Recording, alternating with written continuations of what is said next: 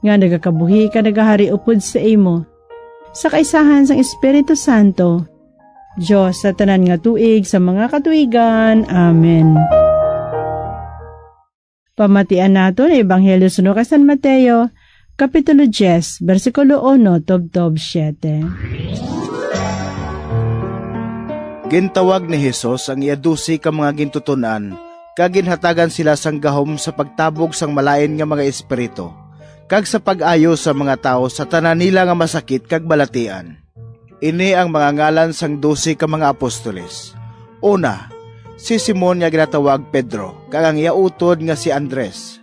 Si Santiago nga anak ni Zebedeo, kag ang iautod nga si Juan. Sanday Felipe kag Bartolome. Tomas kag Mateo nga manugsukot sang buwis. Si Santiago nga anak ni Alfeo, kag si Tadeo. Si Simon nga Canaaneo, kag si Judas Iscariote nga nagluib sa iya. Ginpadala ni Jesus ining 12 kag ginsingganan. Dili kamo magkadto sa mga pagano, ukon magsulod sa mga banwa sang Samaria, kundi kadto kamo sa nagtalang nga mga karnero sang panimalay sang Israel. Ibalita ini nga mensahe sa inyo pagpanglakaton. Nagahilapit na ang ginharian sang langit.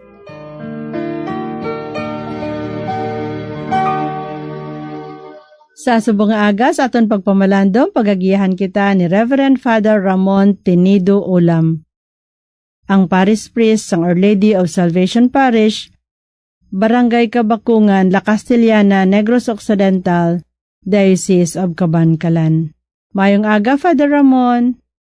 Maayong aga, Sister Mercy, kag maayong aga man sa tanan naton nga tagpalamati sa sining aton nga programa.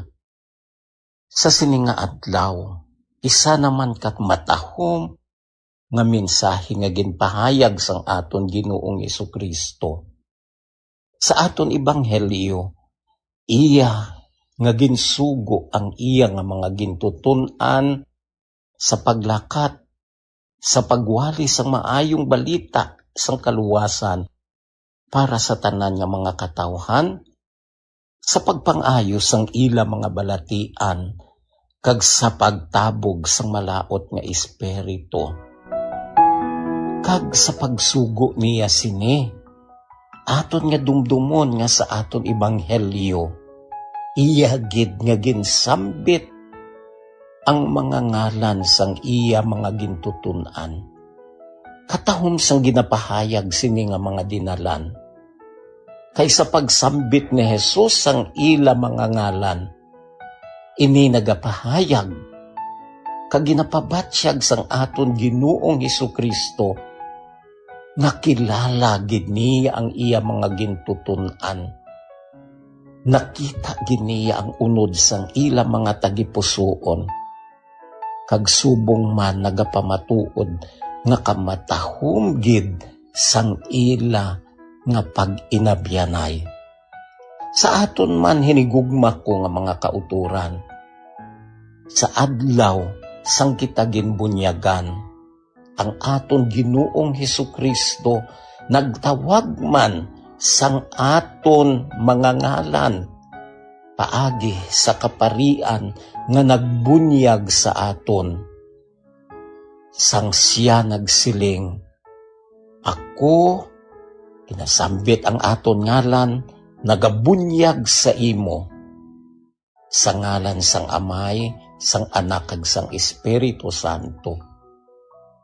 Kag sang ginhaplasan, sang pari ang aton agtang sang Santa Crisma, nagsiling man ang pari, ako, ginsambit niyang aton ngalan, ako naghaplas sa imo sining lanas sang Santa Crisma, kag ikaw, mangin pari, hari, kag propeta sang aton Ginoong Hesukristo. Ang aton Ginoo, hindi lang nagsugo sa iya mga gintutunan, kundi subong man, nagsugo gid siya sa tagsa-tagsa sa aton. Nagtawag sa aton sadtong adlaw nga kita ginbunyagan. sa pagbantala sa maayong balita sa aton mga kauturan. Kag sa pagsambit sang aton ngalan, ini nagapakilala nga kita, nakilala gid niya kita bilang maayo gid niya nga mga utod. Suod gid niya nga mga abyan. Kag mga kauturan, sa aton pagtuman sa sining misyon nga ginsugo sang aton Ginoong Hesukristo, sa aton mga kalisdanan, sa aton mga kabudlayan, sa aton mga kakapoy, sa aton mga kalisod, hindi kita madulaan sang paglaom. Kay may suod kita nga abyan, may suod kita nga utod nga si Hesukristo, yara gid nagaupod sa aton sa pagbulig sa aton, kag sa handa sa pagpabangon sa aton, kung kita mapukan. Kag akon gid nga ginapangamuyo sa sining aton nga pagpamalandong sining ebanghelyo, kabay pa nga tagsa-tagsa sa aton nga mga binunyagan. Aton man ipangabuhi kag tumanon ining sugo sang aton Ginoong Hesukristo sa paglakat kag pagbantala sining maayong balita sang aton Ginoong Hesukristo para sa aton kaluwasan, hindi lamang sa aton nga mga pulong, kundi paagi man sa aton maayo nga binuhatan. Ang aton maayo nga pagkabuhi kasubong sang matunog nga ebanghelyo nga ginawali bisan diin man kita makadto. Kabay pa.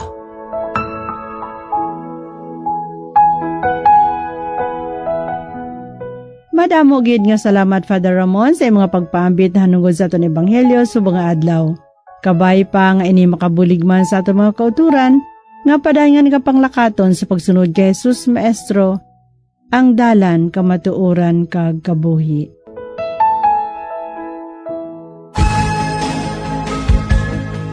Mga abyan, tubtob na lang anay kita diri. Opdanay naman kita liwat, buwas, amo man gihapon nga oras kag sa siniman nga istasyon.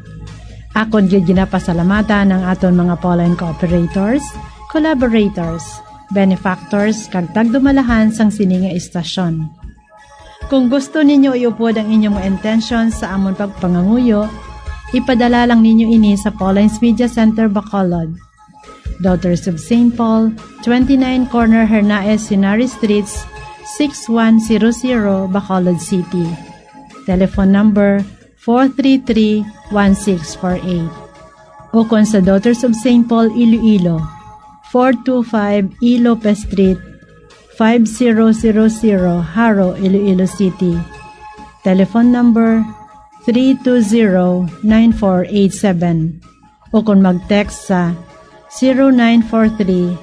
0943-541-0771. Sa ngalan sa mga mothers and daughters of St. Paul, ini si Sister Mercy Rosano. Kabay nga ang pagyadait ni Kristo nga amo ang dalan, kamatuuran kag kabuhi, magpabilin gid sa inyo tanan.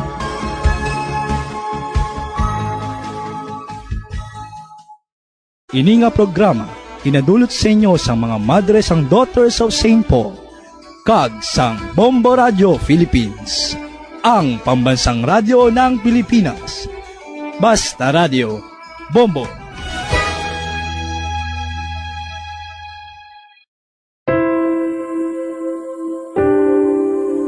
Morning is fast approaching. Let us awaken to the dawn of a new day with God, our constant guide. Lord, grant us wisdom in our decisions, courage to rise from our mistakes, devotion to our duties, and the readiness to share and cooperate for the good of our families, our communities, and our country. May you spark in us a love for the truth, respect for one another, and an urgency to serve. Preserve us from false pride and selfish work, and help us to live in peace with one another. In Jesus' name, amen.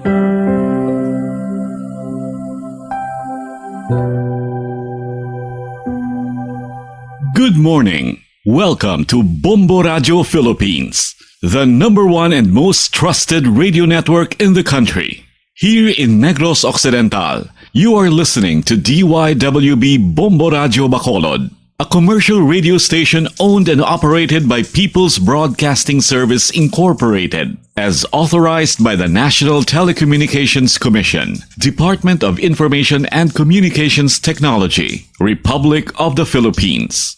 DYWB Bombo Radio operates daily from 4 o'clock in the morning to 9:30 in the evening on 630 kilohertz on your radio dial with a power of 10,000 watts. DYWB Bombo Radio Bacolod Studio and Business Office are located at the second floor CBS Development Corporation Building, Lacson Street, Mandalagan, Bacolod City, with transmitter located at Barangay Punta Taytay, Bacolod City. DYWB Bombo Radio Bacolod is operated and maintained by the following personnel, duly licensed by the National Telecommunications Commission, Department of Information and Communications Technology, Republic of the Philippines. Electronics Engineer, Yena May Copio, with PRC number 0081281. Central Engineering Department Head, Marty Navarro. Bombo Radio Western Visayas Area Technician Supervisor Adolfo Traspicius Jr. Bombo Radio Bacolod Chief Technician Joselito Pagayon, with Assistant Technicians Kim Suficiencia and Michael Bernardo. DYWB Bombo Radio Bacolod is now signing on. May you be informed and entertained by listening to our programs. Have a pleasant day ahead of you. Bayang magiliw, perlas ang silanganan, alam ng puso, sa dibdib mo'y buhay. Lupang hinirang, duyan ka ng magiting, sa manlulupit, di ka masisingil. Sa dagat at bundok, sa simoy at sa langit mong baghang, may nilang ang tula at awit sa paglayang minamahal. Ang kislap ng watawat mo'y tagumpay na nagdidikit. Ang bituin at araw niya kailan pa ay magdidilim.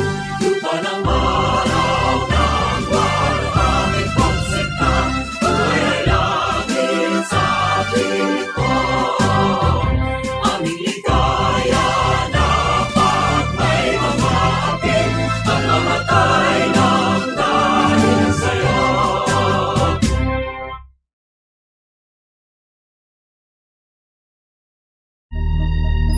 You are the reason why this network is on.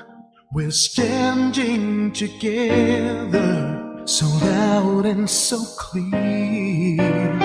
And on your radio, we air not just fun. We're here for you with our great big helping hand.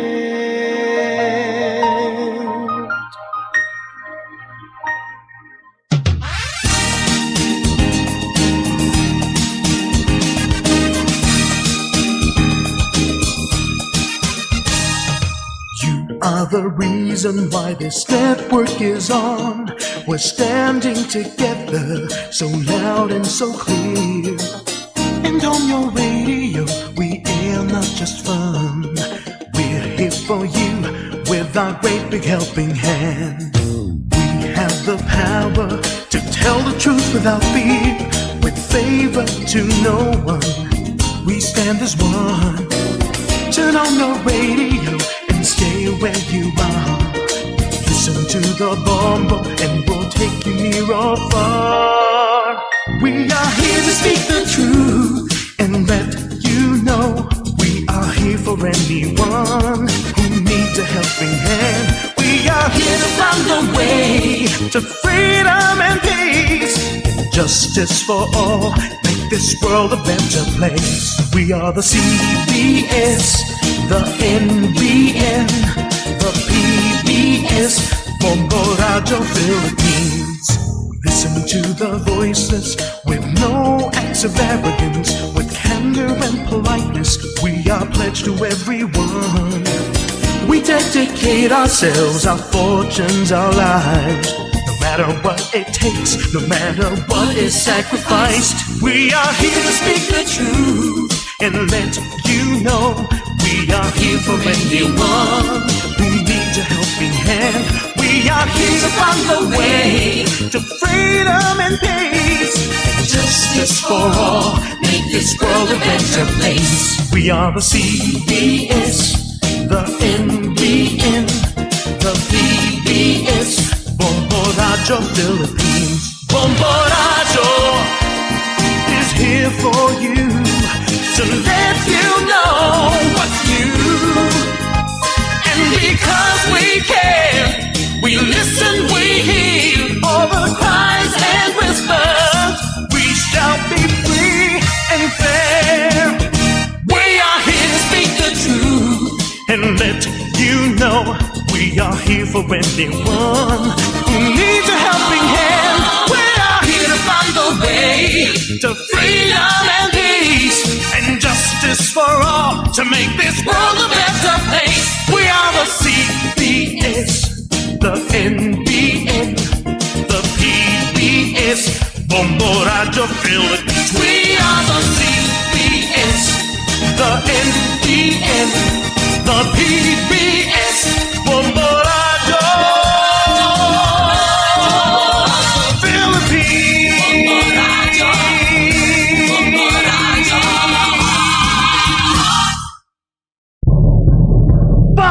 Paradyo Bombo!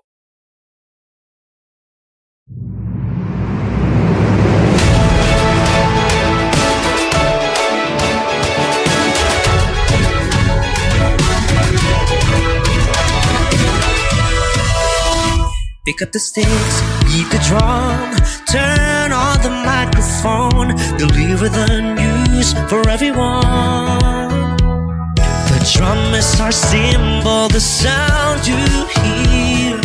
That's what we stand for, we're accountable to all. To all Star Nation and Kabombo, thank you for being with us all year through. And because of you, number one ang Bombo Radio.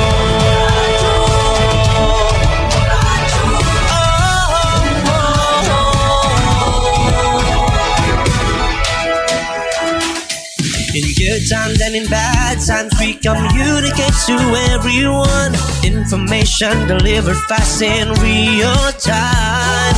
Our mission is clear, we fear no one. Balance commentaries, professionally done. To all Star Nation and Kabombo, thank you for being with us all year through. And because of you, number one ang Bombo Radio. 6 decades we continue, adapting to change, that's what we do. We're number one and the most trusted source of news and information. We are Bombo Radio.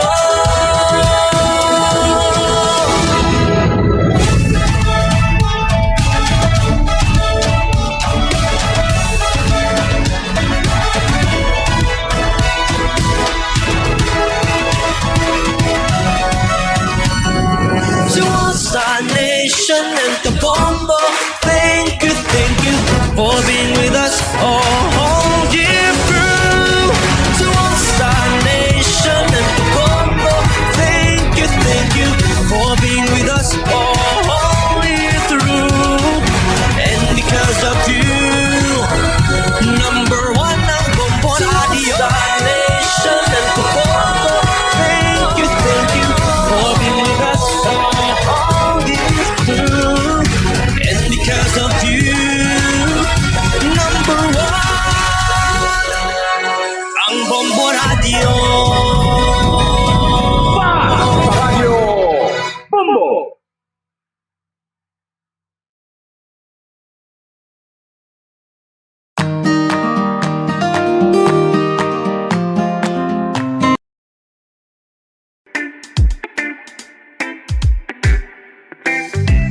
Sundon nini nga mga tips agud makatipid sa kuryente sa paggamit sang rice cooker.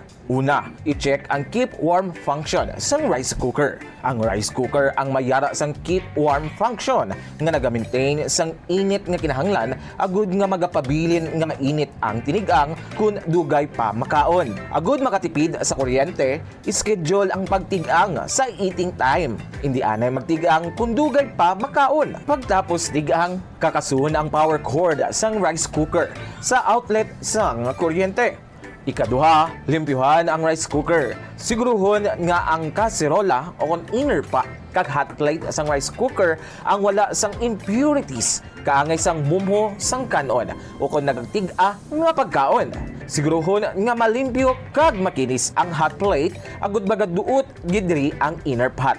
Sa sini nga paagi, efficient ang rice cooker kag hindi bangian ang pag-init. Ikatatlo, pilion ang husto nga kadakuon sang rice cooker. Maggamit sang size sang rice cooker nga santo sa kaon sang inyo pamilya o kun panimalay. Kung dutay lang kamo, hindi maggamit sang dako nga rice cooker.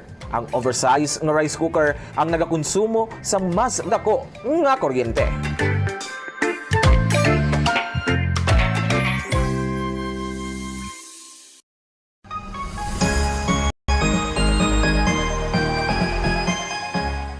Bombo! Ikumbay no kung tingubo ng errands o kung ulubrahon sa isa lang ka trip agod makatipid. Planuhon ang ruta, kag tingubo ng pila ka short trips nga manginisa na lang ka trip agod makatipid sa gatong. Ischedule mga errands sa tion sang off-peak hours agod nga ma-minimize ang oras nga imo ihinguyang sa traffic.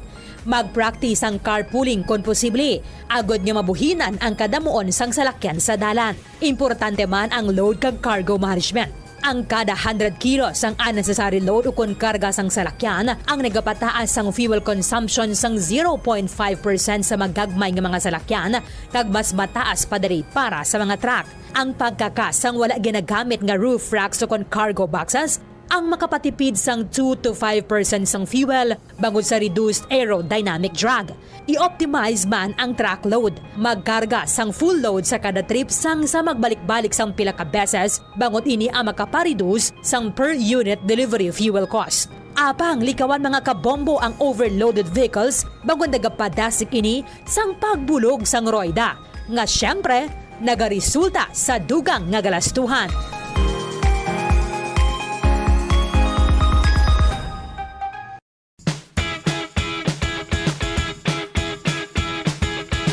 Giyari ang dugang nga tips agud makatipid sa kuryente sa paggamit sa refrigerator. Likawan ang overloading kundi siguruhon nga 67% full ang refrigerator. Ini ang makabulig sa pag-maintain sang temperature kag gamay nga kuryente nga iya magamit.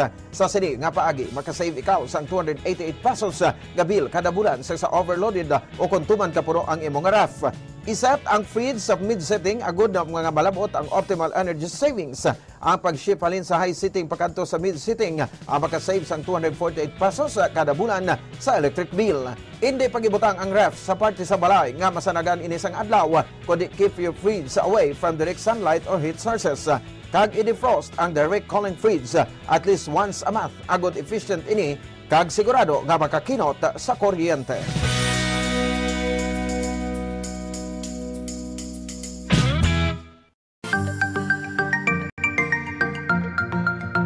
Yari ang dugang nga mga tips agud makatipid sa kuryente bisan nagagamit sang air conditioner.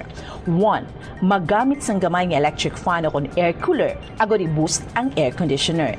Ini ang makabulig agud mas dali magbugnaw ang kwarto kag maka-reduce ang workload sang aircon. Ipaatubang ang electric fan palayo sa AC kag ikaw ang makatipid sang 200 pesos kada bulan. 2. Limpyuhan ang air filter sang aircon kada duha ka semana agud masiguro nga efficient ini kag ikaw makasave sang 86 pesos kada bulan. Ang preventive maintenance sang aircon kada quarter o kada 3 ka bulan ang makabulig man agud nga makasave sang 195 pesos kada bulan. 3. Iset ang timer sang aircon nga ma-off ini isa ka oras antes ang imo pagbugtaw kag magamit na lang sang electric fan. Don't worry, mapabugnaw sang electric fan ang imo kwarto tubtob nga ikaw ang makabugtaw. Makasave ka pa sang 90 pesos kada bulan sa electric bill. Kag magamit sa maramon nga kurtina o kung magbutang sang blinds agod hindi makasulod ang init sa adlaw. Gani magapabilin nga mabugnaw ang imo kwarto.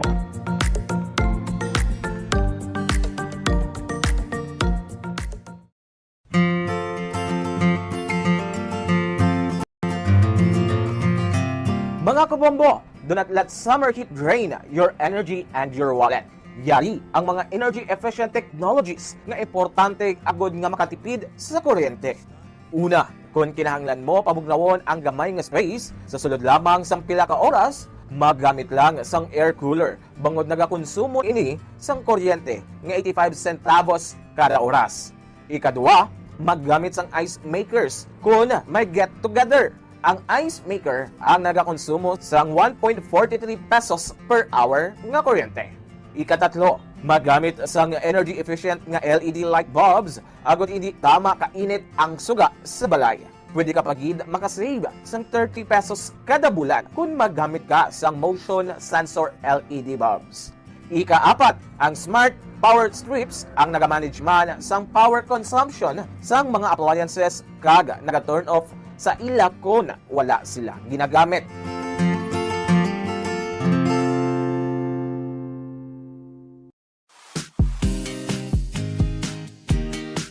Yari ang mga dapat himuon agud makatipid sa kuryente sa paggamit sa refrigerator. Siguruhon nga wala naganganga-apertahan sa refrigerator kundi hugot ang door seal. Kung good condition ang seal sang ref, hindi makasulod ang mainit nga hangin kag makasave ikaw sang 506 pesos kada bulan. Paano i-check nga in good condition ang seals ng pertahan sang ref? Simple lang ang himuon. Maggamit lang sang paper test para diri. Celebrating 60 years of media excellence.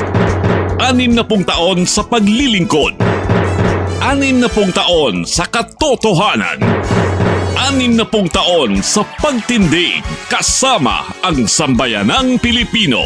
Ito ang Bombo Radio Philippines. Bombo Radio Philippines. Your trusted source of news and information. Basta Radio Bombo! Oras sa Bombo Radio Philippines, Standard Time 33 minutos nang nakaligad sa takna ng alas 4 sang aga. Maayong aga, Negros Island Region, probinsya sang Negros Occidental kag syudad sang Bacolod.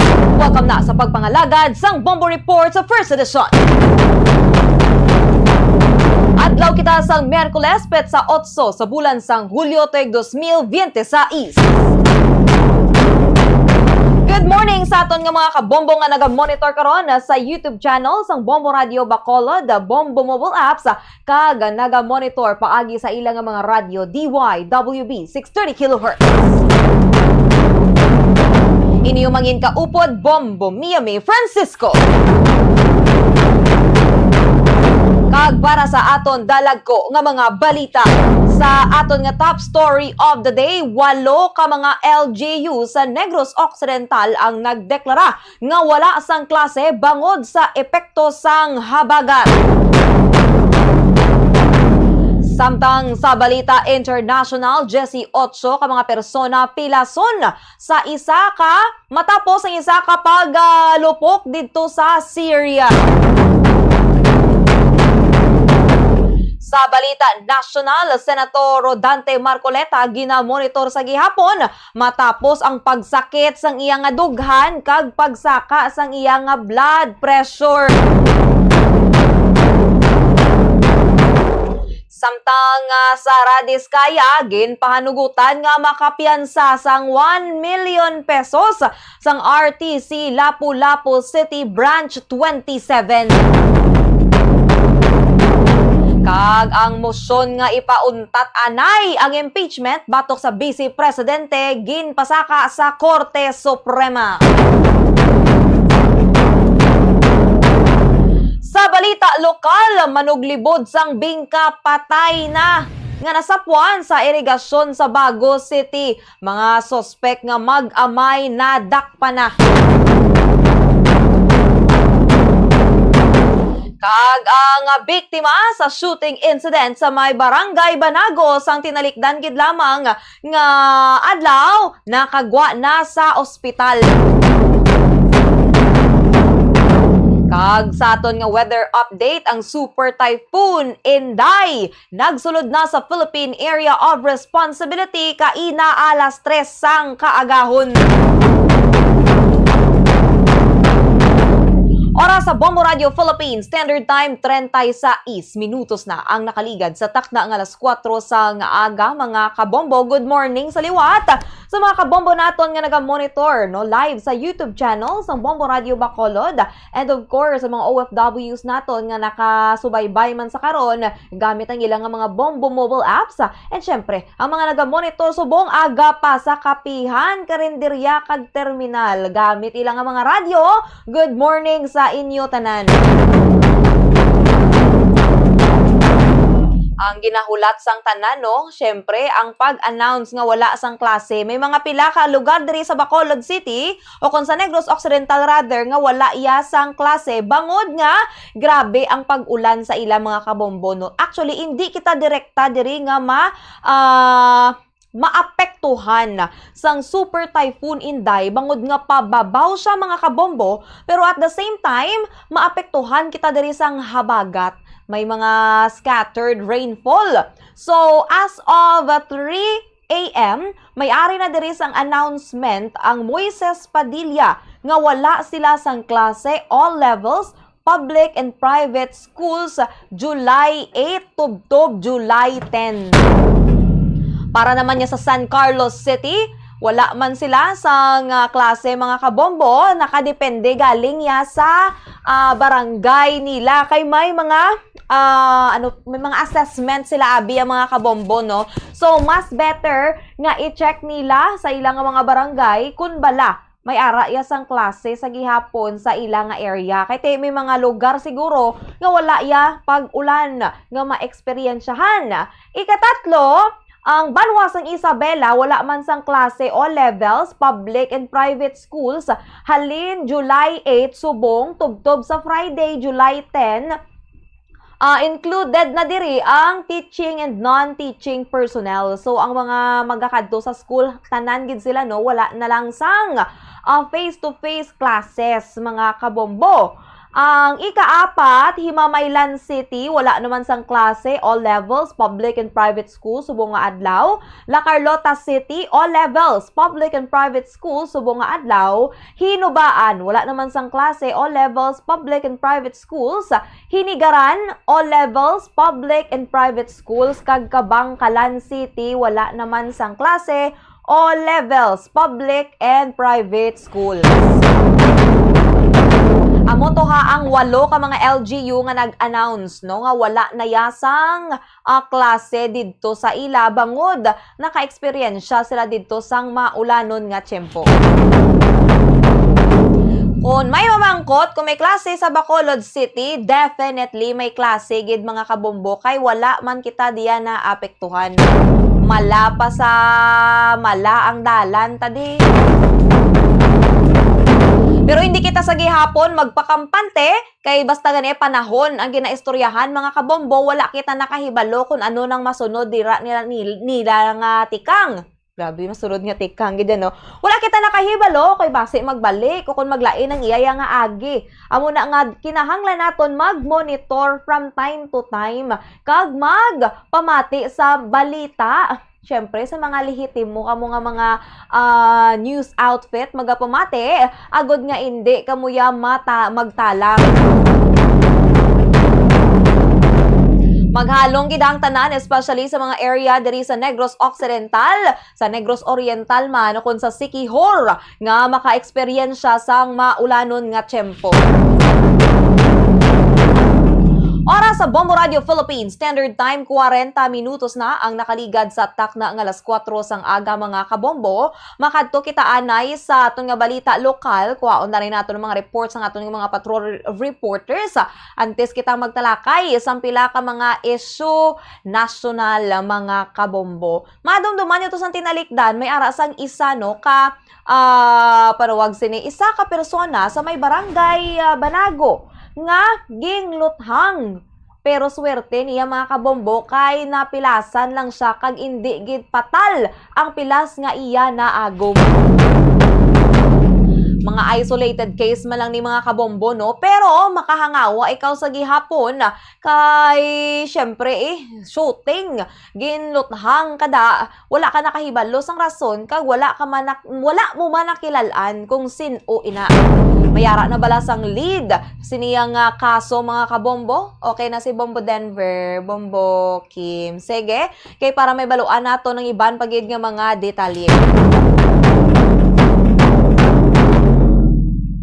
Kung kaisa mga kabombo, no, basta gani may ara ikaw sang kontra, kung sa ano man dira, ang imo nga dala nagakitid. Ti mabudlayan kagid, no, especially kung ikaw ang nagatrabaho, o kung may ara kadayabi sa mga ginaobra nga ga-require gid wala simo nga magwa kada sa inyo nga balay.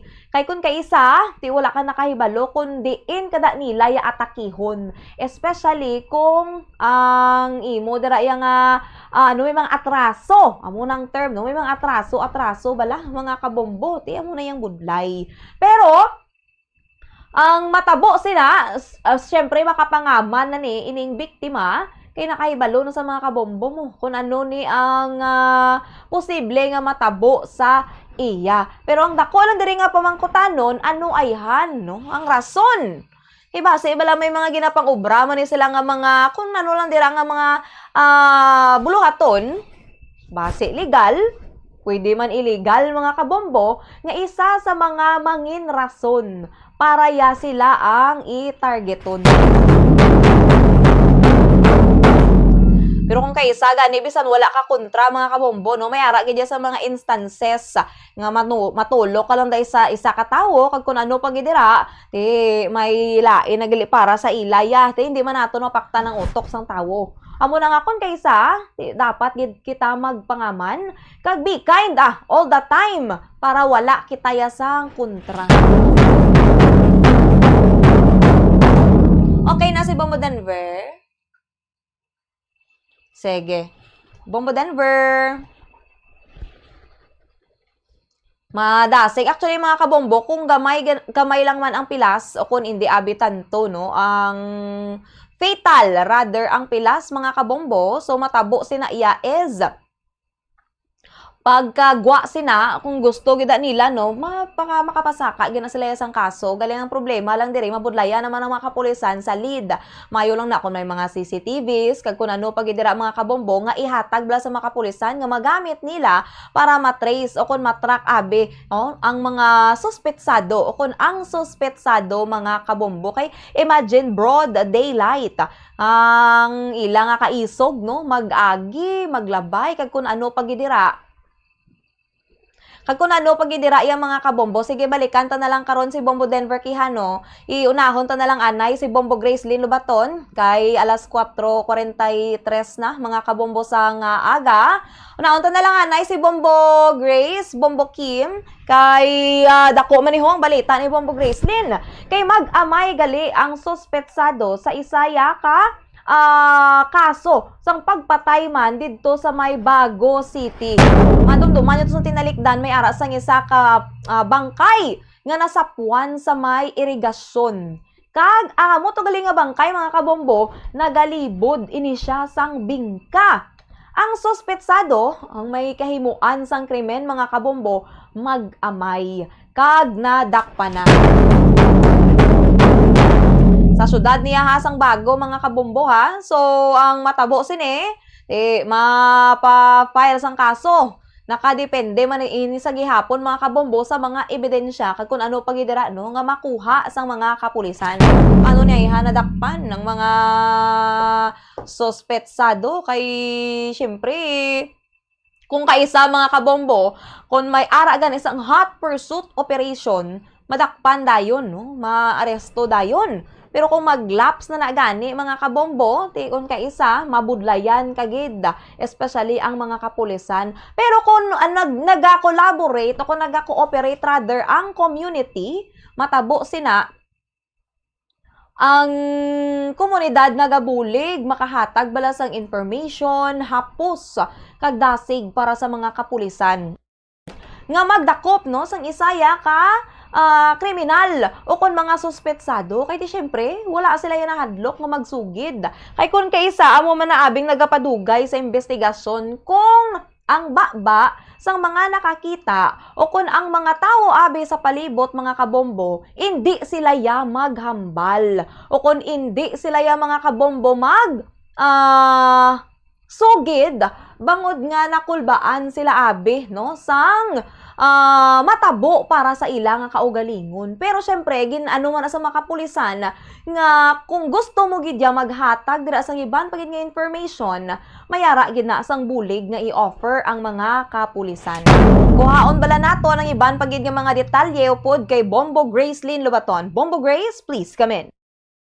Na dakpa na bubumiyak ng mga suspect na nagpatay sa manuglibod pala sa hingkang natapan sa may irigasyon at may prok na barangay Malingstad sang Pagpo sang pagkapon ang aton diri nga mga kapulisan sa Tagum City Police Station ginanda naman yung kaso nga igapasaka sa mga suspect. Actually, yung mga suspect nag-amay ini sila bombo niya sa ginatang pagkibiri niya sang grudge o kung kaakig ini mag-amay sa suspect sa o kung sa biktima rather.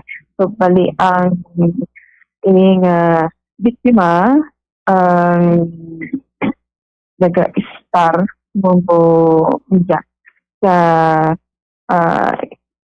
Purok Golden Steel Barangay Antipruan, Bago City. Kag ining mga suspect naman ang residente man sa amo ka lugar pero dira sa may Purok Nara Barangay Ligid na sakpag ining biktima pinaagi sa pagpangita siya sa mga utod siya sa may irigasyon na siya idalom sa structure nakita kay mga utod siya. Yung pangita na siya sa tanan sa mga lugar kag wala gid makita kag sa ulihi may ara sa na hadumduman bra na tibasi ara sa idalom no sang abi sa irigasyon base idala na lumos kag sa ulihi sakto gid ang ila sini nga napinsaran bala mo niya no. So ang biktima diri amo si Edmond Puerto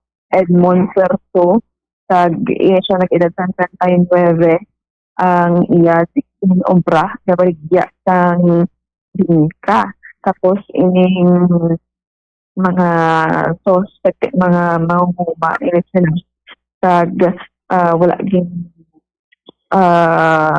sinambal diri sa aton sa investigator or chief investigator sa Siyudad sa Bago nga si Senior Master Sergeant Irving Hamandre kung anong bidyan ilang sinawayan abi naton or sa mga kapulisan sa mga ibang na nakakita is nalumos nagali niya may part man nalumos may naka-witness or kung nakakita sa biktima na ini siya ang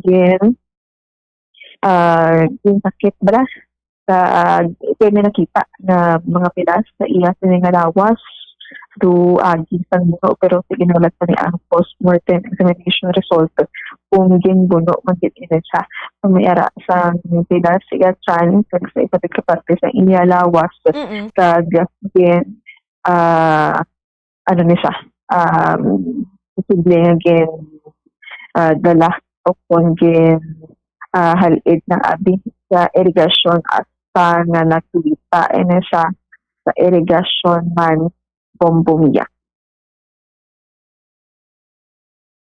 Basura sa irigasyon nga ginapanghaboy dito sa mga tao subong pati gali iya bangkay ginapang halid naman dito. Yes, timingan tagad nga mataas ang level sa tubig sa irigasyon. Sa tahaw bala mo niya o pag nagpapaglegal sa tubig ka nga pangkay sang lalaki ang muna dayon na confirm nga siya ni ang nagalibod sa visa nga sa patay dra sa irigasyon sa barangay Malingin, Bago City, Monia. Yes, sumat na ito na rin, Pilipino Master Sergeant Edwin Hamandre, active investigator sa Bago City Police Station.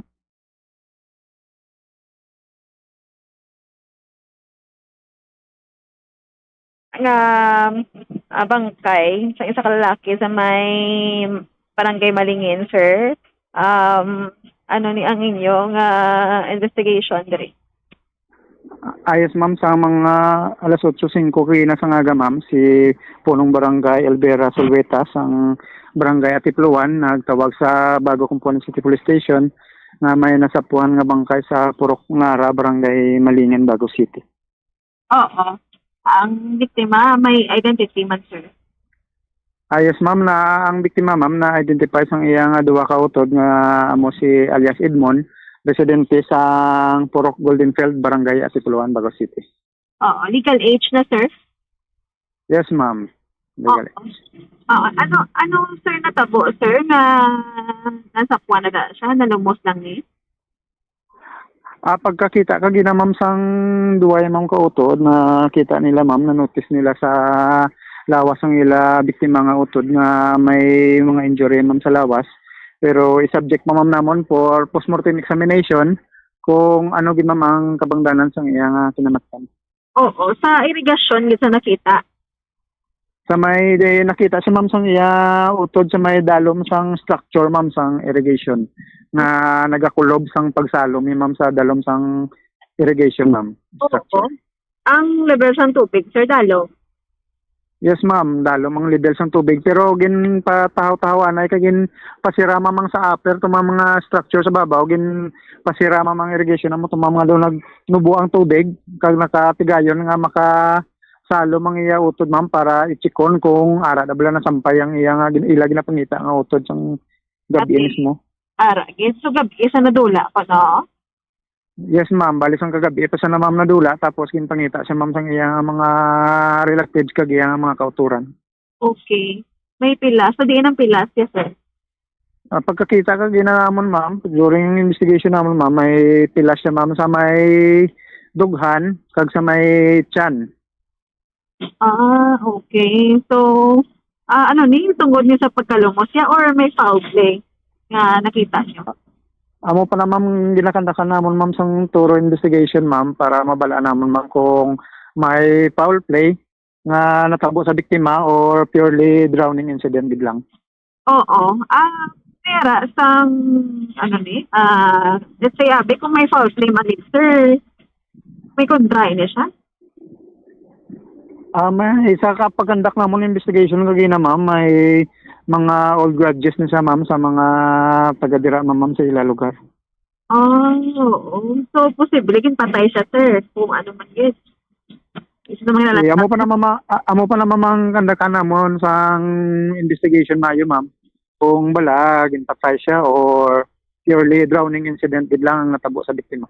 Oo. Mayroon ako information, sir, nga may na-aresto ka mo na gina-investigahan nyo? Yes ma'am, during pagkandak namon kagina ma'am sa investigation kag pagkandak namon follow-up investigation, may isa ma'am ka witness nga nagpalapit sa amon kag nagtudlo nga may naibaluan siya parte sa natabo. So during conduct namon ma'am sa hot pursuit operation ma'am, may duwa kami ma'am ka suspetsado nga na-aresto. Kag konfirmado nga gintudlo sang witness nga sila na ang involved sa incident nga natabo kagabi. Okay. So, posible, sir, na ining biktima, at least pa man siya malumos, or makit-an rather, sa irigasyon is pilaso na ini siya. Doon muna ang inalagtaw nyo. Yes, ma'am. Amo pa na ma'am ang ginasundan namon subong ma'am nga investigation, ma'am, kung bala, ginbuno gisa sang mga naresto namon nga mga suspect or purely drowning incident gid lang. Amo pa naman yan na namon sa postmortem examination sa amon di mga medical officer. Oo. Saan doon yung magwa ang postmortem examination, sir? Ini ma'am nga hapon ma'am, magwa na to ma'am result ng postmortem examination ma'am. Ay, okay. Kasi ang duwa na ang mga naresto nyo, hindi man pwedeng mas stated sila kung wala man lang ano, sir, di ba? Yes, ma'am. Kay positively identified sila, ma'am, sa witness nga nagpalapit sa amon kagina, ma'am, during paggandak namon sang investigation sa area. Okay. So, ano ning motibo nila? Old grudge lang din? Nainip sila sa biktima? Bali, all grudges lang ni nila, ma'am. Ang mga suspect, ni puro sa legal na entidad. Bali, ang suspect na, ma'am, puro naman legal age, ma'am, ang duwa ka suspect naman, ma'am. Oo. May relasyon sila sa isang isa. Bali, mag-amay ni sila, ma'am, ang amon nga suspect. Kag ari sa subong, ma'am, sa amon sa Bago Component City Police Station.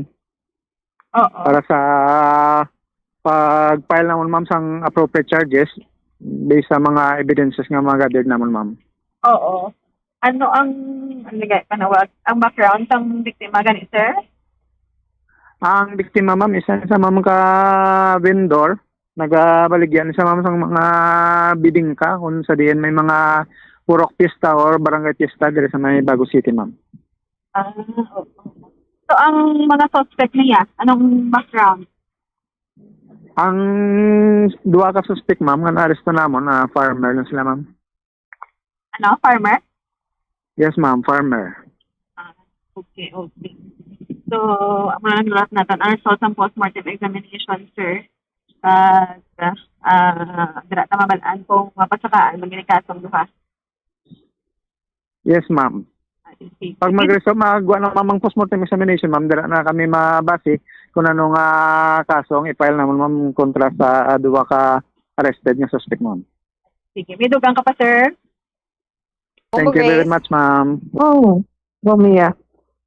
Sige, Bombo Gracelyn, no? Hindi pa man galigid mapatod kung ano, like ginpatay o kung drowning. Kaya kung kaysa, Bombo Grace, no, kabudlay bala mag-identify sang pilas o kung something dira sa lawas ng isa ka bangkay, especially kung sa ang dunahulom bala sa tubig, Bombo Grace? Yes, Bomia. Amo lang nagaling kay may mga witnesses nga yung biktima ang patay sa mag-amay pero ang naton sa mga kapulisan sa hulatman sa resulta sa postmortem examination para natin masuportahan man ining mga witness sa pila sa mga persona dito malapit sa area. Bomia. Salamat, Gid, Bombo Grace. Yes, Bomia. Ini si Bombo Grace. And this is Bombo Radio Philippines, the number one and most trusted source of music information sa radyo. Bombo! Madamo, Gid, nga salamat sa report ni Bombo Gracelyn Lobaton. Kung may mga witness, mga kabombo, kag may aragid sila sang pulido, kag wala nagapagbago-bago nga mga statement, syempre dako gid ini nga factor, no, especially kun crime. Wala to na lang naton kung anong mangin resulta sang post-mortem examination para mahibaluan pagid kag magamit, no, sa mga kapulisan ang result, no, para ya syempre sa pagpasaka sang kaso. Kag mahatagan man sang hustisya ang pagkamatay sang isa niho kamanog libod o kung manog baligya sang bingka. Speaking of bingka, no, wala pagid subong July siguro magbaligya na sila kung damo gid na during siguro mga November, no, kung may mga pila na ka-event sa simbahan, pero syempre damo guro December. Nadumduman ko lang ang bingka kay na-mention diho. Daw kanamit na lang gid kaon bingka nga ga-aso-aso. Oras sa Bombo Radio Philippines Standard Time alas 5 na sang aga, mga kabombo, galaw-galaw na dira mga estudyante may klase diriya sa Bacolod City kay kaluy-an, no, nami diri ang aton nga tiyempo. Kahapon, mga kabombo, ikaduwa nga adlaw sang impeachment trial batok sa Vice Presidente. Kag malawig-lawig, mga kabombo, kung i-compare mo siya sa day 1, nga medyo lawig man siya, mga kabombo. Pero ang kagapon niya nga impeachment trial, naglas ang pila ka oras. Kag syempre, amo pagid na ang interesting sa tanan, kay amat-amat na sila, mga kabombo, nga nagapresentar sang ilaya nga mga witnesses kag sang mga ebidensya.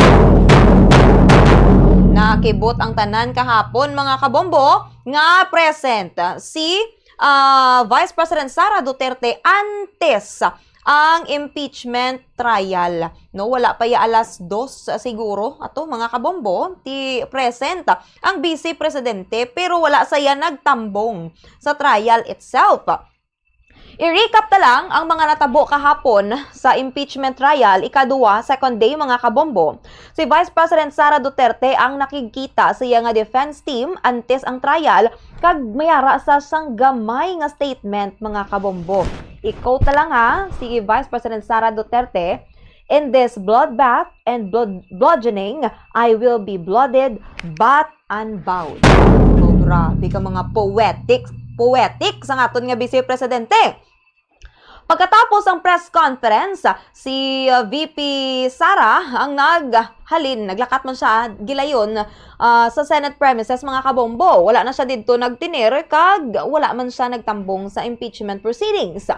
Si Senate Minority Leader Alan Peter Cayetano ginreiterate ang iyang request mga kabombo nga pasugtan kung pahanugutan si Senator Jinggoy Estrada kag Senator Rodante Marcoleta nga mag-participate sa impeachment trial. Kag ang defense mga kabombo gusto nila i-exclude no sa prosecution's first witness si NBI agent John Mark Calilong sa trial. Pero gindinay sang court ang ini nga motion. Kay kahapon abi mga kabombo ang gintalakay kung natabo mostly didto ang yara ya sa pagpresent gali rather sang Article 4 mga kabombo sang impeachment. Kung sa diin didto man ginpresent mga kabombo ang ginpresent sang prosecution ng ilang nga ebidensya mga kabombo concerning ang ginaaligar nga assassination threats mga kabombo kag ginpabati nila didto ang 2 ka minuto nga clip. Madumduman nyo to sang tinalikdan nga November 2024 mga kabombo no nga mayara didto sang statement ang Vice Presidente nga kung sako no ang kung may matabo kuno sa iya bala mga kabombo, di na kay balo na ang tawo ano matabo no kag mayara na sa sanggin hire nga mga assassin para i-assassinate ang presidente, ang First Lady kag si House Speaker Martin Romualdez. Amo na siya ang kaundan sang video mga kabombo. Kag samtang may mga pagpamangkot didto, syempre pamangkoton ginaiya ang nagatindog didto nga state witness sa second day, mayara naman sang tensyon nga nagluntad. Sa tunga nanday Senator Judges Pia Cayetano kag Risa Ontiveros matapos no nga nag-object si Senator Pia Cayetano sa line of questioning ni Senator Risa Ontiveros. Kag ang second day of the impeachment trial natapos mga kabombo 4 ka oras no 4 ka oras si Calilong didto mga kabombo nga nagatindog bilang isa ka state witness. So subong mga kabombo padayon sa gihapon ang mangin impeachment trial karon alas 2 na naman sang hapon July 8 kag amo man sa gihapon no ang same sa gihapon ang mangin state witness pero daw updan ini siya ni NBI Regional Director Jeremy Lotok. Gina-expect mga kabombo nga mag-testify. Bombok Kim, available ni ang mga AVs naton sa impeachment. Kay kahapon mga kabombo mo to sa gin-mention gani naton nga gin-emphasize gid no ni House of Representatives Prosecutor kag Senior Deputy Minority Leader Iloilo Representative Lawrence Defensor nga ang accountability mga kabombo ang para sa tanan. Ini kasunod sang pagbukas ni sa presentation sang Article 4 of the Articles for Impeachment bato kay Vice President Sara Duterte. Amo tong ginmensyon naton ang Article 4 mga kabombo ang nagaligar ngang Vice Presidente ang naghimo sa mga tika nga nagatraidor no sa pagsalig sang public kag naglapas man siya sa konstitusyon kag naghimo sa mga high crimes. Kung sa diin ginako siniya sa publiko paagi sa live broadcast nga may ginkontak na ini nga persona sa pagpatay. Nanday President Ferdinand Marcos, Liza Araneta Marcos kag former House Speaker Martin Romualdez kag balmandrigani ni Iloilo Representative Lawrence Defensor mga kabombo nga ang mga tinaga kag mga ginhimo kuno sa Vice Presidente ang hindi dapat paglantawon nga simple lamang nga krimen sa idalom sang layi apang isa ini kapaglapas sa konstitusyon. Kag sunod diri sa House Prosecutor nga ang mga ebidensya nga ipresentar ang hindi lang gikan sa testimonya kag gin-authenticate nga dokumento apang halin mismo sa mga tinaga sang Vice Presidente, mga hinimuan kag pag-ako siniya sa publiko. Ang gin-emphasize man diri sang House Prosecutor nga ang mga tinaga kuno ni Duterte ang hindi aksidental o kung nagwa lamang apang inigin pahayag sa public nga may intensyon nga seryosohon. Ang ginapoint diri nila mga kabombo kay kung kaisa dala balasang ang kainit sang ulo naton no panawag gani bugso ng damdamin nan amo gina siya no may bugso ng damdamin kung kaisa mga kabombo ti ambal nila base nahambal ang ato sang Vice Presidente sa live broadcast bangod nga na init-init na gid sa pero te apisar sa na kunuya hindi ina masolid o kung hindi ina insakto nga rason mga kabombo nga mahambal kada iya nga ipa-assassinate nimo kung papatay dira nimo ang may pinakamataas no nga posisyon diri sa pungsod Pilipinas aside sa iya syempre ang presidente. I-threat gid na iya mga kabombo nga makabig kung imagine may mga pilalang dira gani ka mga comments sa social media kag kun ano pag dira nag-threat abi hoax man ina kun hindi tayo mo sa gihapon mga kabombo makaalarma ina sa gihapon amo nang isa sa mga rason nga nalakip ini siya sa articles no sang impeachment batok sa Vice Presidente. Ari bala pamatian naton ang kabahin gid lamang sang pangayag ni Iloilo Representative Lawrence Defensor. The prosecution comes before you today to present evidence for Article 4, establishing that Vice President Sara Zimmerman Duterte committed acts that betrayed the public trust, committed culpable violation of the Constitution, committed high crimes in publicly admitting through a live broadcast that she contracted someone to assassinate the President, the First Lady, and the former House Speaker. Nabatian mga kabombo ang nangin statement ni Iloilo Representative Lawrence Defensor. Kag una mga kabombo no antes nag-progress bala ang impeachment trial sa ikaduwa nga adlaw ginreject no sang Senate Impeachment Court ang motion sang defense team naman mga kabombo ni Vice President Sara Duterte nga i-exclude ang first witness nga ginpresenta sang House Prosecution Panel sa impeachment trial. Ini matapos nga ginapresentar sang prosecution team ang una nga witness nga si National Bureau of Investigation o kon NBI Senior Agent John Mark Calilong sa ikaduha nga adlaw sang impeachment trial. Kag si Attorney Carlo Narvasa mga kabombo, isa sa mga legal counsel sang Vice Presidente, ang nagmotion nga i-exclude ang NBI agent gikan sa proceedings bangod wala ini nalista bilang witness mga kabombo sa Sabala and Cabrera impeachment complaint. No? So, wala ini sa gali na lista. Amo na ang isa sa mga rason dito nga nag-motion sila nga i-exclude. Kadugang pa diri ni Narvasa nga si Calilong ang wala nalakip sa articles of impeachment nga gin-transmit sa impeachment court. Apang ang motion ang gin-dispute ni Attorney Amando Verhiligutan, ang counsel naman sang House Prosecution kag nagpahayag nga hindi ini proper nga objection. Suno diri kay Ligutan mga kabombo no, ang impeachment trial ang separado gikan sa Sabala kag Cabrera case bangod ini ang wala na Kag ang Prosecution Council ang nagpahayag nga si Kalilong ang yara na sa pre-trial order bilang isa sa mga witnesses ang House Prosecution Panel.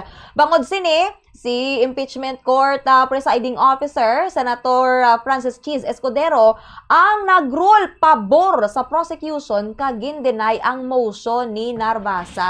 Gin-cite diri no ni Presiding Officer Escudero ang Supreme Court ruling sa Enrile versus Sandigan Bayan nga nagapahayag nga ang prosecutors ang mahimo magdugang o kung magsalig sa ebidensya nga wala nakasaad sa complaint o kung article bangod ang summary lamang ang kinahanglan ibutang sa pagdeklarar sang articles of impeachment.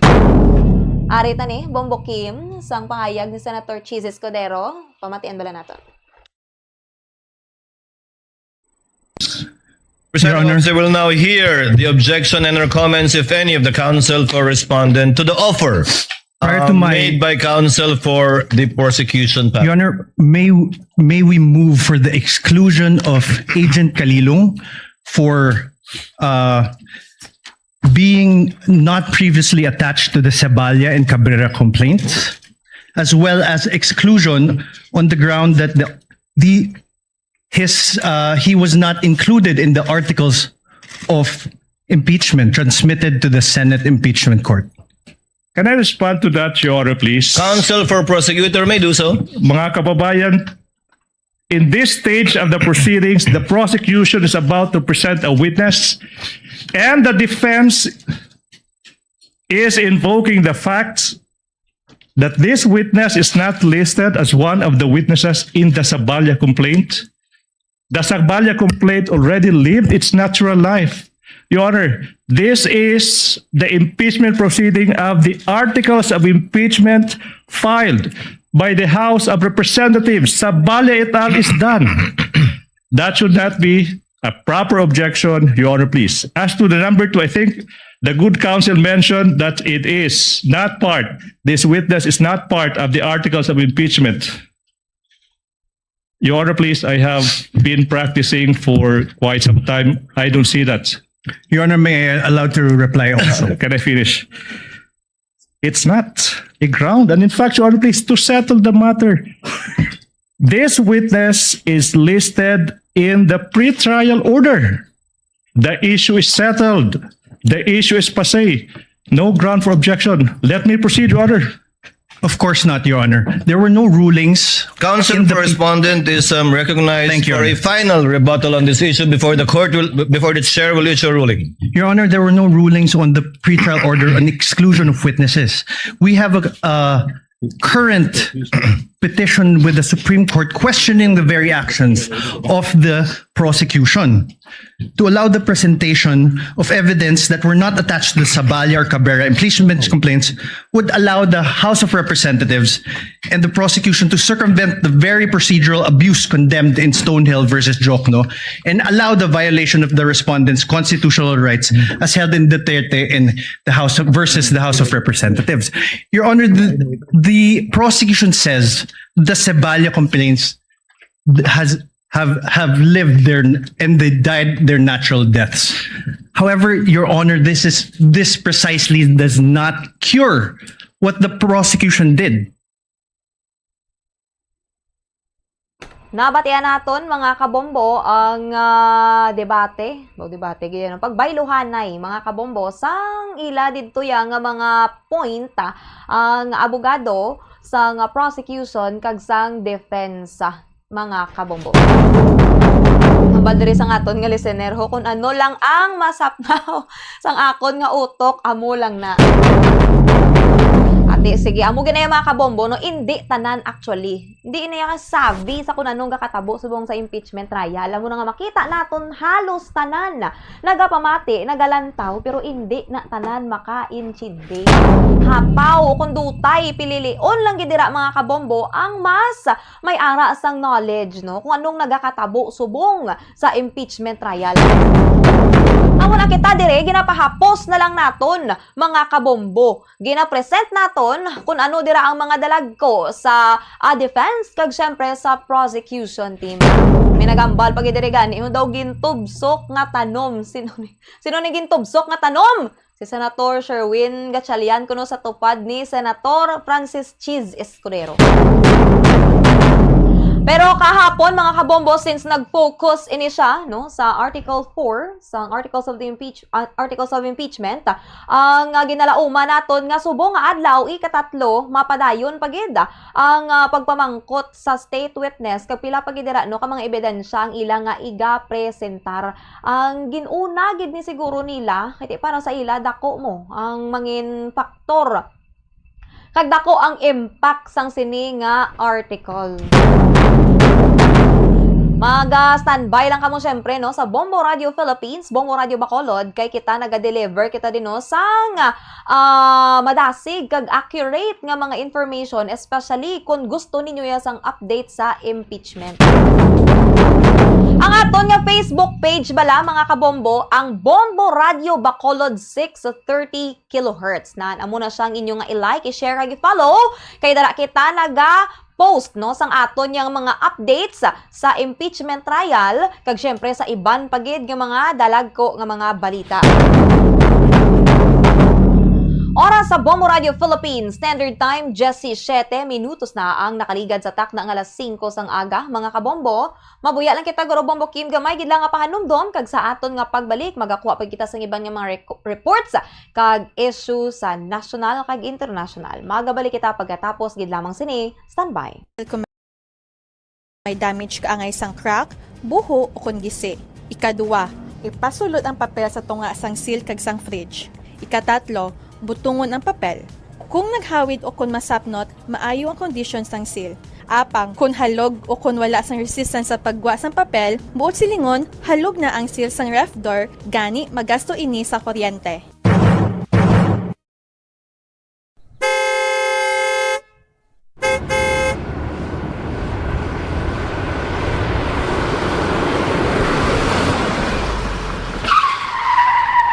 Agud nga makamino sa gatong, likawan ang heartbreaking o kon gulping nga pagpreno sang salakyan, gulping nga pagtapak sang gasolinador, kag likawan ang aggressive driving. Ang aggressive driving ang nagapataas ang fuel consumption by 15 to 40% sa smooth driving. Tungod sa heartbreaking kag aggressive driving, ang car owner ang mahimo nga maggasto sang extra nga 1,392 pesos tubtob 3,712 pesos kada bulan, samtang ang mga bus kag truck naman ang makagasto sang dugang nga 12,480 pesos kada bulan. Ang smooth anticipatory driving kag paglikaw sang sudden acceleration ang naga-eliminate sang braking losses, gani wala sang additional cost. Importante man ang speed management kag cruise control. Mas madubo ang fuel consumption sa salakyan sa husuhan lang nga speed kaangay sang 60 to 80 km per hour sa madasig bagot mas madubo ang aerodynamic drag. Mas madamo man nga gas ang kinahanglan agud malabot kag ma-maintain ang high speed.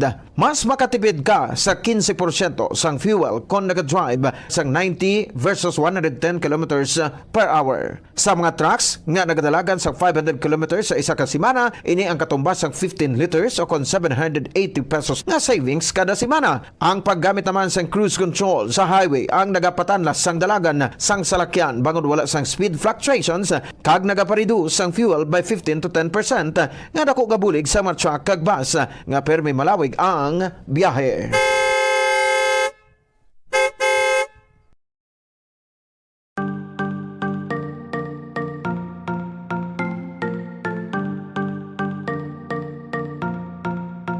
Nakahibalo ka bala nga sa husto nga setting sang air conditioner, mahimo ka nga makatipid sang tubtob 300 pesos kada bulan sa electric bill?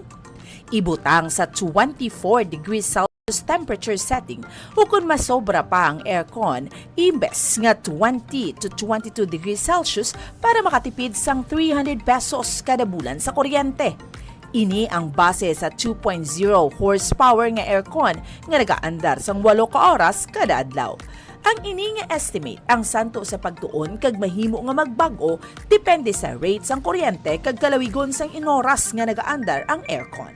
Makatipid ka pagid sa kuryente kung iyan plug mo ang dispenser kung wala ini ginagamit. Sa paggamit sang dispenser, nagadangat sa tub-tub 600 pesos ang nagadugang sa bill sang kuryente kada bulan.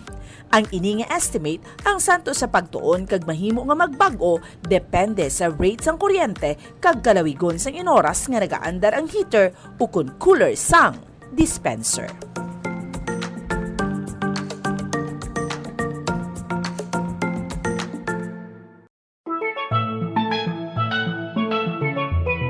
Masapos ang pagpanglaba kag makatipid sa oras ko na nagagamit sang washing machine. Yari ang mga paagi agud mas energy efficient ang washing machine. Una, magamit sang inverter washing machines. Sila ang mas efficient sang sa conventional kag makatipid ka sang tubtob 31% sa electric bill. Ikadua, i-maximize ang operation sang washing machine. Tingubon ang paglaba sang bayo agud full load ang washing machine. Apang, hindi ini pag-i-overload. Ikatatlo, magamit sang hustuhan lang nga kadumuon sang habon, agud hindi magbunlaw sang masobra 3 ka beses. Ikaapat, ibutang ang washing machine sa husto nga setting, agud hindi ma-overwash ang mga bayo. Different types of clothes require different wash cycles. Gani, inon ang bayo. Kag, spin clothes properly. Ibutang ang mga bayo sa Tutos na ang nakaligad sa takna nga alas 5 sang aga. Balik kita diri sa aton palatuntunan, Bombo Report sa first edition. Dumduman yung mga kabombo, si Sara Diskaya no, ginpahanugutan ini siya nga makapiyansa 1 million pesos sa Regional Trial Court sa Lapu-Lapu City, Branch 27. Ini siya no, siya ni ang isa sa mga controversial nga kontraktor. Dumduman yun si Sara Diskaya, nakapiyansa siya 1 million pesos ang iyayin sini nga kaso mong malversation of public funds kag paglapas sa Anti-Graft and Corrupt Practices Act. Siyempre, inlay man sa gihapon sa pila ka mga ghost projects no sa Davao Occidental kag nangin matunog iniya nga pangalan sang tinalikdan bangod sa flood control scandal. Ginpahanugutan ini siya sang korte. Sang korte rather, ang finance officer sa Department of Public Works and Highways o kung DPWH sa Davao Occidental nga si Cesar Ryan Obungen nga makapiyansa man sang 300,000 pesos. Ang rason diri mga kabombo, sunod diri sa judge, is hindi pa kuno enough ang mga ebidensya nga ginhatag sang prosecution agod nga magpabilin sa prisuhan ang duwa samtang nagapadayon no ang hearing ni sang ilaya nga kaso. Nagapadayon ang hearing sang kaso nila mga kabombo. Kag wala pa sa gihapon sa mga testigo nga makapamatuod sa nangin papel ni Diskaya nga ti allegedly siya ang may dako diri nga papel no sa mga anomaly sa projects kag indi man kuno mga kabombo kun wala man napamatud-an nga sa subong siya ang naghimo sa mga peke nga mga dokumento agud nga makigistorya o kun makipag ni panawag sa buwat sa iban pa ya nga mga akusado. Wala man dirigin pahanugutan sang korte ang request nos nga makapiyansa sang iban pagid ka mga akusado, 8 kabilog mga kabombo, lakip na dire ang pila ka mga opisyales sang DPWH kag isa ka opisyal man sang St. Timothy Construction. Kahit sa korte mga kabombo, mas may mabaskog pagid kunong ebidensya batok sa ilabi na gid ang pagpeke sang pila ka mga documents nga sila mismo ang nagpirma. Amo nang hambal nila mga kabombo no nga kinahanglan nga basahon mo gid ang mga documents nga ginapirmahan mo kay nga basta gani mga importante kag naga-involve kwarta kun kaisa questionable na mga kabombo kay base halay ka lang daya ka pirma ang ending gali tanan no nga basol ya kadto sa imo sa ulihi mga kabombo. May right man ni sila nga contest o kung ipakigbato dira iyang ilang nga mga kaugalingon kiti wala pa man niya sang pagpamatbat para sa ila, puro pala nita na allegation kag dapat maghihuman ang mga nagapasaka sang kaso sa ila nga maghatag kag magpresent no sang mga ebidensya nga makapamatuod gid abi no sang mga akusasyon sa ila kung tuod gid man nga sila ya mismo ang mga tawo sa likod no sa mga anomalya sa pila ka mga proyekto diri sa pungsod Pilipinas. Oras sa Bombo Radio Philippines Standard Time, 25 minutos na ang nakaligad sa takda ng alas 5 sang aga, mga kabombo. Ari na, swerte sang aton nga mga kabombo. Magpadala na sang entry sa Swerte sa Palengke 2026 promo, 9 million.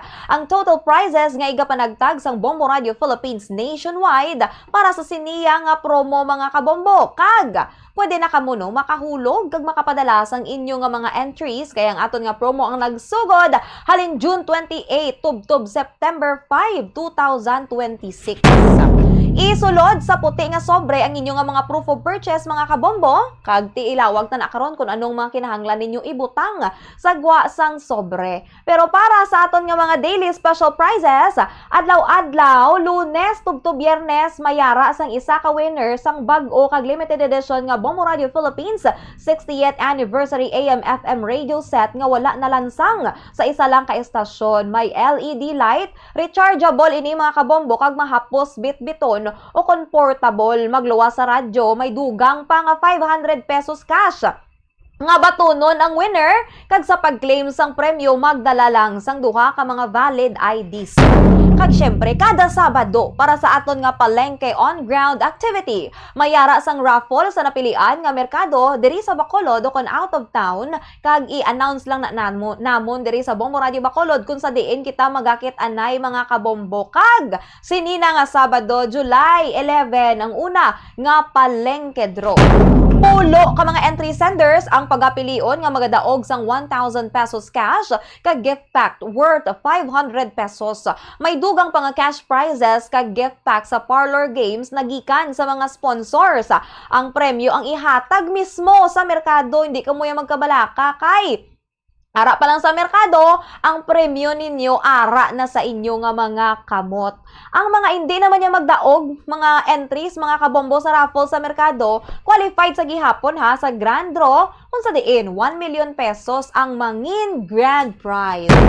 Kada Sabado sang hapon, mga kabombo, mayara man diri sang draw sa studio, diri sa stasyon sa Bombo Radio Bacolod, kung sa diin ang first prize winner ang makabaton sang 5,000 pesos cash, second prize winner 4,000 pesos cash, kaya yung third prize winner 3,000 pesos cash. Tatlo ka mga consolation prize winners sang 1,000 pesos each. Bauti, wala ginisang perde. Kag ang mga winner sa draw ang lawagon alas 3 ang hapon kada Sabado, pero makuha ninyo ang inyo yung mga premyo pagka Lunes na sang aga, mga kabombo.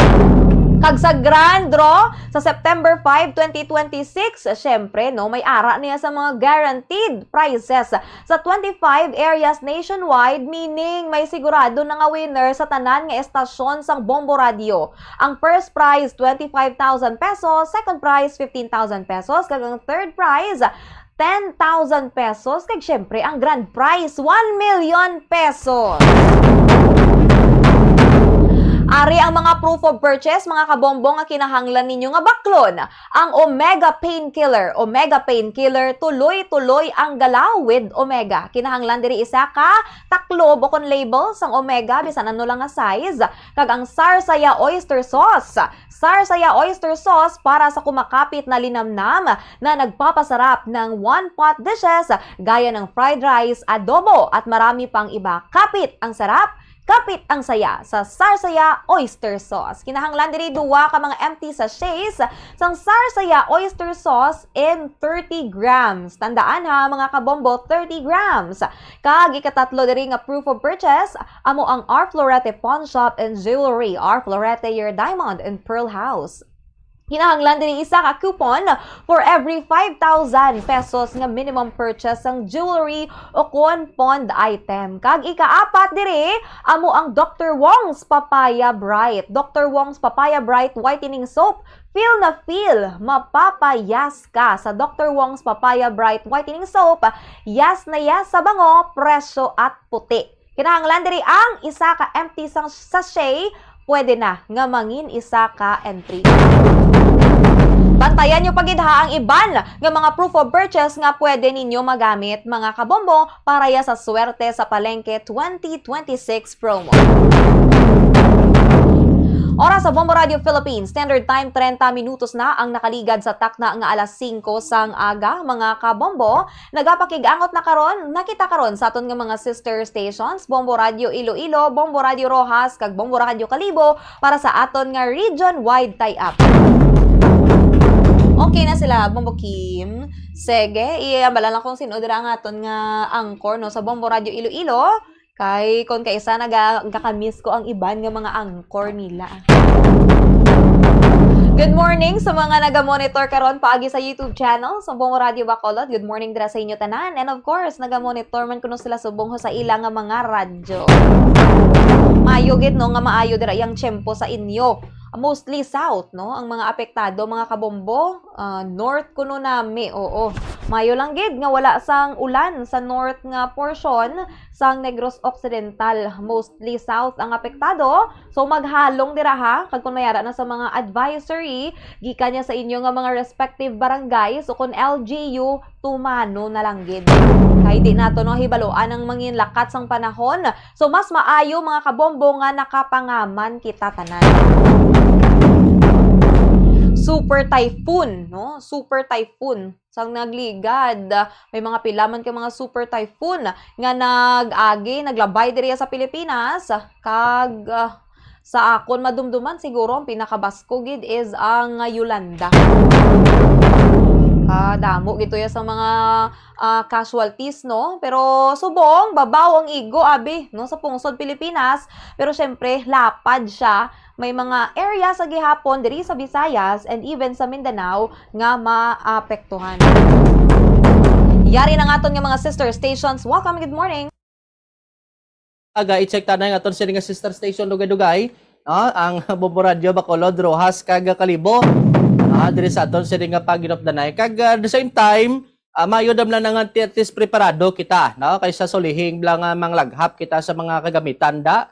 Manglaghap kita sa mga bagay nga mahimo naton dalon sa tion karon sang emerhensya. So mas mayodam lang gani namo nga kun sa tion sa mga bagyo, no, nga mag OA, no, overacting kita bla sa mga ginahimo ta, kaysa sa ulihim lang basi kon mabudlayan kita sa tion kung may mga may mga ipang-evacuate na. I-check tanay naka-standby ang Bombo Radio Bacolod. Welcome and good morning Bacolod. Good morning, Bombo Jomar, Bombo Radio Western Visayas, diri sa syudad sang Bacolod, kag probinsya sang Negros Occidental, yari ang mga nagapanguna namon nga mga balita. Nagpagwa na si Negros Occidental Governor Eugenio Jose Bong Lacson sang Executive Order No. 26-12 sa pagtukod sang Biosecurity Task Force for Agriculture batok sa Red Stripe Soft Scale Insect o kon RSSI, Bombo Radio Western Visayas, kag iban pa nga mga biological threats nga nagahalit sa sugar industry sang probinsya. Ini matapos nga nagdangat na sa 61,242 hectares o kon 32.18% ang kabugusan. Para sa crop year 2025-2026 ang nahalitan sang RSSI. Samtang may mga kaso naman sang RSSI sa 277 ka mga barangay sa bugos nga Negros Occidental. Ginpahayag sang probinsya nga ini nga tikang ang koordinasyon sa tunga sang probinsya kag mga ahensya sang gobyerno lakip ng Sugar Regulatory Administration o kon SRA, ang Department of Agriculture kag iban pagid nga mga agencies agud mapadasig Bombo Radio Western Visayas ang pagkontrol sa nagadugi nga halit sang RSSI sa probinsya. Sa dugang diri namon nga balita, Bombo Radio Western Visayas, nagapati ang political analyst nga napamatud-an sang una nga witness sang House Prosecutor nga guilty si Vice President Sara Duterte sa Article 4 sa ikaduha nga adlaw sa iya nga impeachment trial kahapon. Madumduman diri Bombo Radio Western Visayas nga ginpakita sa impeachment court ang video nagikan sa USB drive o kon flash drive nga ginsubmit sang witness nga si National Bureau of Investigation o kon NBI Senior Agent John Mark Calilong nga nagaunod sang video evidence sa 4th article of impeachment, grave threats batok sa Vice Presidente Bombo Radio Iloilo Rojas kag Kalibo sa pagmando nga i-assassinate si President Ferdinand Marcos Jr., First Lady Liza Araneta Marcos kag former House Speaker Martin Romualdez. Sunod diri sa pahayag ni Attorney Jomax Ortiz, political analyst, ginpahayag sini nga indi na kinahanglan pa sang iban nga House Prosecutor witness bangod may kredibilidad kag klaro ang pagpresentar ni Calilong sa video evidence batok sa Vice Presidente. Kag sunod man diri kay Ortiz, Bombo Radio Western Visayas, ini ang isa sa rason kun nga agin pa exclude si Calilong sa defense team sang Vice Presidente bilang witness sa trial bangod ini ang naga-authenticate sa video clips ni Vice President Sara. Kag sa pihak sa Bombo Radio Western Visayas, ginpahayag man ni Ortiz nga maayo kag kabalo magdala si Presiding Officer Francis Cheese Escudero sa impeachment trial sang Vice Presidente. Sa katapusan diri namon nga balita, Bombo Radio Western Visayas, isa ka hoax o kon scam ang nabaton nga bomb threat sang Silliman University sa Negros Oriental sang Lunes. Sunod diri kay Police Captain Stephen Polinar, ang spokesperson sang Negros Oriental Police Provincial Office, ginpahayag sini nga alas 10:10 ang gabi sa among adlaw gindeklarar nga safe ang school premises matapos ma-inspect sa mga otoridad ang 5 ka location Bombo Radio Western Visayas nga ginapahayag ginbutangan sang 6 ka bomba. Ginkumpirmar sa ni nga wala sang explosive devices o kon credible threats nga nakita sa sulod sang eskwelahan. Kag suro man diri kay Polinar, mahimo mapasakaan sang kaso ang nagpamahog kun ini ang makilalaan. Mensahe man sini sa publiko Bombo Radio Western Visayas nga mangin vigilante kag magsalig sa opisyal nga impormasyon kag likawan ang pagpalapta sang unverified reports nga makaalarma sa publiko.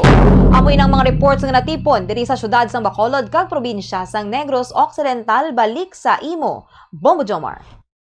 Madamo salamat Bombo Miamay sa Bombo Radio Bacolod. This time i-check tang linya sang Bombo Radio Rojas. Welcome and good morning Rojas.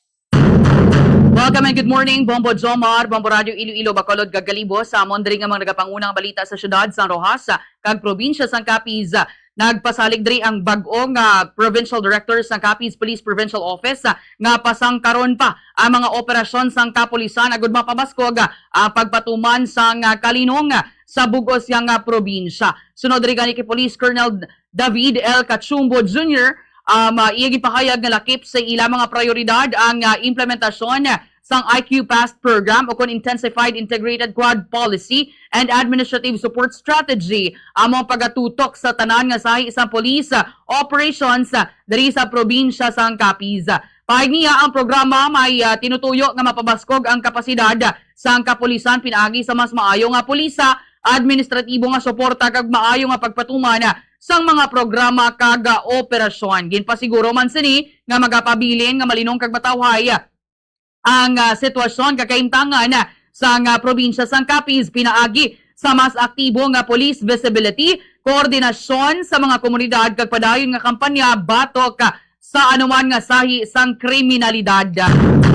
Samtang sa dugang panamon dari nga balita, ginpasidunggan dari sa Department of Environment and Natural Resources ang Capiz Provincial Environment and Natural Resources Office bilang best performing Lawin Team rank number 1 sa bugos nga rehiyon sa sa ginihiwat man nga Environment Month Culmination Program sa may syudad sang Pasidra sa Iloilo. Sunog gani kay Dr. Ernest Federizo, ang officer in charge sang Pedro Capiz, nga nabato nila ang pagkilala bangod sa maayo kag epektibo nga mga pagpatuman sang Lawin Forest and Biodiversity Protection System sa bugos nga tuig sang 2025.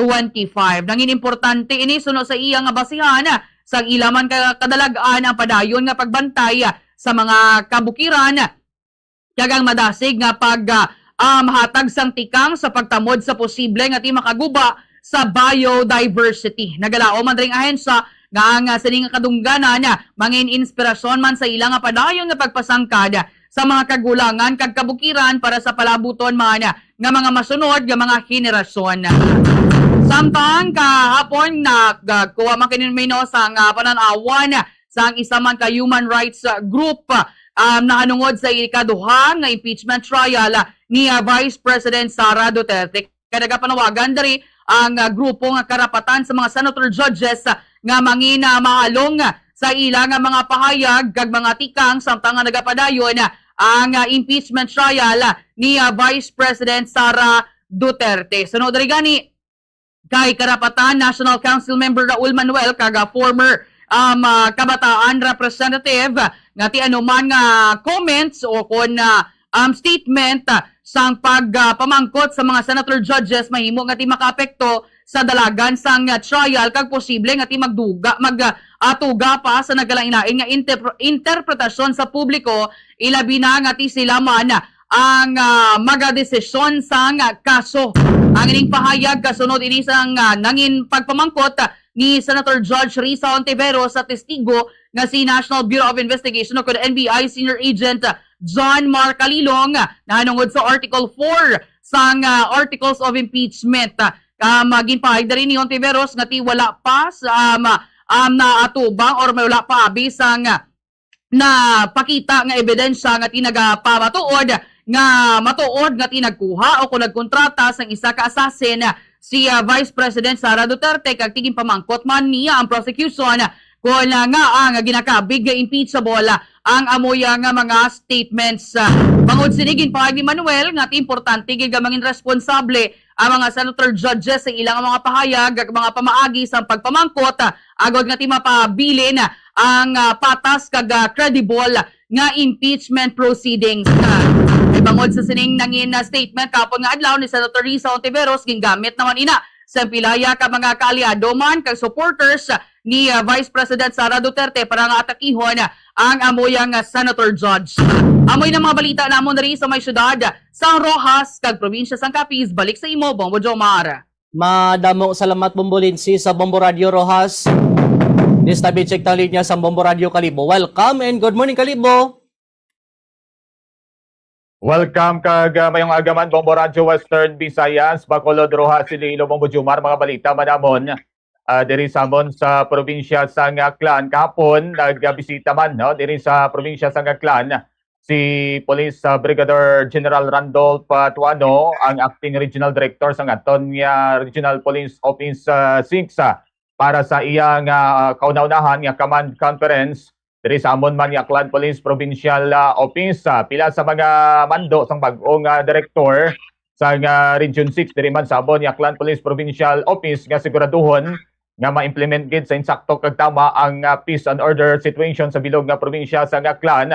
Kag ginpasalig man sini ang pagpabaskog kag padayon nga kampanya sa PNP kontra sa kriminalidad daw kaparehas sa operasyon kontra sa illegal nga droga, illegal gambling kag sa pagpadakop sa mga wanted person kag sa mga loose firearms. Sunod sa iya nga magapagawa man siya sa nga mga mando no kag pagasiguraduhon ang ining wellness man kag well-being sa mga katapos ang kapulisan diri sa bilog nga Western Visayas. Samtang speaking sa PNP ginpatigayon man ang madinalagon man nga ginpatigayon ang kick-off sang 31st Police Community Relation Month celebration sang nagligad tong adlaw no sa amon diri nga Camp Pastor Martelino sa New Busuang Kalibo. Sa subong tuig may yara nga tema nga bagong Pilipinas ugnayang polis at mamamayan tapat, maasahan at nararamdaman ng bayan. Tigin pasalig man sa amon nga Aklan Police Provincial Office nga pabaskugon pagid ang ini nga Police Community Relation sa diri samon sa probinsya sang Aklan. Dugang pagid amon nga mga balita nagkalipay man nagamon diri nga provincial government kag local government sang Malay matapos nga naglabot sa 1,237,000 ang tourist arrival sang isla sang Boracay sa first 6 months o first half subong nga 2026 sa ti kinasaligan nga malabot or malagpasan pa ang na-record nga tourist arrivals naglingkad to nga 2025 nga naglabot sa 2,155,217. So almost 1 million na lang ang kinanglan para malagpasan ang tourist arrival sang naglingkad to nga 2025. Ati sunod sa amon diri nga Malay Municipal Tourism Office nga hindi magaglayo nga maabot gid ang target considering nga may nabilin pa nga almost 6 months no subong nga 2026 kag ginasaligan pag sulod sa nga bare months nga mas madamo pagid nga mga turista kag bakasyonista ang magasulod diri sa isla sa nga Boracay. Kag sa katapusan namon nga balita padayon ang pagid nga ginapabaskog man sa amon nga mga kapulisan diri sa probinsya sa Aklan ang kampanya kontra illegal nga droga no matapos nga marestos naligad tong adlaw ang ginakabig nga duha ka mga high value individual sa ginpatigan nga bypass operation sa may area sa nga Banwa sa nga Altabas nagligad to nga Hulyo 5. Tinsunog kay Police Captain Aubrey Ayon sa ang information officer sa Amon diri nga Aklan Police Provincial Office nga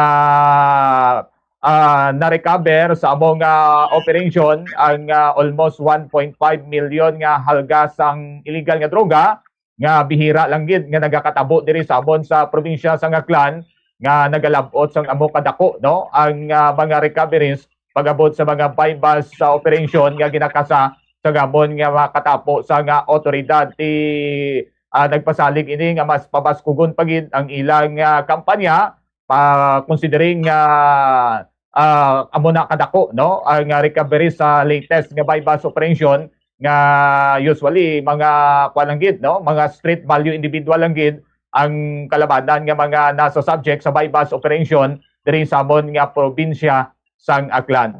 So far mga balita namon diri balik sa imo Bombo Jomar. Madamong salamat Bombo Michael sa Bombo Radio Kalibo. Mga dalaguan sa nga balita diri sa syudad kag probinsya Bombo Radio Western Visayas. Klaro para kay Deputy Speaker kag Iloilo First District Representative Janet Garin nga ginaobra lamang pangontra sang defense team ang mga objections sa impeachment trials ni Vice President Sara Duterte agud malikawan nga maistoryahan ang mga gipresenta sini nga topiko sa House prosecution. May kantanan ini sa makapila ka beses no nga pagpauntat ni Defense Counsel Attorney Carlo Narbasa kay Prosecution Counsel Attorney Amando Ligutan samtang ginapamangkot sini no ang una nga ginpakilala sini nga testigo nga si National Bureau of Investigation o NBI agent John Mark Kalilong si Ligutan na mo ang nagapangunang abogado sa impeachment trial na nungod sa grave threats na sang Vice Presidente batok sa First Family kag kay Anay Speaker Martin Romualdez suno sa kay Representative Garin iyagin pahayag nga hindi ini sa kasolusyon agod nga ti mapunggan ang diskusyon sa Senate impeachment ang isa ka issue batok sa opisyal gindayaw man sini sang kongresista ang tanan sini nga senador nga ti kabahin sa nasambit sini nga trial. Sa dugang sini ka balita Bombo Radio Western Visayas ginalantaw sang isa ka legal expert nga posible ang Supreme Court no of the Philippines sa gihapon ang maghahatag sang pinal nga interpretasyon sa isyu kon kinahanglanon gid man ang 16 ka mga boto sa mga senador agod ma-convict si Vice President Sara Duterte sa impeachment trial. Sa interview sa Bombo Radio kay Attorney Jobert Pahilga isa ka human rights lawyer isa yagi na pahayag diri nga apisar mathag na kasaad sa konstitusyon nga kinahanglan ang boto sang 2/3 sa tanan sini nga membro sa Senado agod nga ti makahimo sang conviction nagapabilin nga bukas ini nga nagkalinain sini nga interpretasyon sa mga tinaga nga all members of the Senate suno kay Pahilga kung sundon ang literal nga probisyon sa konstitusyon ang kabilogan nga numero sa senador amo ang 24 gani 16 ka boto ang kinahanglan agod nga ti mapamatbatan ang isa ka official sa impeachment apang ginsiling ni Pahilga nga may mga constitutional experts na nagaduso sang iban nga interpretasyon ang nga hindi pag-isip la no sang 2/3 votes amo ang mga senador lamang nga wala sang legal nga upang sa pag-intra kag pagboto sa impeachment proceedings. Sa dugang sini nga balita Bombo Radio Western Visayas nagahilibion diri nga nagdangop no sa Bomboradyo isa diri ka taxi driver samtang ginasaysay kung paano siya ginbiktima sang notoryo sini nga scammer nga si Nola Angela Gonzalez nga mas kilala nga si Feby Ann Amaginyap. Sa interview sa Bomboradyo kay Rodolfo De La Puz Jr., residente sa Montinola sa may distrito sang Haro, iyagin pahayag nga kapin 200,000 pesos ang gintaban kuno sa iya ni Yap. Suno sa natungdan nakilala niya ni si Yap sang inisya ang nagsakay no kuno imo yan nga pasahero no sa iya sini nga taxi kag nakaistoryanay sila tuhoy kuno sa negosyo. Tuhoy sa ila sini nga negosyo no tinainganyo si De La Puz nga mag-invest kay Yap sa pagbaligya sang dress chicken no kung sa dinti unang ginpahulam niya ni isang 35,000 pesos bangod ti Mayo kunong pagbalik sang kwarta sa iya ni De La Puz no nagpahulam liwat kuno si De La Puz kay Yap sang 85,000 pesos apang diri na kuno nga may nagbalibad no si Yap nga ibalik ang kwarta titop-top subong no inutangan niya pa kuno tos bayaw niya to sang taxi driver ang kwarta nga ginpahulam nga titop-top subong no wala gid mabaydan sang sinisambit karon nga scammer. Bati laway lang kapital gani kung langalangon mo kag kun ikaw ang biktima sini. Amoy adto mga dalagkuan sini nga balita diri sa syudad kag probinsya Bomboradyo Western Visayas. Istoryahan taniblaw ang ikaduha sini nga adlaw sang impeachment trial ni Vice President Duterte ti amo to ganing nakasentro sa Article 4 no. Ang gina-discuss may kantanan ini karon sa grave threats bla pagpamahog sa kabuhi ni President Marcos, First Lady kag former Speaker Romualdez sa Bombolin si Bomboradyo Rojas bati sadya tong ang himo to nga sabtanay bla no sa duha ka mga abogado sang defense kag prosecution isip-isip ta kanido ka apat kito mag-object mo ang abogado sang defense nga ti kun ang tawon mo ang ila sining nangin kaundan sang ining diskusyon do simple man lang ganito nga pamangkot mo sang prosecution sa witness pero do kapat gito ya mag-object ang abogado sang defense Bombolinsi Bomboradyo Rojas nagamba gani nga si do delaying tactics bla Bomboradyo Rojas amo gani makon mo na napapauna lang ya si Attorney Ligutan na Bombo Jomar sa bahin sa prosecution.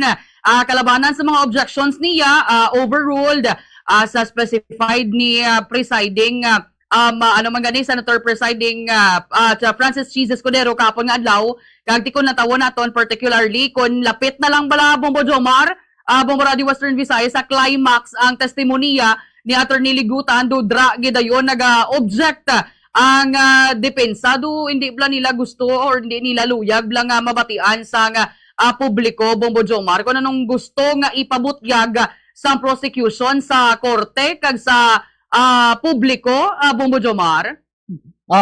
Amo ganito mo rin hambal di sa mo no ano basic man to ganit ani ang pamangkot kay masabat man lang to ang witness di kon makasabat ang witness kag kun do may hindi mayo to nga sabati mo nang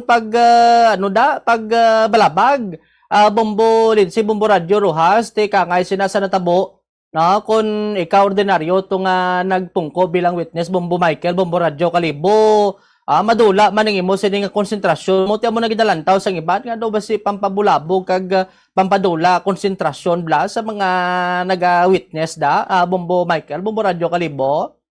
Ati amo gina Bombo Jomar ti balan taman na kanya-kanya man na sila nga strategiya bala. Siyempre legal process man na, court process man ina. Kag balan naton mga batikan man nga klase sang abogado ti ginahimo malang man nila ang ila nga trabaho ti bantayan ta kung anong magiging impact kabay pa nga may dako to nga impact bala kag nagpamati kag nagtutok gid ang tanan to nga present nga mga senator judges kay basi balang iban to physically present but mentally kung sa diin nagalupad ang inapiliin no Bombo Jomar ti laban gid no ang dulonggan gatmati man pero basiga lapos bal sa piyak man nga dulonggan sa aton sini nga mga kabombote amo na ang nangin kaundan kag amo na ang ginalantaw diri nga kun paano nga present no kung tigin plastar to ang nangin ebidensyahalin to sa House kag gin diretso sa Senado. Di sa sining Article 4 sa ulihigin pasugtan damlang gani no sang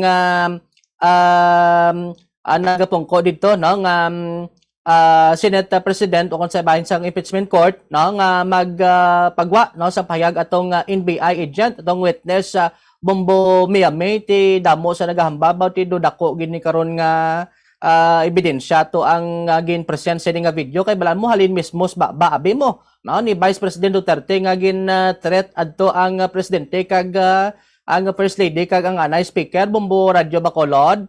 Amugid Bombo Jomar. Amo na nga di nga ting hambal diri sa ngamon nga political analyst nga ti dako gid nga factor ang pag-appear no bilang isa ka state witness ni NBI senior agent John Mark Calilong kay ti daw na athag gid bala Bombo Jomar kag na present gid sa publiko kun anong natabo sa isa ka live broadcast kag ti athagon gid nga halin gid sa baba sang presidente pero ti may mga naga-contest sa gihapon Bombo Jomar nga ti hambal nila basi bugso ng damdamin lang pero ti daw wala man na iabi gina-include especially kung sa mga legal nga proseso Bombo Jomar. Amo gani ti amo nang isa sa gidalantaw sini karon no kag damo magani sa nagahambal nga ti kun amo sina ang pag-interpret abi ni Vice Presidente Duterte ti ay hampan ni karon kun sa ordinaryong pumuluyo no kay ti gin mahimo gani nga gin treat sini ang presidente ay hampan ni kun ordinaryo sini pumuluyo sa aton sini nga makabombo so balantayan Bombo Radio West Time Visayas baduro nga lang gid chimpo ko hindi ko na pagbalik sa inyo da.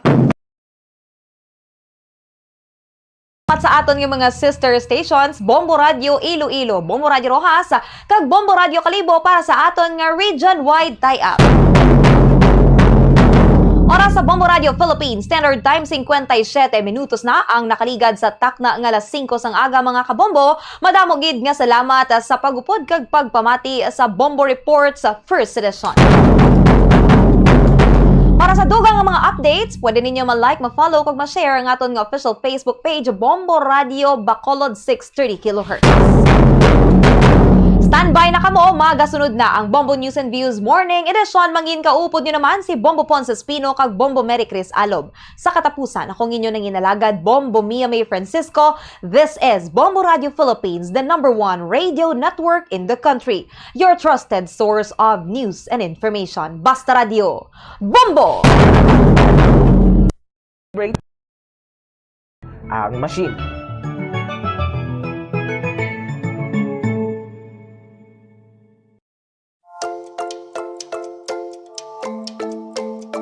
Sa paggamit ng electric fan sa balay, sundon ang mga masunod nga mga tips agad makatipid sa kuryente. Limpyuhan ang blades ng electric fan kada 2 ka semana, agad man siguro ang efficient nga pag-andar sini. Kakason sa power outlet ang electric fan kung wala ginagamit. Maggamit lamang sang electric fan kung gamay malang ang space, sang sa maggamit pa sang air conditioner. Base sa mga pagtuon, ang 16 inches nga stand fan ang nagakonsumo lamang sang salapi o kung 50 centavos kada oras kunyara sa number 1, 58 centavos per hour kung number 2, kag 67 centavos per hour kunyara sa number 3. Maggamit sang electric fan kag husto nga setting nga nagakaangay sa imo nga home setup kag budget.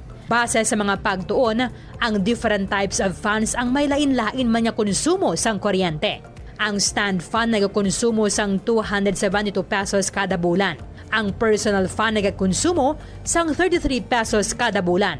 Ang industrial fan nagakonsumo sang 667 pesos kada bulan, kag ang bladeless fan nagakonsumo sang 222 pesos kada bulan. Kag maggamit sang handheld fans kun outdoors.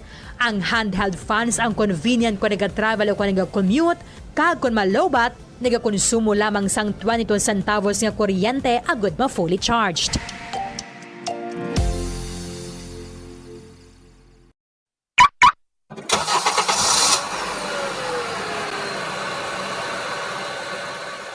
Siguruhon ang gusto nga tire pressure sang imo salakyan. Nakaibalo ka bala nga nagasaka ang fuel consumption sang imo salakyan sang tubtob 3% kung underinflated o kung kupos ang rueda sini. Ang 1 PSI drop below recommended tire pressure ang makauyang sang 0.2% sang fuel o kung nagadangat sa 209 pesos kada bulan. Para sa private car owner, kag 702 pesos naman kada bulan para sa truck. Ini ang base sa 1,000 kilometers nga biyahe sang kotse o kon truck. Ang proper inflation sang roida ang nag-extend sang tire life sa 10 to 15% kag nag-reduce sang replacement cost kag vehicle downtime sa tanan nga sahi sang salakyan. Likawan man ang unnecessary idling sang imo salakyan. Ang salakyan nga naga-idle sang isa ka oras kada adlaw ang makauyang sang 1,044 pesos nga fuel kada bulan. Samtang ang jeepneys nga nag-idle sang 2 to 3 ka oras sa mga terminal ang makagamit sang balor 3,120 pesos tubtob 4,680 pesos nga diesel sa bilog nga bulan. Magtipid, pati yun kung i-switch off na lang ang makina kung kinahanglan mo magpundo sa isa ka minuto o kung masobra pa, agad nga malikawan ang idling luxes.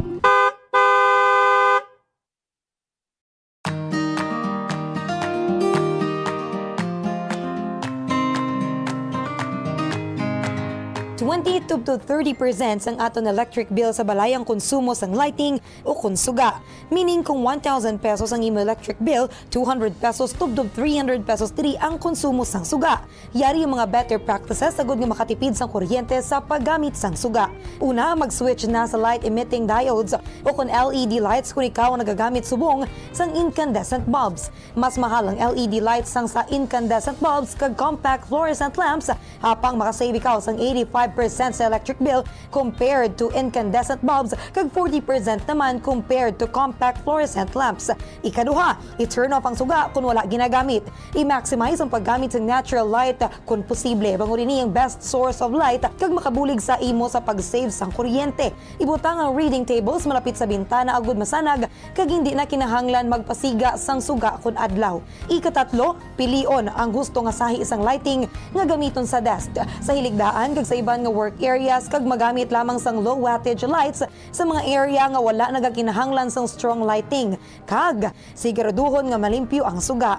Clean your lighting fixtures regularly tungod na ganubo ang kasanag sinisang 50% kun mahigko.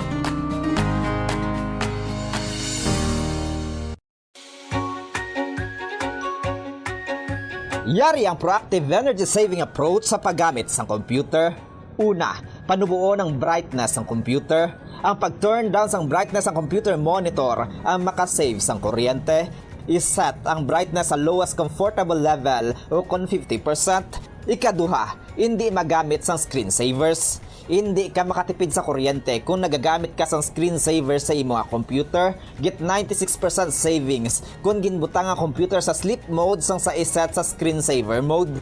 Apang, mas maayo pagid kung patyo na lang ang computer imbis nga mag-run sang screensaver. Agod niya mas makasave pagid sa kuryente, labi na kung malaba ang break sa paggamit. Ikatatlo, magamit na lang sang laptop sang sa computer kung mayara ka sang laptop. Kalabanan nga desktop computer sa nagakonsumo sang 70 to 200 watts samtang laptop naman ang nagakonsumo sang 15 to 60 watts ganing mayara ka sang 70 to 80% savings.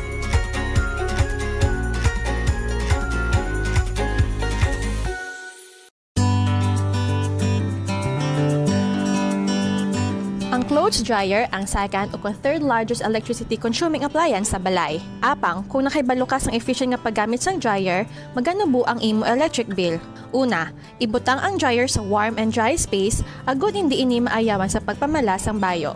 Kung mainit ang panahon, ihanger na lang ang bayo agud hindi na magamit sang dryer. Ikaduha, i-maximize ang operation sang dryer apang likawan ang overloading. Kinahanglan nga makasirculate ang hangin sa bayo agud magmala sila sang maayo. Ikatatlo, painon ang bayo antes ibutang sa dryer. Mas efficient ang operation sang dryer kung pareho ang kadamulon sa mga bayo.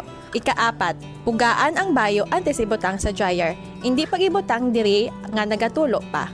Kag, limpyuhan ang dryer sang regular. Kakason ang higko sa filter agud maayo ang circulation sang hangin sa mga bayo.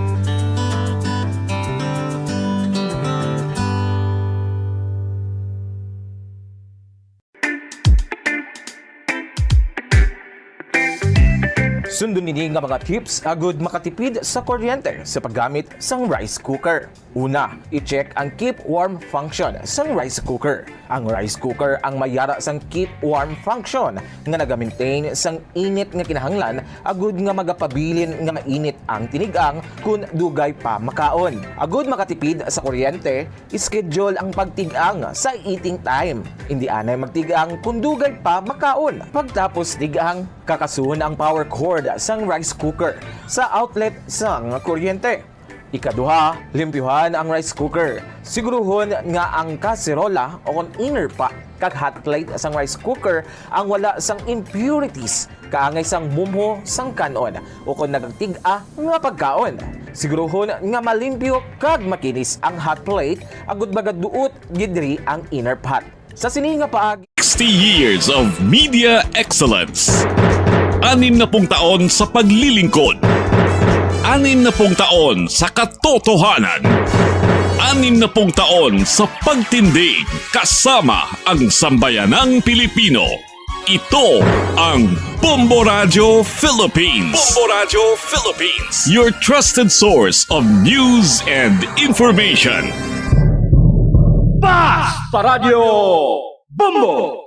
Oras sa Bombo Radio Bacolod Philippine Standard Time, 4 minutos sa kaligid sa takna alas 6 sa aga. Mga kabombo, nagapalag na ang Bombo News and Views sa Morning Edition. Adlaw sang Miyerkules, Hulyo 8, tuig 2026. Sa mga hadain, so nakita sa top story of the day, klase sa pinakama LGU sa Negros Occidental, suspendido bagol sa Gaynalauman nga pagbaskog sa habagat bagol sa Super Typhoon Inday. Sa pinakuling lakat sang panahon, Super Typhoon Inday nagsulod na sa par pila ka lugar sa Luzon ginpadrom sa storm signal number 1. Sa mga balita nasyonal, Vice President Sara Duterte Carpio hindi obligado nga personal nga magtambong sa impeachment trial sa suno kay Senate Presiding Officer Cheese Escudero. House Prosecutor Representative Lawrence Defensor na nindugan nga ang accountability ang para sa tanan sa iya presentasyon sang Article 4 sang Articles of Impeachment bato kay Vice President Sara. Motion sang defense team ni BP Sara nga pag-exclude sa NBI agent nga first witness sa prosecution gin-reject sang Senate Impeachment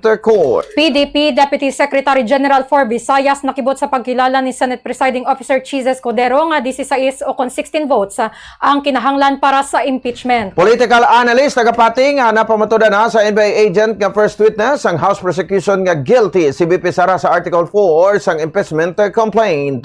Sa mga balita lokal, Bacolod City Mayor Greg Sataya magaparigayon salbing una nga State of the City address karon sa hapon. Negros Occidental magatukod sang Biosecurity Task Force for Agriculture batok sa RSSI. Iske Chairman sa Barangay Pirisa batok sa pag-aprobar o kung nagapamatok sa pag-aprobar sa request sa Victoria City nga maghaboy sa basura sa Bacolod Sanitary Landfill. 39 anyos nga vendor na sapuan patay sa irigasyon sa Bago City, biktima may mga pilastugas sang pagpamuno. Sa mga balita international, 18 ka mga persona lakip ng 4 ka pulis pilason sa nagluntad nga pagpangbomba sa Syria. Balita sa negosyo, inflation nagaganagan ang ang pagsaka sang bulan sa Hunyo. Sa balita sa hinapang Argentina, konsulod na sa quarterfinals matapos malutos ang Egypt sa round of 16 sang FIFA World Cup 2026. Filipino Paul Volter EJ Obiena nagtapos sa ika-4 nga pwesto sa Fly Athens Tournament sa Greece. Sa balita sa entertainment, Maris Racal kag Jericho Rosales ginkalala nga Best Actor kag Best Actress sa 9th Entertainment Editor's Choice Award. Balitang espesyal, masami nga pagtampa sang lalaki sa iya mata nga masami nagakurog-kurog o kun eye twitching nagresulta sa operasyon. Oras sa Bombo Radio Bacolod Philippine Standard Time, 8 minutos sa kaligid sa taknang alas 6 sa aga kag karon mga kabombo. Dito na kita sa mga detalye, kami ang inyo mga balita. Bombo, Merry Chris Alog. Kagakuruban si Bombo Ponce Espino sa ato sa top story of the day. Suspendido ang klase sa pila ka lugar sa Negros Occidental sa parehas nga public kag private schools sa bunga daw Hulyo 8 bagod sa posible nga pabaskog nga mapag-ulan dala sang habagat. Ang habagat ang inalantaw nga pabaskogon pa sa Super Typhoon Inday nga nagsulod na sa Philippine Area of Responsibility. Alas 3 kay nasang kagahon kalakip sa mga naga-suspender sa face-to-face classes ang Moises Padilla all levels sa umpisa sa Hulyo 8 tubtob Hulyo 10 San Carlos City selected barangays Barangay Rizal Barangay Guadalupe, Barangay Punaw, Barangay Palampas, Barangay Bagunbon, Barangay Nataban, Barangay Prosperidad, Bolwangan, Kudkod, Quezon, Isabela, all levels. Umpisa subong nga daw, Hulyo 8, tubtob Hulyo 10, ang Himamaylan, La Carlota, Hinubaan, Hinigaran, Kabangkalan, all levels man ang pag-suspender sa klase. Oras sa Bombo Radio Bacolod Philippine Standard Time, 10 minutos ang nakaligad sa takna nga sa isa aga makabombo. Sa siring material hibulon naton ang pinakuling nga lakad sa panahon. Nagikan sa ato siring Bombo Weather Center, may kopod naton si Bombo Zaldi Foro II. Hibulon ta ang pinaka-latest nga update sa Bagyo Viva o kon Bagyo Inday diri sa aton sa bahin sa Philippine Area of Responsibility. Bombo Zald sa report, please come in.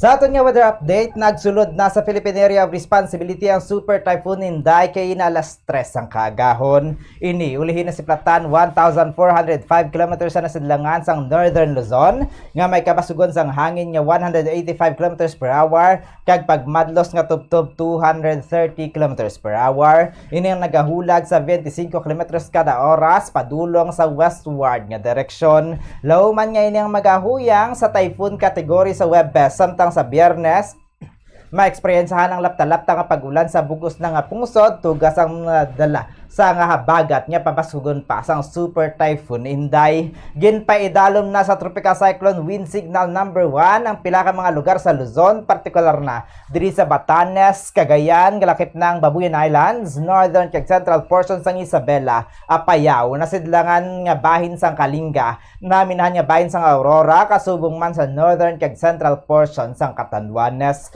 Padayon naman nga nagaapekto ang southwest monsoon ko ng hangin habagat sa bahin sang Mindanao. Lauman ang lapta-lapta nga pag-ulan diri sa Zamboanga Peninsula, BARMM, Antique, Iloilo, Guimaras sa aton sa Negros Occidental, Negros Oriental, Lanao del Norte, Sultan Kudarat, Sarangani kag South Cotabato nga dala sang hangin habagat nga ginpabaskog pa sang bagyo. May eksperyensya naman ang tumalagsaw nga pag-ulan sa Palawan na bilin nga bahin sang Visayas ug Mindanao dala gihapon sang habagat. Samtang sa Metro Manila ag sa nabilin nga bahin sang Luzon, lauman ang tumalagsaw nga pag-ulan nga tugas ang localized thunderstorms. Samtang nag-anunsyar ng pila ka mga bulutuan sa Negros Occidental sang suspension sang klase sa pampubliko nga pribado nga eskwelahan sa bunga adlaw Hulyo 8 bangod sa posible nga pag-ulan nga dala sang habagat. Partikular na diri sa Moises Padilla, San Carlos, Isabela, Himamaylan City, La Carlota City, Hinabaan, Hinigaran, kag Kabangkalan City. Amaya ito makabombo aton nga weather update kikan diri sa Bombo Weather Center. Ini si Bombo Zaldi Foro II. This is Bombo Radio Philippines, the #1 radio network in the country. Your trusted source of news and information. Basta Radio! Bombo! Oras sa Bombo Radio Bacolod Philippine Standard Time, 12 minutos ang nakaligid sa takna nga sa isa aga. Dito naman kita sa mga nagapungudang nga babaritad national gain atag the Senate Presiding Officer Francis Jesus Escudero nga hindi obligado si Vice President Sara Duterte nga personal nga magtambong sa tagsa ka hearing sa impeachment court. Sunod kay Escudero, nagkakaigo na ang presentasyon sa Vice Presidente pagi sa iya nga mag-abogado o ka Defense Council. Dugang pasidiko na iyon sa House Prosecution nga ipatawag si Duterte bilang testigo pag-desisyonan ini sa impeachment court. Pagi sa nagakaigo nga moson ini ang kasunod sa pamangkot sa Prosecution Legal Council nga sa Attorney Lorna Capunan. Ang Senate Impeachment Court ay may plano nga si Vice President Sara Oconcon may plano nga si Vice President Sara Duterte nga magatubang sa personal sa trial. Si Duterte gyara sa Senado kahapon agud maghinunaanon sa iya defense team apang hindi magtambong sa trial. Counsel for prosecutors, instead of throwing the question to the Council for Respondents, for the simple reason that I do not want to the parties to engage in a debate before this court. You can very well do that with the presentation of your witness through direct and cross-examination, redirect and recross. To answer, the impeachment rules do not mandate nor require the respondent to attend any hearing or trial of the impeachment court, whether she was in the building earlier or arrived after. It is totally up to the respondent because from the point of view of the court, she is represented in this court through her counsel already. Ang kabay sa pahig ni Presiding Officer, Senator Cheese Escudero. Nagpanindugan si Senate Impeachment Court Presiding Officer Senator Francis Chizes Cordero sa iya unang ruling nga kinahanglan ng 16 affirmative votes gikan sa senator judges. Ang kinahanglan para makonvict si Vice President Sara Duterte sa iya nga impeachment trial. Ang nasambit nga pahayag ang liwat nga nagtuhaw matapos nga luyag nga mahatagan sang kaatagan ni Senator Judge Panfilo Lacson kung ang nangin pahayag ni Escudero sang Lunes ang iya nga legal opinion o kon official ruling sa impeachment court. Sang Lunes gin pahayag ni Escudero nga sa idalom sang konstitusyon nga wala sang sinumana ang makonvict sa impeachment trial nga wala sang 2/3 sang tanan nga miyembro sang Senado. Mayara sang 24 ka miyembro ang Senado kung sa diin ang conviction ang kinahanglan sang 16 nga affirmative votes nagikan sa mga senator judges. A similar inquiry by Senator Judge Cayetano yesterday when he inquired if it was the position and ruling of the presiding officer, and the presiding officer answered in the affirmative. So to clarify, yes, I believe it may be considered already as a justiciable controversy, although it is not for us to dictate that but the courts, given that it is a ruling of the chair not objected to nor appealed by any member of this court and therefore stands. Nabatian si Presiding Officer Senator Chizes Cordero. Gine-emphasize ni House of Representatives Prosecutor kag Senior Deputy Majority Leader Iloilo 3rd District Representative Attorney Lawrence Defensor nga ang accountability ang para sa tanan. Ini kasunod sa pagbukas ni sa presentation sa Article 4 of the Articles of Impeachment patok kay Vice President Sara Duterte Carpio. Ang Article 4 ang nagaligar nga ang Vice Presidente ay naghimo sa matikang nga pagtraidor sa pagsalig sa publiko, naglapas sa konstitusyon kag naghimo sa mga high crimes kung sa din ako sa publiko paagi sa live broadcast nga may contact na ini nga persona sa pagpatay kaday President Ferdinand Marcos Jr., First Lady Liza Araneta Marcos kag former House Speaker Martin Romualdez. Sunod ka defensor ang matinaga kag maginhimo sa Vice Presidente ang hindi dapat paglantawon nga simple lamang nga krimen sa dalom sa layi apang isa ini ka paglapas sa konstitusyon. Sunod sa House Prosecutor nga ang ebidensya nga presentar ang hindi lang nagikan sa testimonya kag gin-authenticate nga dokumento apang halin mismo sa matinaga sa Vice Presidente nga mga hinimuan nga mga pag-ako sa publiko. Gin-emphasize man sa nga ang matinaga ni Duterte ang hindi accidental o kung nagwa lamang apang inigipahig sa publiko nga may intensyon nga seryosohon. A prosecution comes before you today to present evidence for Article 4, establishing that Vice President Sara Zimmerman Duterte committed acts that betrayed the public trust, committed culpable violation of the Constitution, committed high crimes in publicly admitting through a live broadcast that she contracted someone to assassinate the President, the First Lady, and the former House Speaker. Ang kabay sa pag ni Iloilo Representative Lawrence Defensor.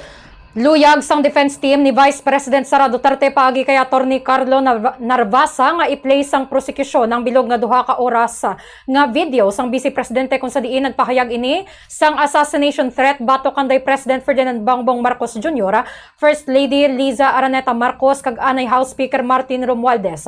Agod nga ipakita ang full context sang iya nga statement. Nahibaluan nga sa online briefing sang November 23, 2024, gin pahayag ni Duterte nga nag-hire ini sang assassin agud nga patyon sanday President Marcos Jr., First Lady kag anay House Speaker kun siya ang mapatay. Kahapon sa pagbalik sang trial, ang prosecution team ang nagumpisa sa pagtalakay sang 4th article of impeachment batok kay Duterte pagi sa pagpresentar sang senior agent sang National Bureau of Investigation o kun NBI nga nag-authenticate sang video. Ang prosecution ang nag-request para sa specific 2-minute video kung sa diin ginihambit o kung ginhinambit sang Vice Presidente ang alegasyon sang pagpatay apang madasig man nga nag-oppose. Ang defense kag nagpahayag nga ang duha ka oras nga statement sang Vice Presidente sa news conference ang dapat ipakita agud nga mapakita man ang context sang statement sini.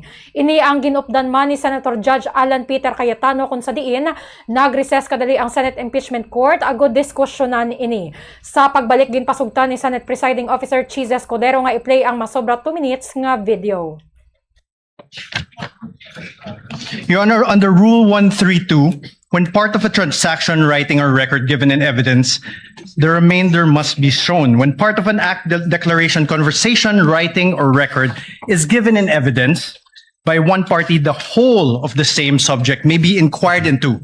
And when a detached act, declaration, conversation, writing, or record is given in evidence, any other act, declaration, conversation, or record necessary to its understanding must be given into evidence. Your Honor, we request that the entire video be played. Ang kabahin sa pahayag ni Attorney Carlo Narvasa. Samtang ginreject sa Senate Impeachment Court ang motion sa defense team ni Vice President Sara Duterte Carpio nga exclude a first witness nga gipresentar sa House Prosecution Panel sa impeachment trial. Inay matapos sa ginpresentar sa prosecution team ang unang witness nga si National Bureau of Investigation, Senior Agent John Mark Calidong, sa kaduwang adlaw sa impeachment trial batok sa Vice Presidente. Si Attorney Carlo Narvasa, isa sa maligag counsel sa Vice Presidente, ang nag-motion nga exclude ang NBI agent na gikan sa proceedings pagod wala ininalista bilang witness sa Sabala and Cabrera impeachment complaint. Dugang pa ni Narvasa nga si Calidong ang wala nalakip sa articles of impeachment nga gitransmit sa impeachment court. Apang ang motion ang gidispute ni Attorney Armando Verhiligutan, counsel sang House Prosecution, kag nagpahayag nga hindi ini proper objection. Sa kaligutan nga ang impeachment trial ang separado gikan sa Sabala kag Cabrera case. Bangod ini ang wala na. Samtang ang Prosecution Council ang nagpahayag nga si Calidong agara na sa pre-trial order bilang isa sa mga witnesses sa House Prosecution Panel.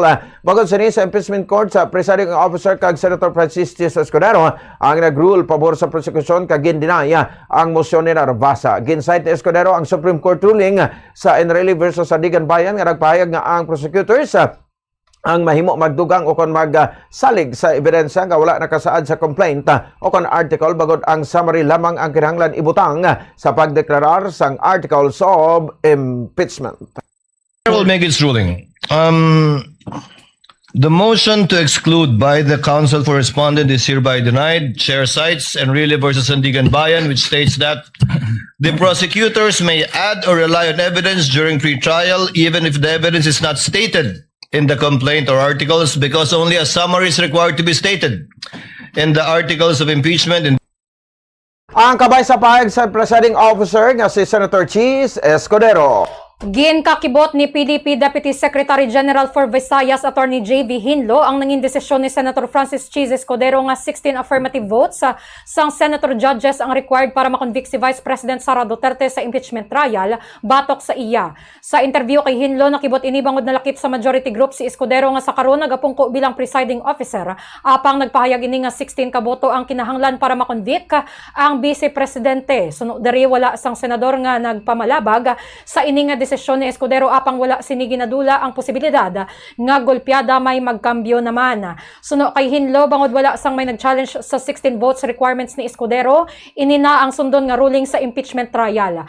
Pahayag ni Hinlo, para sa iya mahimo lamang mapanubo ang boto nga kinahanglan para makonvict ang Vice Presidente kung mayara sang senador nga napatay o kung nag-resign o kung na-dismiss sa pwesto. Was a surprise to me because if we look at it politically, he belongs to the majority, no?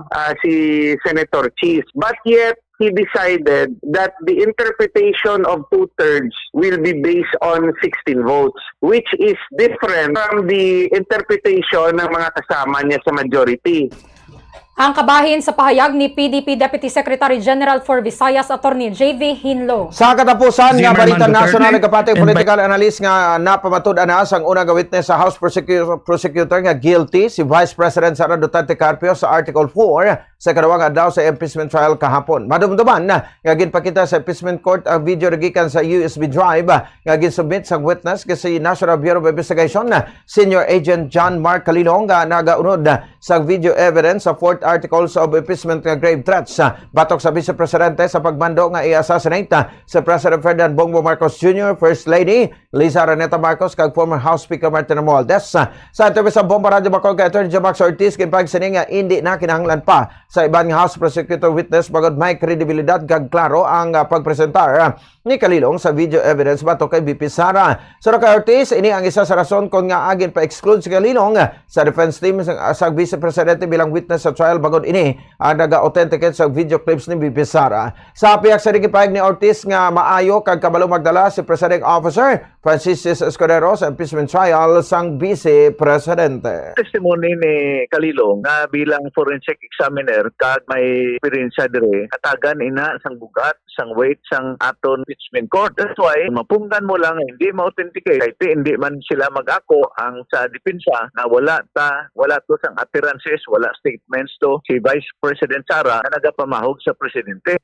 Ang kabayan sa pahayag ni Attorney Jomax Ortiz sa 25 minutos na ang nakaligan sa tak na galas sa isa ang kagkaroon mga kabombo dito na magita sa detalye sa mga balita lokal. Magaparegan sa 11 nga State of the City Address sa Consoca sa Bacolod City Mayor Greg Gasataya sa Government Center subong adlaw Hulyo 8. Iring kumpirma ni Bacolod City Vice Mayor Claudio Jesus Calao Pentabella. Sino ka Pentabella patiguron ang sesyon sa sagutan panglungsod alas 10:30 subong aga kag alas 3 ang hapon ang Soka. Sunod diri ginalauman nga may magagas nga pag-imbitaron ang alkalde. Dugang pa nga ginalauman man nga i-highlight sa alkalde padayon nga pagpaligon sa Bacolod Comprehensive Health Program kon PACSI pagdugang nga suporta sa City Scholars kay ban pa nga mga educational assistance sa lakip man diri ang pagpasanyog sang turismo bilang kabahin sa preparasyon para sa Mascara Festival padayon nga pagkayo sa mga infrastruktura kaangay sang Coliseum kag pila ka mga sports facilities agud nga mangin ang syudad sa pag-host sa Batang Pinoy. So na diri posible man nga talakayon ni Mayor Gasataya ang natoy sa disaster preparedness kag iban pa nga makatag sa bulig sa pumuliyo sa tiyon sang kalamidad. Receiving a request from Mayor Greg Gasataya for his State of the City. Nag-decide ang Sangguniang Panglungsod to have our session in the morning. Then we will suspend para ma-take up naman tanan nga agendas, tanan nga request sa Sangguniang Panglungsod for the committees to tackle. Then we will suspend and then continue sa afternoon. Para officially, ang State of the City will be part of our session. Ang kabayan sa pahayag ni Bacolod City Vice Mayor Claudio Jesus Calao Puentabella. Nagpagwa na si Negros Occidental Governor Eugenio Cebong Lacson sang Executive Order No. 2612 sa pagtukod sang Biosecurity Task Force for Agriculture batok sa Red Stripe Soft Scale Insect o kon RSSI kag iban pa nga biological threats nga nagahalit sa sugar industry sa probinsya. Ini matapos nagdangat na sa 61,242 hectares o kon 32.18% ang kabugusan para sa crop year 2025-2026 ang nahalitan sang RSSI samtang may mga kaso naman sa RSSI sa 277 ka mga barangay sa bugos nga Negros Occidental. Ginpahayag sang probinsya nga iningatikang ang koordinasyon sa tunga sang probinsya kag mga ahensya sang gobyerno, lakip na ang Sugar Regulatory Administration o kon SRA, Department of Agriculture kag iban pa nga ahensya agud mapadasig ang pagkontrol sa nagaduging nga halit sang RSSI. Nagapabatok ang Sangguniang Kabataan sa Barangay Filisa sa siyudad sa Bacolod sa pag-aprobar sa Solid Waste Management Board sa request sa Victoria City nga magaboy sa residual waste sa sanitary landfill. Sa interview sa Bombo Radio Bacolod kay Catherine Tres Puentes, ang SK Chairman sa Barangay Filisa nga may ginpagayon na ining dialogue sa pinaka pumuluyo kag kalabanan ang nagapabatok sa planong hayaboy ang basura nga halin sa Victoria City sa ila barangay. So na diri malimpas ang tilikdan nga nagareklamo ang matawo sa baho alin sa sanitary landfill. Sunod kay Tres Puentes, nagpalibot sila sa signature campaign para mapauntat ang proyekto kay hindi nila mabaton ang barangay ang makabig nga nalamang nga basurahan.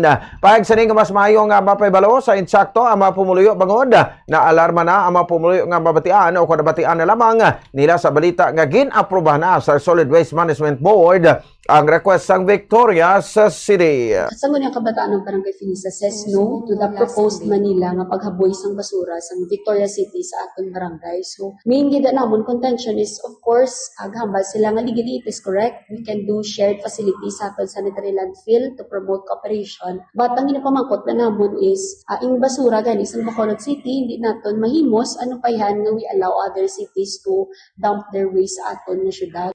Ang kabayan sa pahayag ni Catherine Tres Puentes, ang SK Chairman sa Barangay Filisa sa Bacolod City. Para sa katapusan nga balita lokal, nasapwa ng bangkay sang isa ka 39 anyos nga may mga pilas tugas ang pagpamuno sa irigasyon sa Purok Nara, Barangay Malingin, Bago City, Negros Occidental, alas 7:20 kahapon sang aga. Ang biktima ang ginkilala nga si Edmond Puerto, 39 anyos, residente sang Purok Goldenfield, Barangay Atipuluan, Bago City.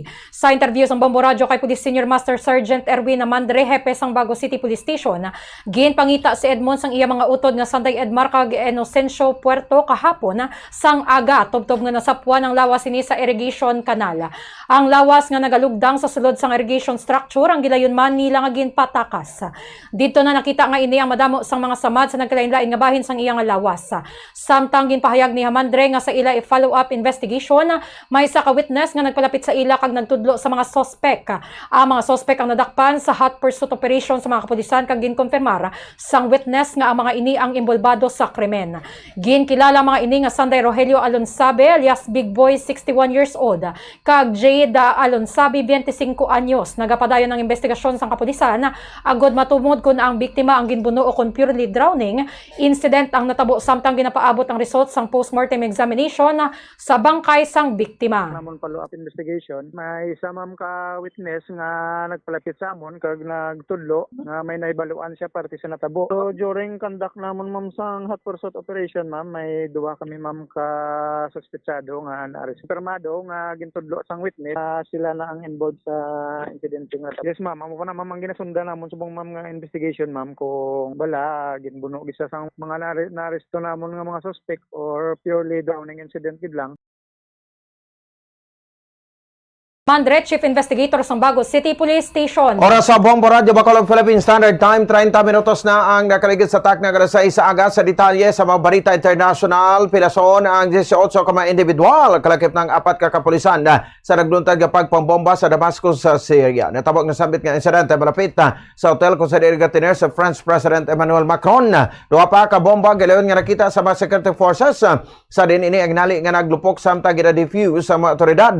Isa ka bomba ang nakatago sa nakapark nga salakyan samtang isa naman ang nakatago sa basurahan. Yara sa Presidential Palace si Macron sa natabong insidente kag santo sa report luwas ini kag wala na samaran. Yara subong sa Syria ang French President para makighinon-anon kay Syrian President Ahmad al-Shara antes sa magpadulong sa Turkey para sa NATO Summit. Sa katapusan nga balita international, na eksperyensyahan sa bugos nga Cuba ang lapnagon nga blackout bangod sa padayon nga krisis sa supply sang langis kag paghuyang sang power grid sang pungsod. Suno sa State Run Electric Union ginaimbestigaran pa ang rason sang blackout samtang gilayon nga ginpatuman sang Ministry of Energy and Mines ang mga tikang agud mabalik ang supply sang kuryente. Suno naman sa Energy Ministry nga nagaandar pa ang pila ka mga microsystems agud masiguro nga padayon ang operasyon sa mga importante nga serbisyo.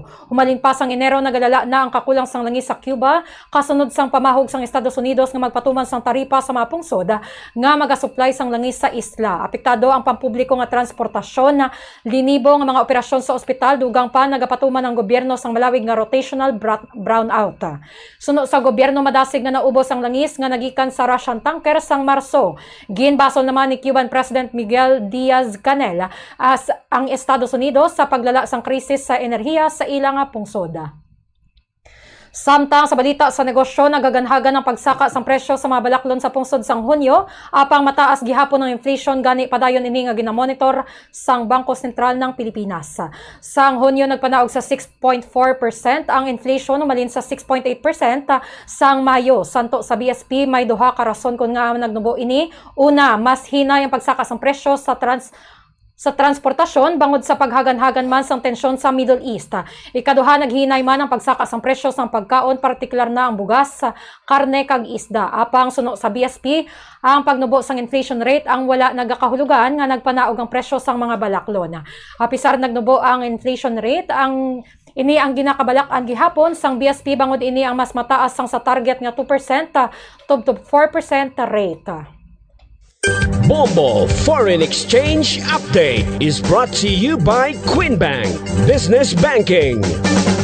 Para sa foreign exchange rate sa closing transaction sa Bangko Sentral ng Pilipinas kag Bankers Association of the Philippines, alas 5 kahapon sang hapon. Ang US dollar ang may balong 61 pesos and 44 centavos. Hong Kong dollar may balong 7 pesos and 84 centavos. Singaporean dollar may balong 47 pesos and 62 centavos. Saudi Arabia Real may balong 16 pesos and 38 centavos. Ang euro naman ang may baylong 70 pesos and 42 centavos. Ang business trading ang liwat nga magabukas alas 9 subong nga aga. Manatiling nakatutok para sa mga balita at updates ng FIFA World Cup 2026. FIFA World Cup 2026. Dito lamang sa Bombo Radio Philippines. Sulod na sa quarterfinals ang FIFA World Cup 2026 sa Argentina matapos sa kadalagaan batok sa Egypt sa final score nga 3-2 sa round of 16 match. Halos na taktak o kung mataktak na sa torneo ang defending champion bagod naguna ang Egypt sampang makaduha ka puntos sa bulig ni Mustafa Zizou kag Yasser Ibrahim apang nagpaninguha ang Argentina agod sulion ang resulta sang match. Nabalanse sa Argentina ang score sa 2-2 malin sa 2-0 matapos ang kapuntos sa Cristian Romero sa ika-79 minutos sang hampang atis nagdugang si Lionel Messi sa ika-83 minutos. Ginsilyo ni Enzo Fernandez ang late game victory sa Argentina matapos nga makascore sa stoppage time 90 plus 3 minutes. Nako-record naman si Enzo Fernandez sa 3,000 goal sa maragta sa FIFA World Cup. Samtang nagapanguna naman sa Messi sa Golden Boot race nga may 8 ka mapuntos sa sulod lamang sa 5 ka games sa malin sa group stage tubtob sa round of 16 match sang FIFA World Cup 2026 kag ginsundan na ini ni Erling Haaland sang Norway kag ni Kylian Mbappe sang France ngalun sa metag 7 ka puntos. At yan ang FIFA World Cup 2026 updates. Tumutok lamang sa Bombo Radio Philippines, your trusted source of news and information. Basta Radio Bombo! Samtang nagtapos sa kapat ka pwesto si Pinoy pole vault star nga sa AJ Obuiana sa Fly Athens Tournament sa Greece. Mayra inis ang season best nga 5.81 meters. Sa diin nalabawan sini ang iaanay season best nga 5.78 meters sa tilikdan nga ISAF indoor meet sa Berlin, Germany sang Marso. Magduwas ka Obuiana, kaparehuman nga resulta na day Emmanuel Corrales sang Greece, Erso Sasma sang Turkey kag Baptistier sang France galon sa nakakuha sang 5.81 meters. Sa balita sa entertainment, ginhingadlan bilang Best Actor kag Best Actress sa 9th Entertainment Editor's Choice Award o kunda Edis, Sanday Maris Racal kag Jericho Rosales nga ginhiwat sang Hulyo 5 sa Pasay City. Ginbato ni Rosales ang pasidungog para sa pelikula nga Quezon, samtang ginkilala si Racal para sa pelikula nga Sunshine. Sa speech ni Rosales, iya man gin pasidunggan ang iya iloy nga may Alzheimer's disease kag nagpasalamat man ini sa iya kahagugma nga si Janine Gutierrez. Samtang nangin sentro naman sa pagbangon ang mensahe ni Racal sa mga tinuig na nagpangatubang inisang madamo nga mga pagtilaw. Nagpangibabaw man ang Quezon sa awards night matapos makuha ang Best Picture kag Best Director para kay Gerald Tarog. Oras sa Bombo Radio Bacolod Philippines Standard Time 35 minutos. Ang nakarigid sa takna sa isaga mga kabombo inyo rabatian. Kabugusan mapagbalita sang Bombo News and Views sa Morning Edition. Adlaw sang Miyerkules, Hulyo 8, toy 2026. Kag kami ang inyo mga taga-balita. Bombo, Merry Chris Alo. Kag Korman si Bombo Ponce Espino, nagpasalamat sa pagpamatid. This is Bombo Radio Philippines, the number 1 and most trusted source of news and information. Sabay sa ito na mga kauturan, your trusted source of news and information. Basta Radio Bombo! Ang pag-init, ikatatlo, pilion ang husto nga kadakuon sang rice cooker. Maggamit sang size sang rice cooker nga santo sa kaon sang inyo pamilya o kun panimalay. Kung dutay lang kamo, hindi maggamit sang dako nga rice cooker. Ang oversized nga rice cooker ang nagakonsumo sa mas dako nga kuryente.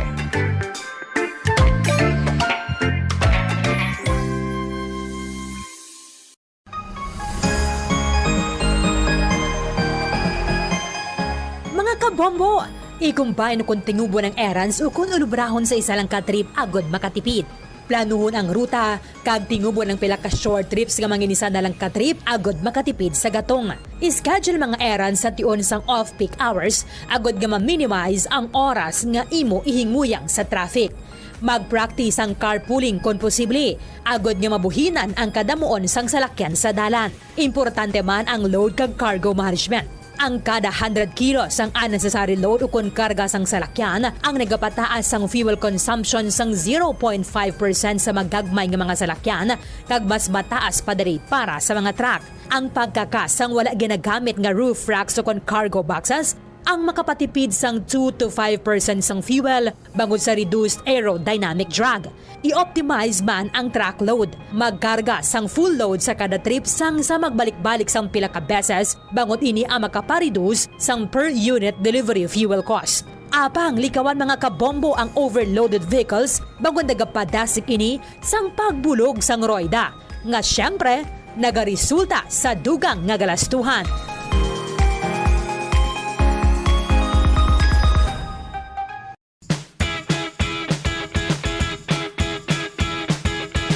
Giyari ang dugang nga tips agud makatipid sa kuryente sa paggamit sa refrigerator. Likawan ang overloading kundi siguruhon nga 67% full ang refrigerator. Ini ang makabulig sa pag-maintain sang temperature kag gamay nga kuryente nga iya magamit.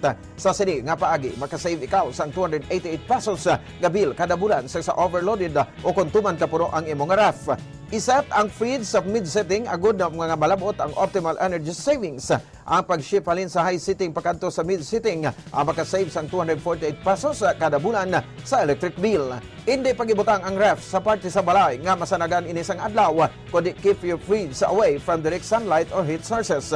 Kag i-defrost ang direct cooling fridge at least once a month agud efficient ini kag sigurado nga makakinot sa kuryente.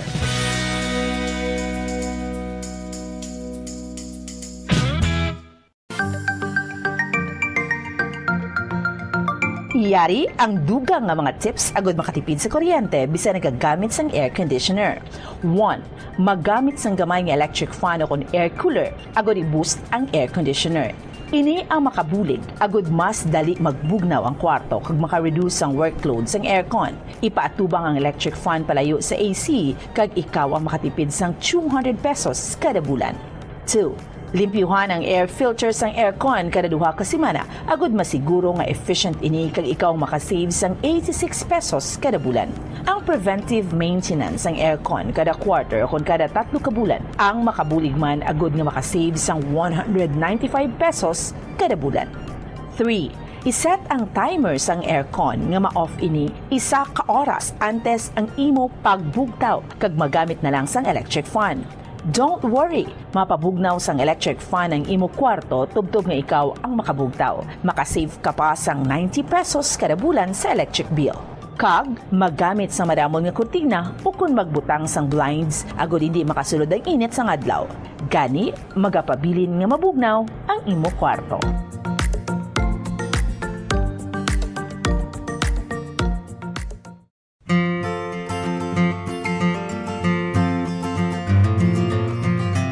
Mga kabombo, do not let summer heat drain your energy and your wallet.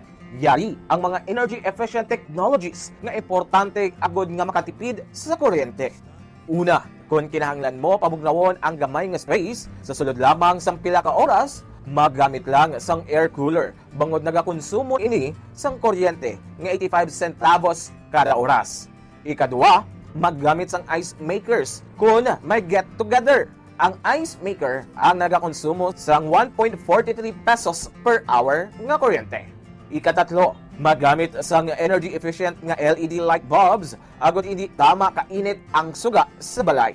Pwede ka pagid makasave sang 30 pesos kada bulan kung maggamit ka sang motion sensor LED bulbs. Ikaapat, ang smart power strips ang nagamanage man sang power consumption sang mga appliances kag naga-turn off sa ila kung wala sila ginagamit.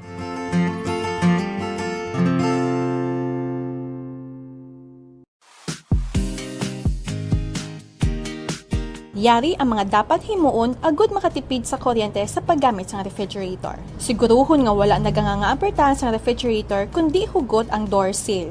Kung good condition ang seal sang ref, hindi makasulod ang mainit nga hangin kag makasave ikaw sang 506 pesos kada bulan. Paano i-check nga in good condition ang seal sang pertahan sang ref? Simple lang ang himuon. Maggamit lang sang paper test para diri. Una, i-inspect ang seal kung may damage kaangay sang crack, buho o kung gisi. Ikadua, ipasulod ang papel sa tunga sang seal kag sang fridge. Ikatatlo, butungon ang papel. Kung naghawid o kung masapnot, maayo ang condition sang seal. Apang, kung halog o kung wala sang resistance sa pagwa sang papel, buot silingon, halog na ang seal sang ref door, gani magasto ini sa kuryente.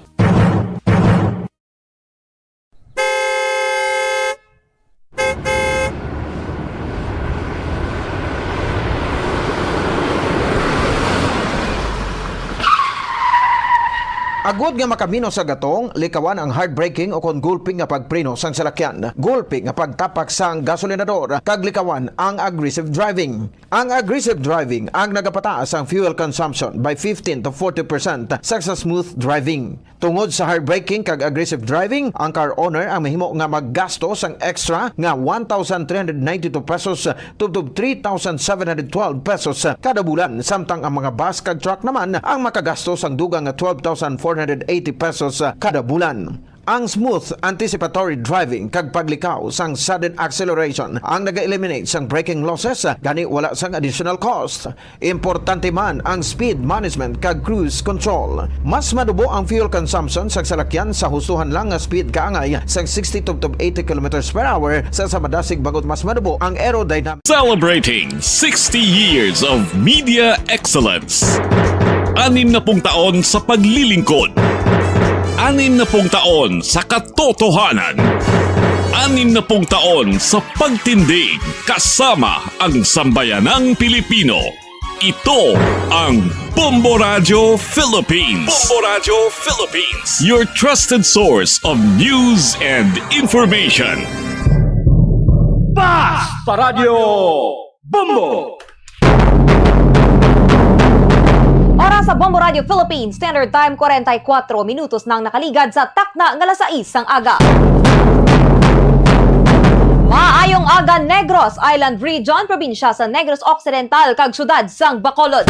Welcome na sa pagpangalagad sang Bombo Report Second Edition. Karon nga adlaw sang Miyerkules, petsa 8 sa bulan sang Hulyo tuig 2026. Good morning sa mga kabombo naton nga naga-monitor karon live sa YouTube channel sang Bombo Radio Bacolod, Bombo Mobile Apps, kag sa tagsa ninyo ka mga radyo DYWB 630 kHz. Iniyo mangin ka upod Bombo Miami Francisco. Kag para sa aton dalag ko nga mga balita. Sa balita international, ang death toll sa linog nga nagluntad sang tinalikdan sa Venezuela, duwa ka mga linog nagsaka na sa 3,535. Samtang sa balita national, ang Defense Council ni Vice President Sara Duterte ginpanginwala nga nag-walk out sa impeachment trial. Kag ang DILG, mas ginpasangkad pa ang heightened alert sa mga LGU bangod sa Super Typhoon Vavi, kag nagsulod na diri sa Philippine Area of Responsibility bilang Super Typhoon Inday. Sa balita lokal, una nga State of the City address ni Mayor Greg Gasataya, pati gayunon subong nga adlaw. Kag anay preso dakop sa ginpatigayon nga drug buy bust operation sa syudad sang Cadiz, mas sobra 1 ka kilo nga marijuana na kumpiskar. Ibaluon na nato ng iban pagiging mga retalye karon upod kay Bombo Denver Quijano. Oras sa Bombo Radio Philippines, Standard Time 46 minutos na ang nakaligad sa takna ng alas 6 ang aga mga kabombo. Mabuya lang kita sang gamay gid lang nga panganumdom kag sa aton nga pagbalik. Rekta ho nato ng report ni Bombo Denver Quijano. Magabalik kita pagkatapos gid lamang sini. Standby.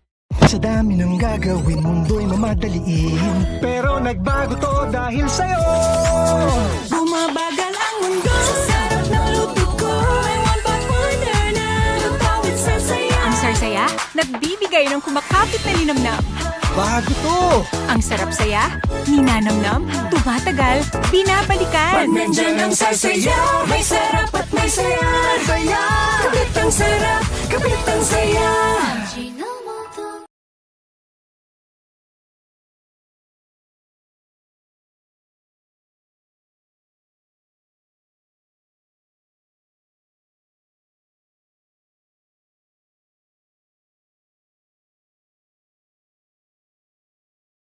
Kampante ako. Basta gardenia, masustansya.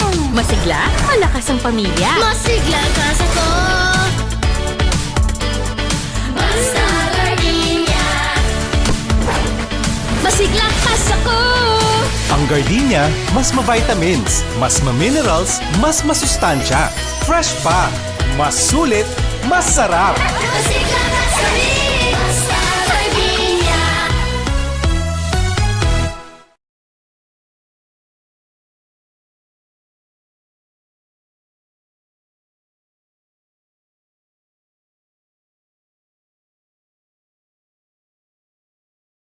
agud malabot kag ma-maintain ang high speed.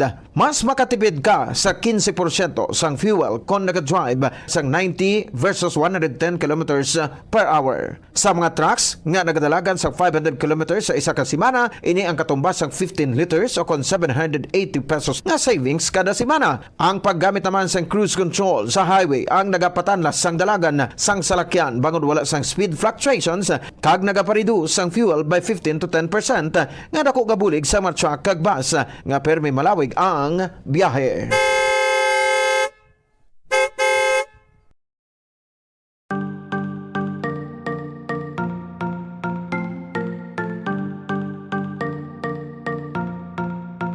Nakahibalo ka bala nga sa husto nga setting sang air conditioner, mahimo ka nga makatipid sang tubtub 300 pesos kada bulan sa electric bill?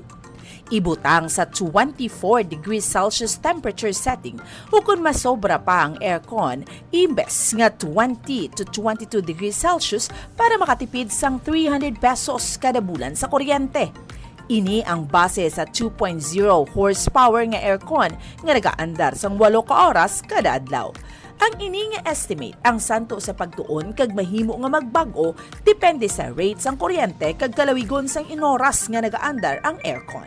Makatipid ka pagid sa kuryente kung iyan plug mo ang dispenser kung wala ini ginagamit. Sa paggamit sang dispenser, nagadangat sa tubtub 600 pesos ang nagadugang sa bill sang kuryente kada bulan.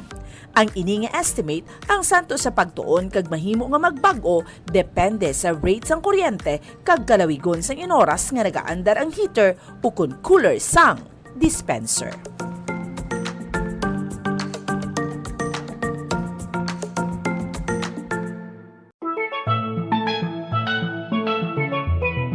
Masapos ang pagpanglaba kag makatipid sa oras ko na nagagamit sang washing machine.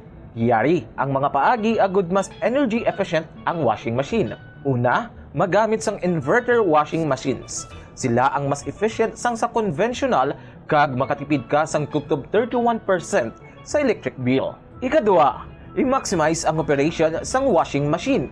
Tingubon ang paglaba sang bayo agud full load ang washing machine. Apang, hindi ini pag-i-overload. Ikatatlo, magamit sang hustuhan lang nga kadumuon sang habon, agud hindi magbunlaw sang masobra 3 ka beses. Ikaapat, ibutang ang washing machine sa husto nga setting, agud hindi ma-overwash ang mga bayo. Different types of clothes require different wash cycles. Gani, inon ang bayo. Kag, spin clothes properly. Ibutang ang mga bayo sa spinner sang maayo agud hindi mag-vibrate ang machine. Oras sa Bombo Radio Philippines, Standard Time 52 minutos nang nakaligad sa takna ng alas 6 aga mga kabombo. Rektahon nato ng report ni Bombo Denver Quijano. May anay preso dito sa Cadiz City nga liwat na naman nga nadakpan sa drug by bust operation kag masobra 1 kilo nga marijuana ang nakumpiskar. Yara na sa biyak nga linya Bombo Denver Quijano, please come in.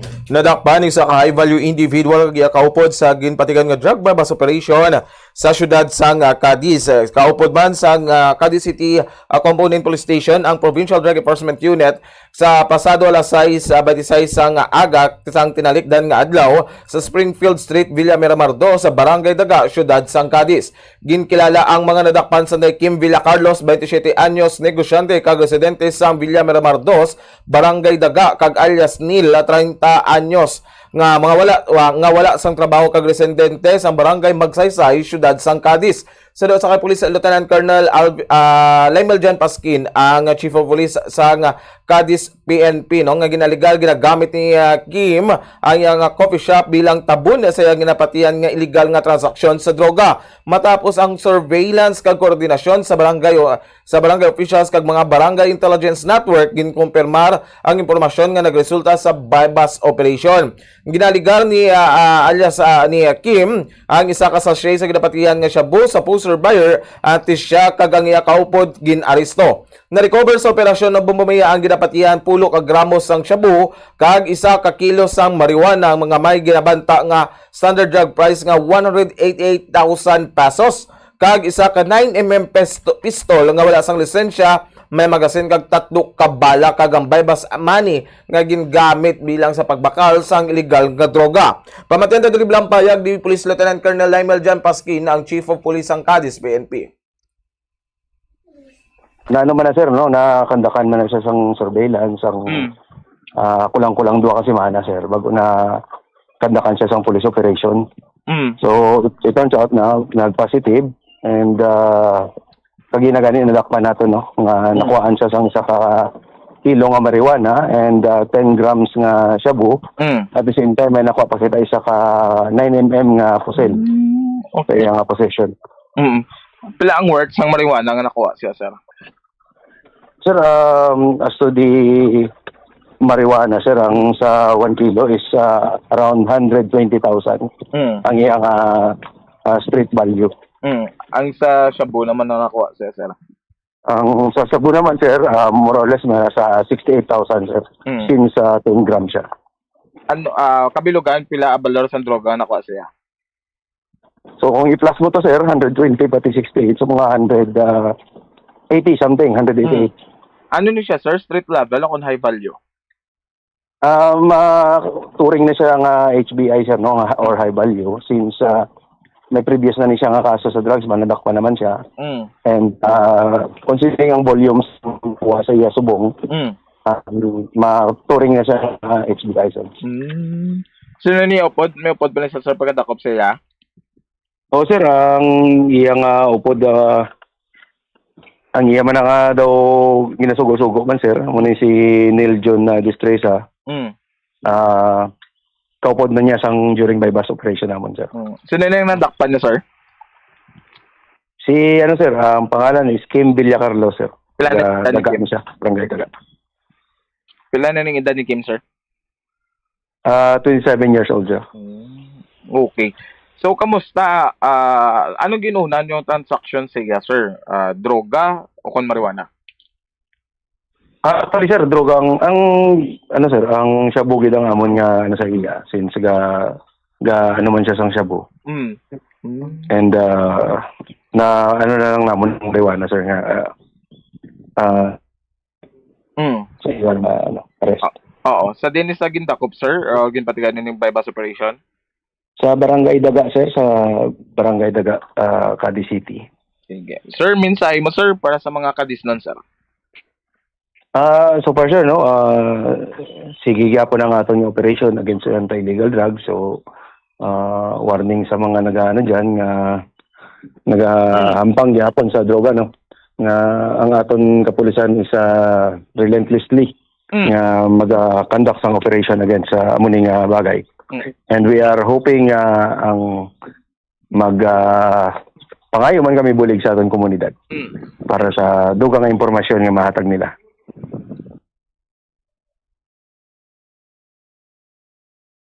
Kinang Chief of Police sang Cadiz PNP Bombomia. Amo gina Bombo Denver no ginataga na sila gani isang tsansa nga bag-o kay syempre nakaibalo man kita Bombo Denver nga basta gay magsulod ka sa presuhan may ara ginadara sa mga ginapatigayon nga mga skills training ang iban gani ginapa-eskwela pa na Bombo Denver para kun tani magwa sila sa presuhan ti magbagong buhay na sila garing choice gid sang iban Bombo Denver nga magbalik sa ilaya nga buluhaton o kon bisyo ti subong balik naman sila himas sang rehas Bombo Denver. Sakto gida Bombo Mia, no, kati sa unang nga leksyon nga dapat maka-learnan siya sila lesson sa nambal mo Bombo Mia apang ti siguro ginapangita gid siguro sang lawas sini sang mga nagabalik kaya Bombo Mia and amo man ang padayon nga mga pagbantay sini sa mga kapulisan kapag panakop sa mga nagaubra sa mga illegal Bombo Mia.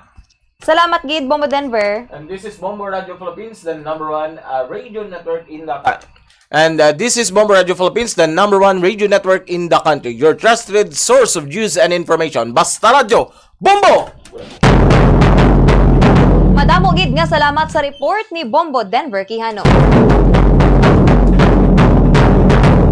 Oras sa Bombo Radio Philippines, Standard Time 57 minutos na ang nakaligad sa taknang alas 6 ang aga mga kabombo subong nga adlaw magapatigayon no si Mayor Greg Gasatayas ang una niya nga State of the City address.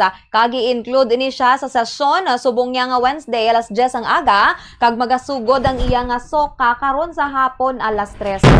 Mas manami gid mga kabombo no nga magpamati kita para may baluan naton kung ano na ang mga na-accomplish sang alkalde kag kung ano pa gid ang mangin plano niya no sa pila pa ka tuig nga pagpungko niya bilang mayor sang Bacolod City.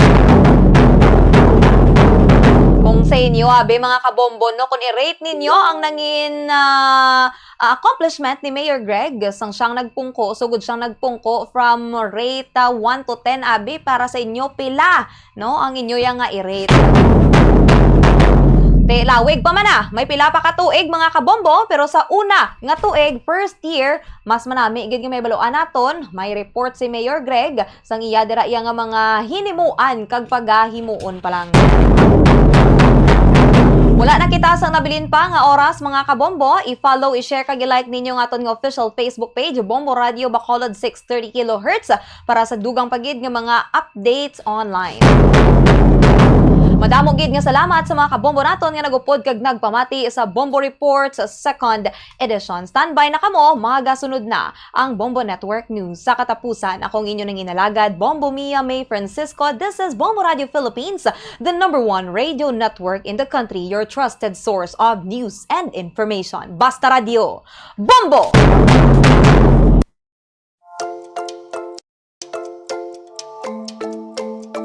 Sa paggamit ng electric fan sa balay, sundon ang mga masunod nga mga tips agad makatipid sa kuryente. Limpyuhan ang blades ng electric fan kada 2 ka semana, agad masiguro ang efficient nga pag-andar sini. Kakason sa power outlet ang electric fan kung wala ginagamit. Maggamit lamang sang electric fan kung gamay malang ang space, sang sa maggamit pa sang air conditioner. Base sa mga pagtuon, ang 16 inches nga stand fan ang nagakonsumo lamang sang salapi o kung 50 centavos kada oras kunyara sa number 1, 58 centavos per hour kung number 2, kag 67 centavos per hour kunyara sa number 3. Maggamit sang electric fan kag husto nga setting nga nagakaangay sa imo nga home setup kag budget. Base sa mga pagtuon, ang different types of fans ang may lain-lain man nga konsumo sang kuryente. Years of media excellence. 60 taon sa paglilingkod. 60 taon sa katotohanan. 60 taon sa pagtindig kasama ang sambayanang Pilipino. Ito ang Bombo Radio Philippines. Bombo Radio Philippines, your trusted source of news and information. Basta Radio Bombo! This is Bombo Network News Morning Edition, broadcasting live at Bombo Radio Broadcast Center, Makati City, Philippines. Araw po ngayon ng Miyerkules, 8 sa buwan ng Hulyo, taong 2026. Sa ating mga headlines, Vice President Sara Duterte handa raw harapin ang impeachment case sa pamamagitan ng kanyang defense team. Pero ang pangalawang Pangulo nakipagpulong sa defense team pero hindi dumalo dyan sa impeachment trial. Ang defense team naman agaw pansin sa sunod-sunod na objection sa prosekusyon at ilang senador judge naman nagkasagutan. At sa ating ulat panahon, areas under signal number 1 nadagdagan pa at kaugnay ng patuloy na paglapit ng Super Typhoon Inday. Ang area ng Batanes at Cagayan naghahanda na sa posibleng epekto ng Super Typhoon. Sa international news naman, ang Amerika naglunsad ng pag-atake sa Iran matapos mapinsala ang mga tanker sa Strait of Hormuz. At sa ating FIFA World Cup update, Argentina gumawa ng historic comeback para naman talunin ng Egypt 3-2. At live nationwide via satellite, dumako na tayo sa mga detalye ng ating mga balita. Ayagang sinabi ni Vice President Sara Duterte ang kanyang kahandaan harapin ang anumang banta ng impeachment trial na posibleng laban sa kanya sa panig ng Kongreso. Sa kanyang naging pahayag, ginamit ng pangalawang Pangulo ang tanyag na linya mula naman sa tulang Invictus upang ilarawan ang kanyang disposisyon sa gitna ng umiiral na tensyon sa politika.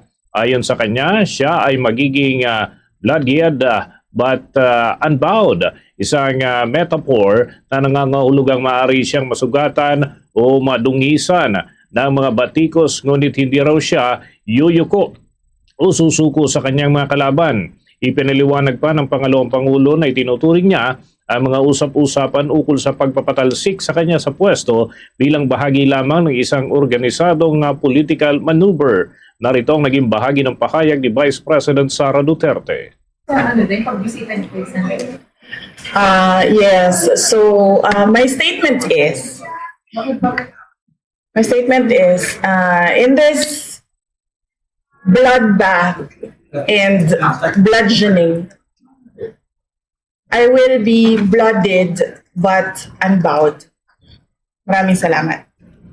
Yan ang naging pahayag ni Vice President Sara Duterte. Sa kabila nito, itiniyak naman niya na itutuloy ang kanyang pagganap sa mandato na ipinagkatiwala sa kanya ng mahigit 32 million voters na Pilipino na kang 2022 elections. Nagsimula nga umingay ang mga panawagan para naman sa impeachment ng Vice President matapos ang sunod-sunod na investigasyon ng mababang kapulungan ng Kongreso. Nakatutok ang mga naturang pagdinig sa naging paggasta ng Office of the Vice President at ng Department of Education kung saan siya ang dating kalihim nito sa mga kontrobersyal na confidential at intelligence funds.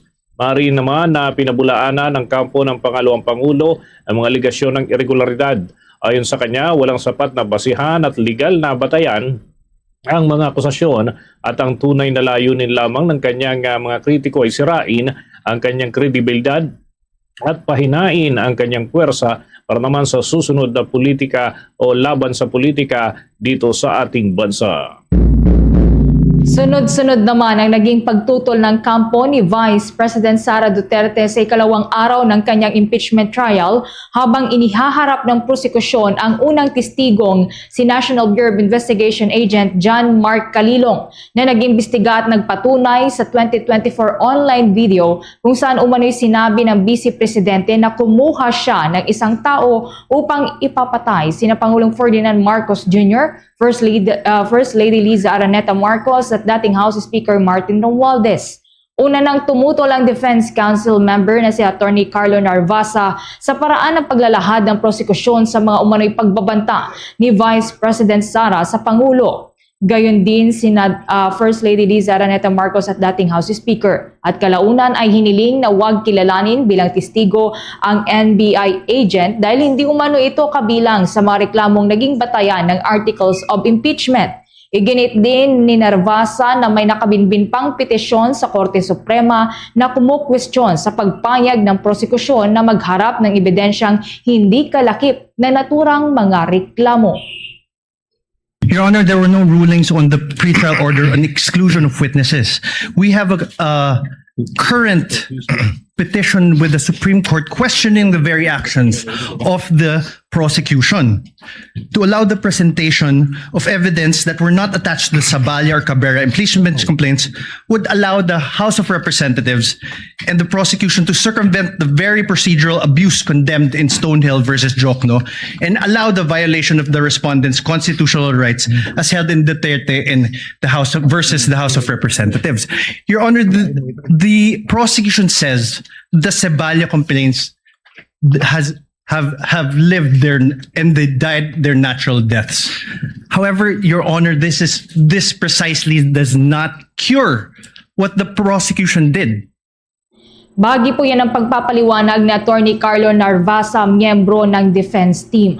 Sumagot naman ang Counsel for Prosecutors na si Attorney Amando Ligutan na natapos na ang papel ng reklamong Saballa dahil mayroon nang umiiral na Articles of Impeachment. Narito naman ang bahagi ng pahayag ng Counsel for Prosecutors na si Attorney Amando Ligutan. In this stage of the proceedings, the prosecution is about to present a witness and the defense is invoking the facts that this witness is not listed as one of the witnesses in the Saballa complaint. The Saballa complaint already lived its natural life. Your Honor, this is the impeachment proceeding of the Articles of Impeachment filed by the House of Representatives. Saballa et al. Is done. That should not be a proper objection, Your Honor, please. As to the number 2, I think the good counsel mentioned that it is not part, this witness is not part of the Articles of Impeachment. Gihan din ni Presiding Officer Francis Chiz Escudero ang motion ng depensa at binanggit ang naging desisyon sa kasong Enrile versus Sandigan Bayan na nagpapahintulot sa mga prosecutor na magharap ng karagdagang ebidensya sa pre-trial kahit hindi ito nakasaad sa reklamo basta't buod lamang ang kinakailangang ilahad. Narito ang naging ruling ni Presiding Officer Francis Chiz Escudero.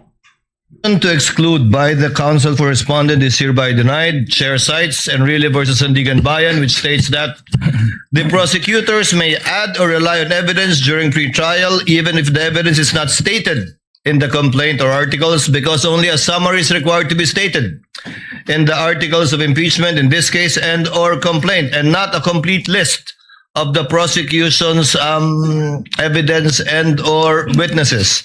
The court in general will not shackle the prosecution by limiting it to the evidence mentioned in the information and or the articles, especially when it is mentioned in the pre-trial brief, not only order but brief. Lalo namang uminit ang pagdinig ng paulit-ulit na tumutol si Narvasa sa mga tanong ng prosekusyon habang tumitestigo si Kalilong. Tinanong ng prosekusyon sa testigo kung saang bahagi ng video sinabi ni Vice President Sara na kumuha na siya ng isang tao upang ipapatay sina Pangulong Ferdinand Marcos Jr., First Lady Liza Araneta Marcos at dating House Speaker Martin Romualdez. Iginit ang depensa na leading at malabo ang tanong at sinabing wala namang binanggit sa video tungkol sa pagpatay. Ngunit sinabi ng prosekusyon na ilang ulit nang ipinaliwanag ng testigo na ang paksa ng investigasyon ay ang pahayag ng Vice Presidente na kumuha na siya ng isang tao upang gawin ito. Muling ibinasura naman ni Escudero ang pagtutol at hiniling sa depensa na hayaang tapusin muna ng prosekusyon ang pagtatanong. Sa huli, pinayagan din ng impeachment court na ipalabas ang bahagi ng 2024 video ng Vice Presidente kung saan sinabi niyang nakipag-ugnayan na nga siya sa isang tao upang ipapatay sina Pangulong Ferdinand Marcos Jr. kung siya ay mapatay. Matapos ang pagdinig, humiling ng pangunawa sa publiko si Senate Impeachment Court spokesperson Attorney Reginald Tunggol. Kasunod na rin ang mahabang trial kahapon dahil na rin po yan sa mga teknikalidad ng kaso. Samantala, maging ang isa pang miyembro ng public prosecutor ay hindi nakaligtas doon sa mahigpit na pagharang ng panig ng depensa sa naturang proceedings. Sa panimulang salita pa lamang ni Iloilo Representative Lawrence Defensor, agad na itong tinangkang pigilan ni Defense Counsel Carlo Narbasa na itong naging bahagi ng naturang impeachment trial. Noong 22 ng Hunyo 2026, nagulat at nagdalamhati ang buong bansa sa pamamaril sa isang paaralan. Sorry, excuse me. Your Honor, may I be allowed to finish my manifestation? I will not disrespect and interrupt the defense counsel but before once he has started. This is no disrespect. Bagian mga kabombo ng pagharang ng panig ng depensa dito sa pagsasalita ni Prosecutor Lawrence Defensor. Tema ng talumpati ni Defensor o ng mga pahayag ni Defensor ang issue ng pamamaril doon sa Tacloban na gumulantang sa bansa habang inilalatag nito ang argumento ukol naman sa banta sa seguridad.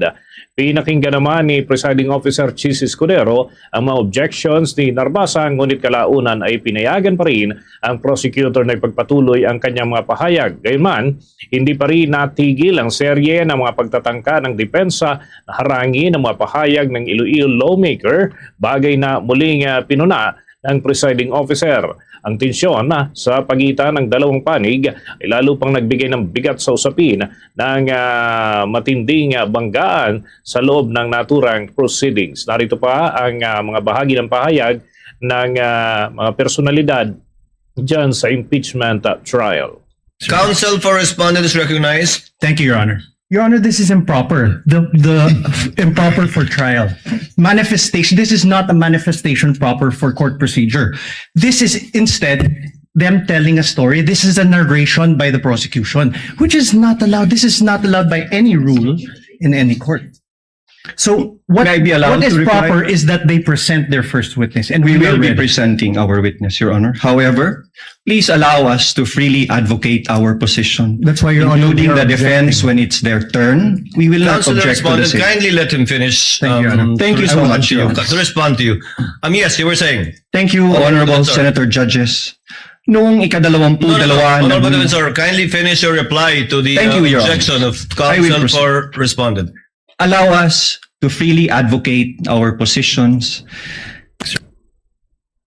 Mga kabombo, mga Kastar Nation, magkakasunod na tinig yan ni na Representative Lawrence Defensor, bahagi ng public prosecutors at ni Attorney Carlo Narbasa mula naman sa panig ng defense team at ang mga ruling ni presiding judge Chis Escudero kaugnay na pa rin ng naturang paglilitis. Kuha pa po tayo mga karagdagang balita mula dyan sa may Senado. Ang impeachment court tiniyak na tuloy pa rin ang impeachment trial ni Vice President Sara Duterte kahit may petition na sa Korte Suprema.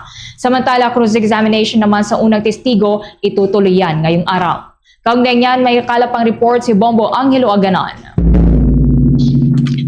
Bombo Dennis, Bombo Ever, tiniyak ni impeachment court spokesperson Attorney Reginald Tungkol na tuloy ang impeachment trial ni Vice President Sara Duterte hanggat walang inilalabas sa Temporary Restraining Order o TRO o Status Quo Ante Order ang Korte Suprema. Sa isang pulong balitaan, sinabi ni Tunggol na walang legal na hadlang sa pagpapatuloy ng impeachment proceedings sa kasalukuyan sa kabila yan ng paghahain ng mosyon ng ilang grupo ng abogado sa Supreme Court para pansamantalang ipatigil ang paglilitis. Idinagdag niya na kung sakaling maglabas ng kautusan ng Korte Suprema na may epekto sa impeachment proceedings, hindi isang senator judge lamang ang magpapasya para sa Senado. Aniya, bilang isang collegial body, ang impeachment court ang buboto kung paano tutugon sa anumang utos mula sa kapwa sangay ng pamahalaan. Gayunman, sinabi ni Tunggol na batay sa kasaysayan, iginagalang ng Senado ang balanse ng kapangyarihan ng tatlong sangay ng gobyerno hanggat hindi nito naapektuhan ang sariling kapangyarihang ipinagkaloob ng konstitusyon. Narito pakinggan natin ang mga bahagi ng pahayag ng impeachment court spokesperson, Attorney Reginald Tunggol. Of course, it is within the plenary powers of any co-equal branch of government. However, as we have seen before po, the Senate always respects the balance of power. So kung yun po yung guidance natin, makikita po natin na susundin nila yung co-equal branch of government nila so long as it does not prevent them from exercising their own powers under the Constitution. So pag ganyan po, ayaw po natin ng constitutional crisis. And sa history naman po ng ating mga three branches of government, wala pa naman tayo umabot doon sa ganong pag-violate ng co-equality ng mga branches of government. Samantala, Bombo Dennis, Bombo Ever, itutuloy naman ngayong araw ang ipinagpaliban na cross-examination kahapon sa unang witness na si National Bureau of Investigation Agent John Mark Calilong. Ipinaliwanag ni Tunggol na ang pangunahing dahilan ng pagpapaliban nito ay ang pagod ng mga senator judge, mga abogado at testigo ng prosecution. Inaasahan rin niya na magiging mahaba pa ang cross-examination ng defense team kaya't minabuti ng korte na ituloy ito ngayong araw para may sapat silang pahinga. Nilinaw din niya na bagamat may nakasaad na one day, one witness rule sa pre-trial order, hindi ito isang mahigpit na tuntunin at maaari itong baguhin depende sa sitwasyon ng paglilitis. Ayon kay Tunggol, mas mahalaga sa impeachment court na matiyak na malinaw na may lalahad ng testimonya at maayos na may pagtanggol ng magkabilang panig ang kanilang mga argumento kaysa piliting tapusin ang lahat sa loob ng isang araw. Muli pakinggan natin ang mga bahagi ng payag ng impeachment court spokesperson, Attorney Reginald Tunggol. I-expect natin matatagalan yun. And some senators are already tired sitting there. So pwede naman po yun, ginagawa yun so that mas ma-appreciate ng mga tao po pag hindi tayo pagod. Mas ma-appreciate din yung storya at testimonya ng testigo kapag nakapahinga rin siya. Kasi tuloy-tuloy rin siya kanina. Kawawa rin. Samantala, dahil sa pagpaliban ng cross-examination, aminado si Tunggol na maaaring maapektuhan ang schedule ng iba pang nakatakdang pagdinig, kabilang ang oral arguments sa mga hiling ng prosecution para sa sabina ng records at tax documents ng Vice Presidente at ng kanyang asawa. Magpapatuloy ang impeachment trial mamayang 2:00 ng hapon, Mabulanis, kung saan sisimulan ng depensa ang cross-examination kay Calilong. Kapag natapos ito ng mas maga, maaaring maiharap ng prosekusyon ang susunod nitong testigo. Mula dito sa Senado, ako si Bombo Anghiloganan, and this is Bombo Radio Philippines, the #1 radio network in the country. Your trusted source of news and information. Basta Radio, Bombo! Samantala, nagkasagutan naman sina Senator Judges Rizon Tiberos at Pia Cayetano. Yan ay sa ikalawang araw ng impeachment trial ni Vice President Sara Duterte. Uminit ang talakayan ng questionin nitong ni Senator Cayetano, Senator Judge Cayetano, ang linya ng pagtatanong ni Tiberos at hiniling na burahin sa opisyal na record ang mga naging sagot ng prosekusyon.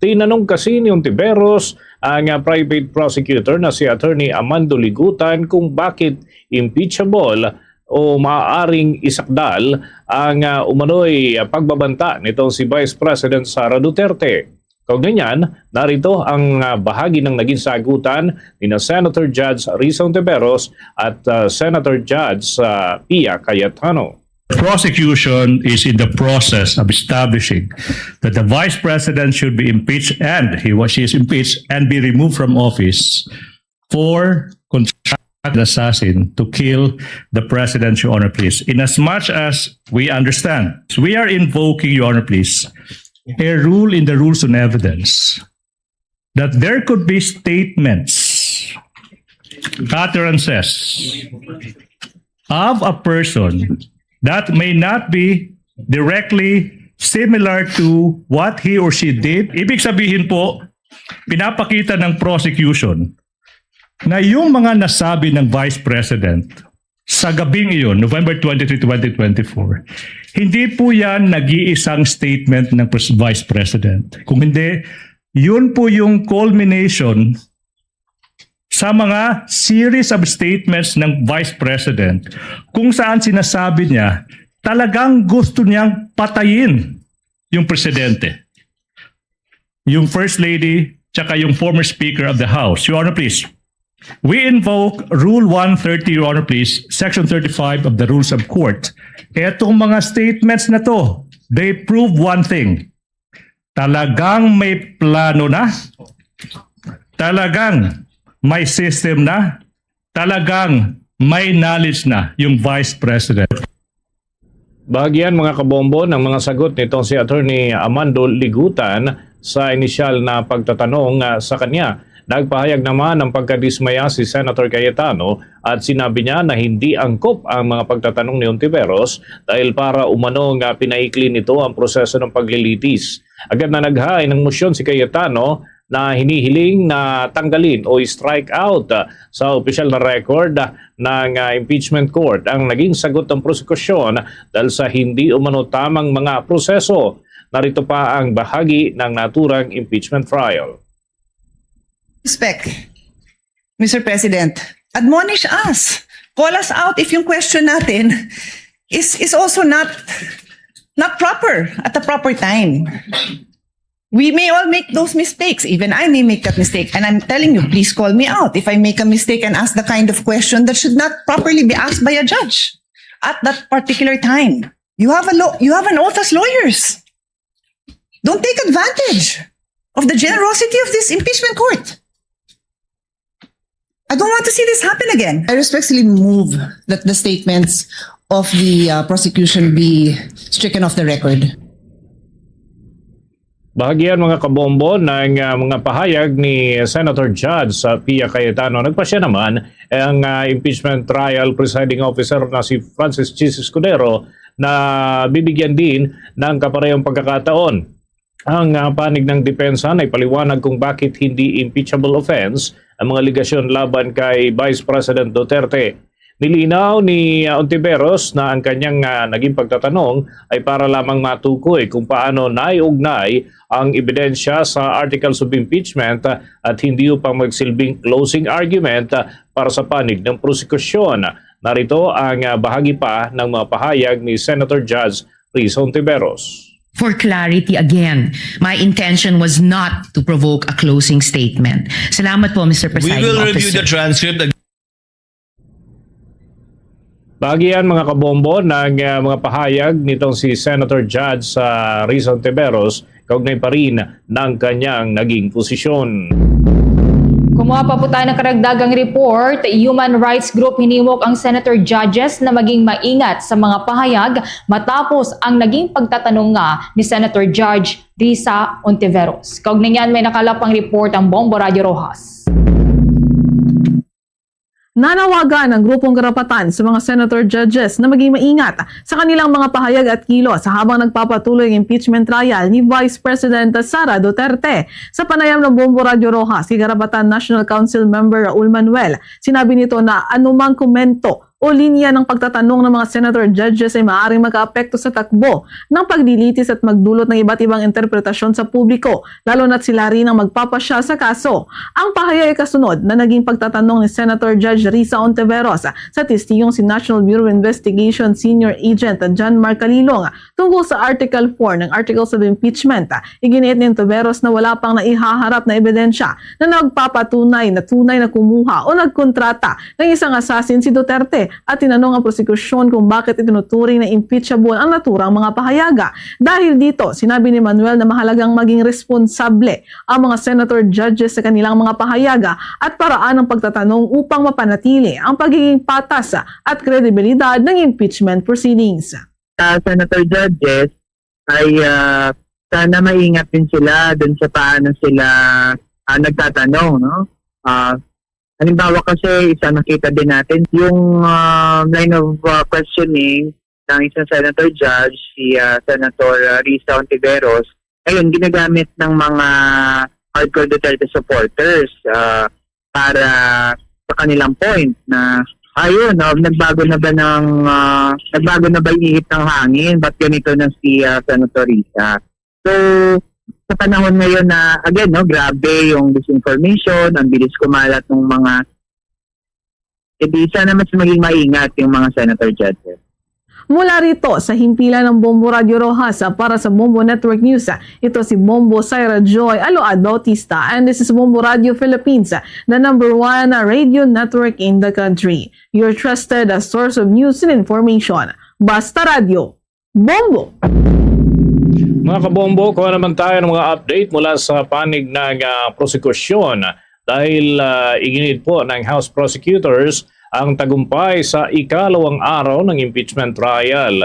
Si Deputy Speaker Ortega ay sinabing clickbait ang pagpunta ni Vice President Sara Duterte doon sa Senado kahapon. Alamin natin kung bakit. May pag-uulat si Bombo Annalise Soberano. Iginiit ng House Impeachment Prosecutors na naging matagumpay ang ikalawang araw ng impeachment trial sa Senado matapos maipasok sa record ang mga ebidensya at maibasura ang karamihan sa mga pagtutol ng depensa. Ayon kay Prosecution Spokesperson Representative Zia Alonto Adyong, mahalagang naipakita sa publiko ang mga ebidensyang inihaharap ng prosekusyon at naipagpapatuloy ang paglilitis. Sinabi naman ni Public Prosecutor Representative Terry Ridon na hindi batayan ng tagumpay ang dami ng tinanggap o binasurang mga pagtutol, kundi ang pagpasok ng mga ebidensya at pagpapatuloy ng presentasyon ng mga testigo. Dagdag pa ng prosecution, ang ikalawang araw ng paglilitis ay hudyat ng paglipat ng impeachment trial mula sa mga paunang usapin tungo sa aktual na pagtalakay sa mga ebidensya na anilay nagbibigay sa publiko ng pagkakataong makita kung paano suriin ng impeachment court ang nasabing kaso. Pakinggan natin si Representative Terry Ridon. Po yung araw po na ito, una nagpunta po ang atin pong pangalang Pangulo, hindi sa paglilitis, kundi para po kamustahin ang kanya pong defense panel. At nakikita naman ho natin ngayong araw po na ito, ongoing yung pong paglilitis. No? So, antayin ho nating matapos yung kabuuan po ng presentation of the witness, pero tingin ko naman lahat po ng mga mayor na mga punto na gusto kong ma-deliver ng prosecution ngayong araw po na ito ay na-deliver po as we speak.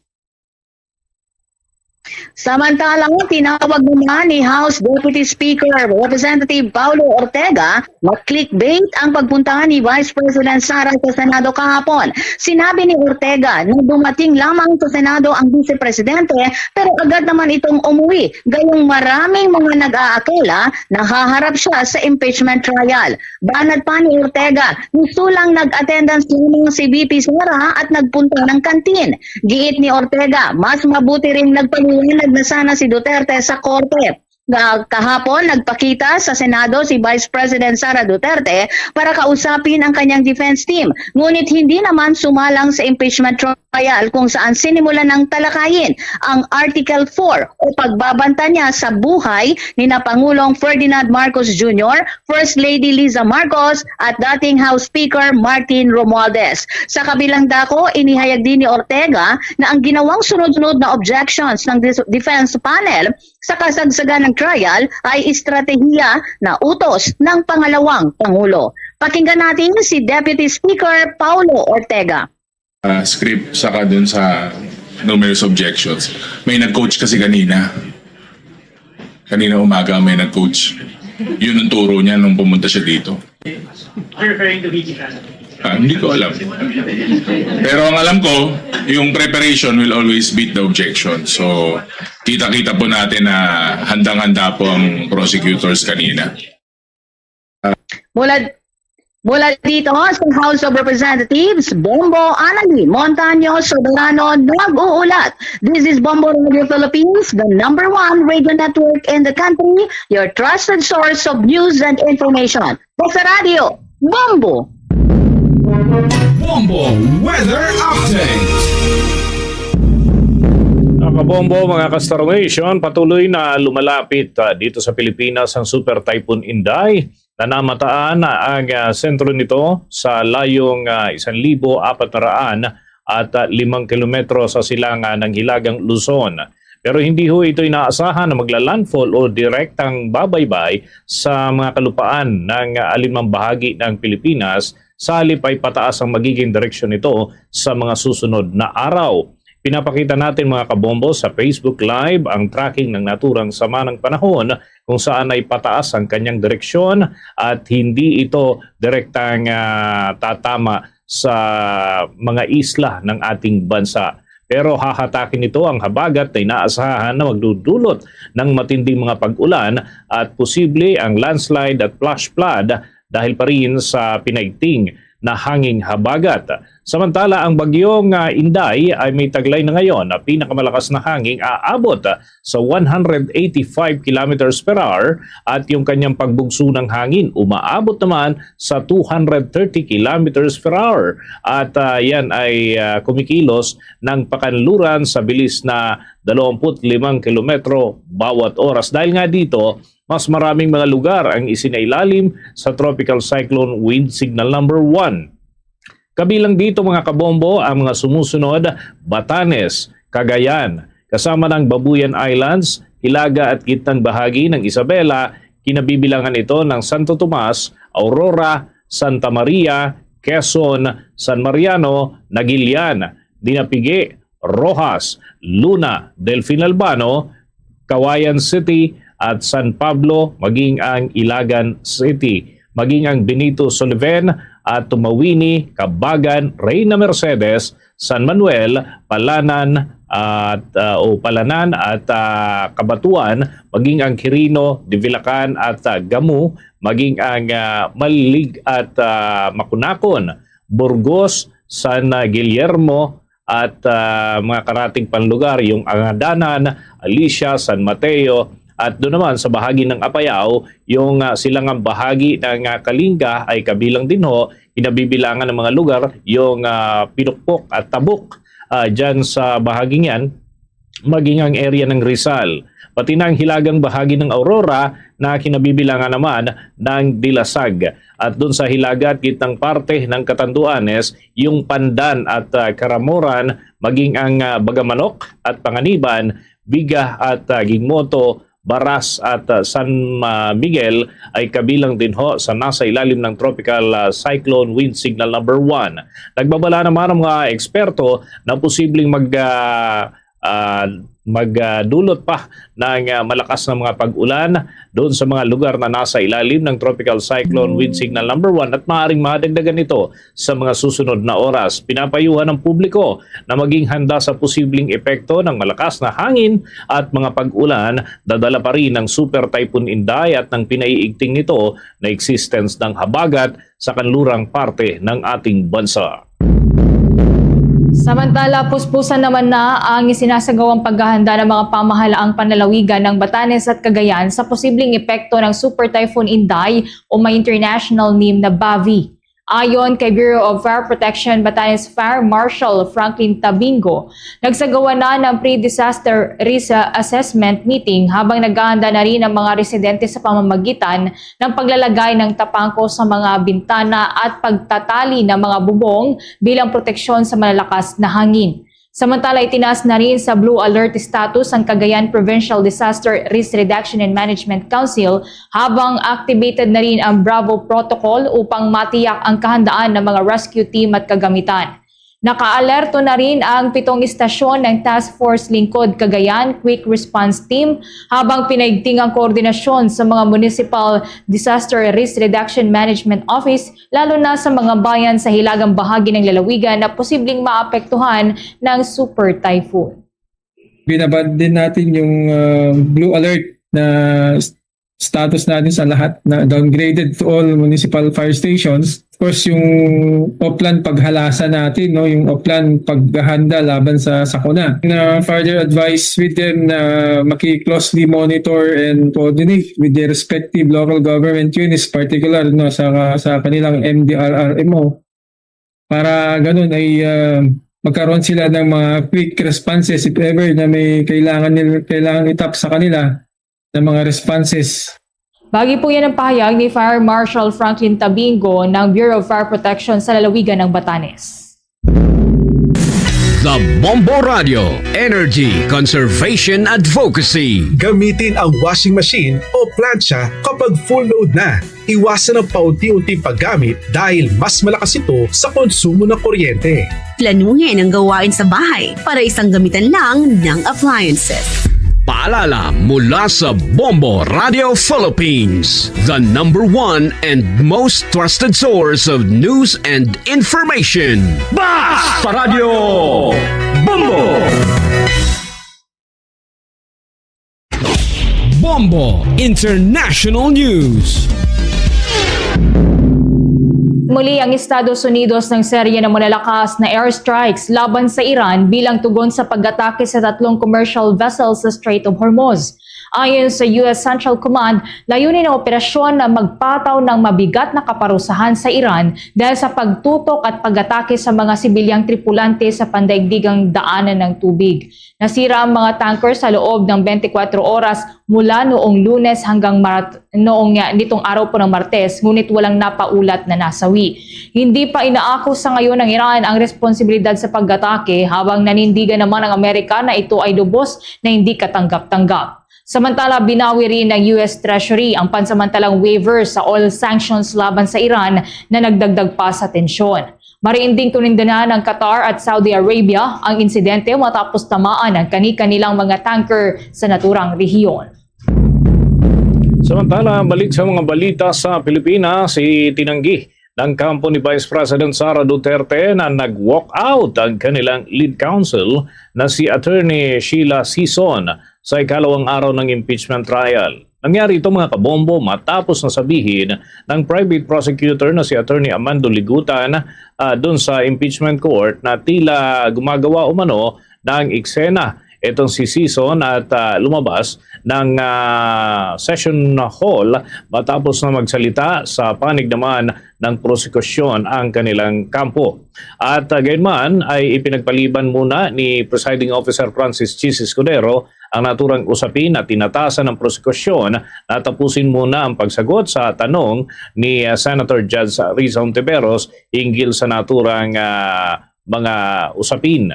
Sa press conference, matapos naman ang pagdinig, sinabi ni Attorney Michael Powa, tagapagsalita ng legal team ni Vice President Sara Duterte, na hindi nag-walk out itong si Attorney Sison kundi lumabas lamang upang magbanyo. Ayon pa kay POA, narinig pa umano ni Sison ang aligasyon na ito ay tila nag-walk out kaya agad ito na nagpaliwanag at siya ay nag-bathroom break lamang umano at hindi umalis doon sa naturang paglilitis. Mga kabombo Castor Nation, usapang food supplement for kids muna tayo. Nasabi mo na ba at some point sa buhay mo, buti na lang ang tangkad ko? Hanggang ngayon, yan ang hiling ng mga moms para sa kanilang kids. Buti na lang may Cherry syrup na may CGF tulang sa proper growth and development ng mga chikitings with proper diet and exercise. Meron pang lysine, taurine at essential vitamins. Kaya sa bawat compliment sa height nila, proud na proud si Mami. Mahalaga pong paalala ang Cherry syrup ay hindi gamot at hindi dapat gamiting panggamot sa anumang uri ng sakit. Tuloy-tuloy tayo sa ating mga balita. Bagamat nasa stable condition na raw itong si Senator Dante Marcoleta, hindi pa rin ito maaring humarap sa court hearing. Ayon kay Police Lieutenant Colonel Benali Bayani, Chief ng Internal Medicine ng Philippine National Police General Hospital, hindi pa fit for trial ang naturang senador dahil sa nakakaranas pa ito ng paninikip ng kanyang dibdib at maging ng kanyang batok. Bukod dito mga kabombo, nananatiling mataas ang blood pressure itong si Senator Marcoleta na nasa pagitan ng 130/80 hanggang 140/100. Sumasailalim pa rin ang naturang mambabatas sa iba't ibang laboratory tests.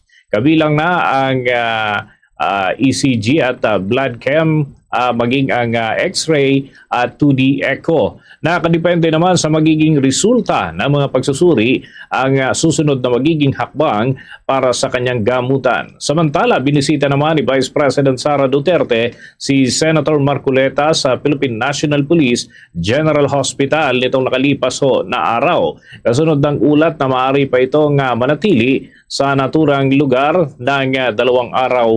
Matatandaan mga kabombo na inaresto ito si Marcoleta dahil sa ilang usapin na kanyang kinasasangkutan, lalo na yung plunder na kinakaharap niya, pati na yung kanyang mga co-accused na ngayon ay hawak na rin ng mga otoridad. Inisyu ang warrant of arrest ng Sandigan Bayan 3rd Division kaugnay doon sa usapin ng pandarambong. Ang kaso ay may kaugnayan sa umano'y hindi diniklara na campaign donations para sa 2025 senatorial bid nitong si Marcoleta. Sa kasalukuyan ay sina Defensor, Espiritu at Biray ay nakapit naman doon sa Quezon City Jail na mga kapwa-akusado nitong si Marcoleta.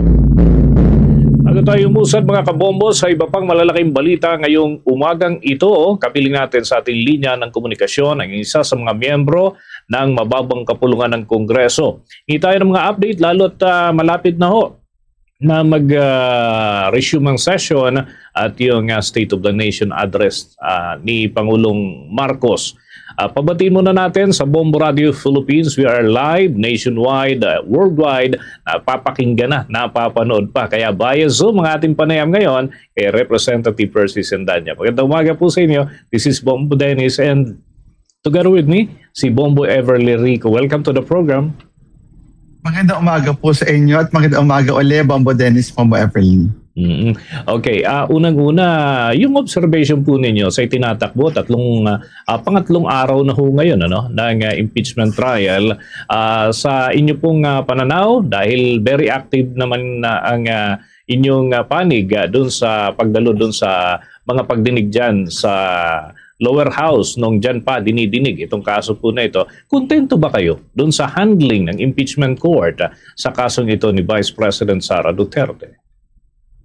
So far na kontento naman tayo dun sa how the case is being tried in the Senate. Sa totoo lang talagang isa tayo doon sa nakaramdaman ng matinding tuba nung ito ay finally na-hear na sa Senado.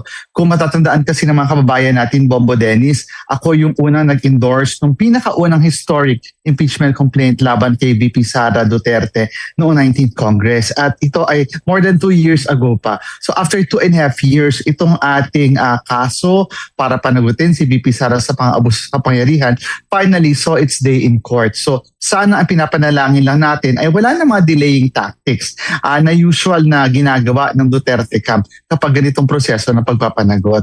Kasi yung mga nangyari kahapon, lalong-lalo na sa Senado during the hearing at yung pagtakbo naman na makakampi niya sa Korte Suprema para mag-file na naman ng kaso, classic nagalabang Duterte ito. Ito yung DDS, yung delay, derail at saka sabotage. Nakita natin dahil wala talaga silang matinding ebidensya panlaban doon sa mga ebidensyang ihahain natin, dinadaan nila sa mga delaying tactics at pag-derail ng proseso at eventually pag-sabotage tulad ng ginawa nila na pagtakbo na naman sa Korte Suprema.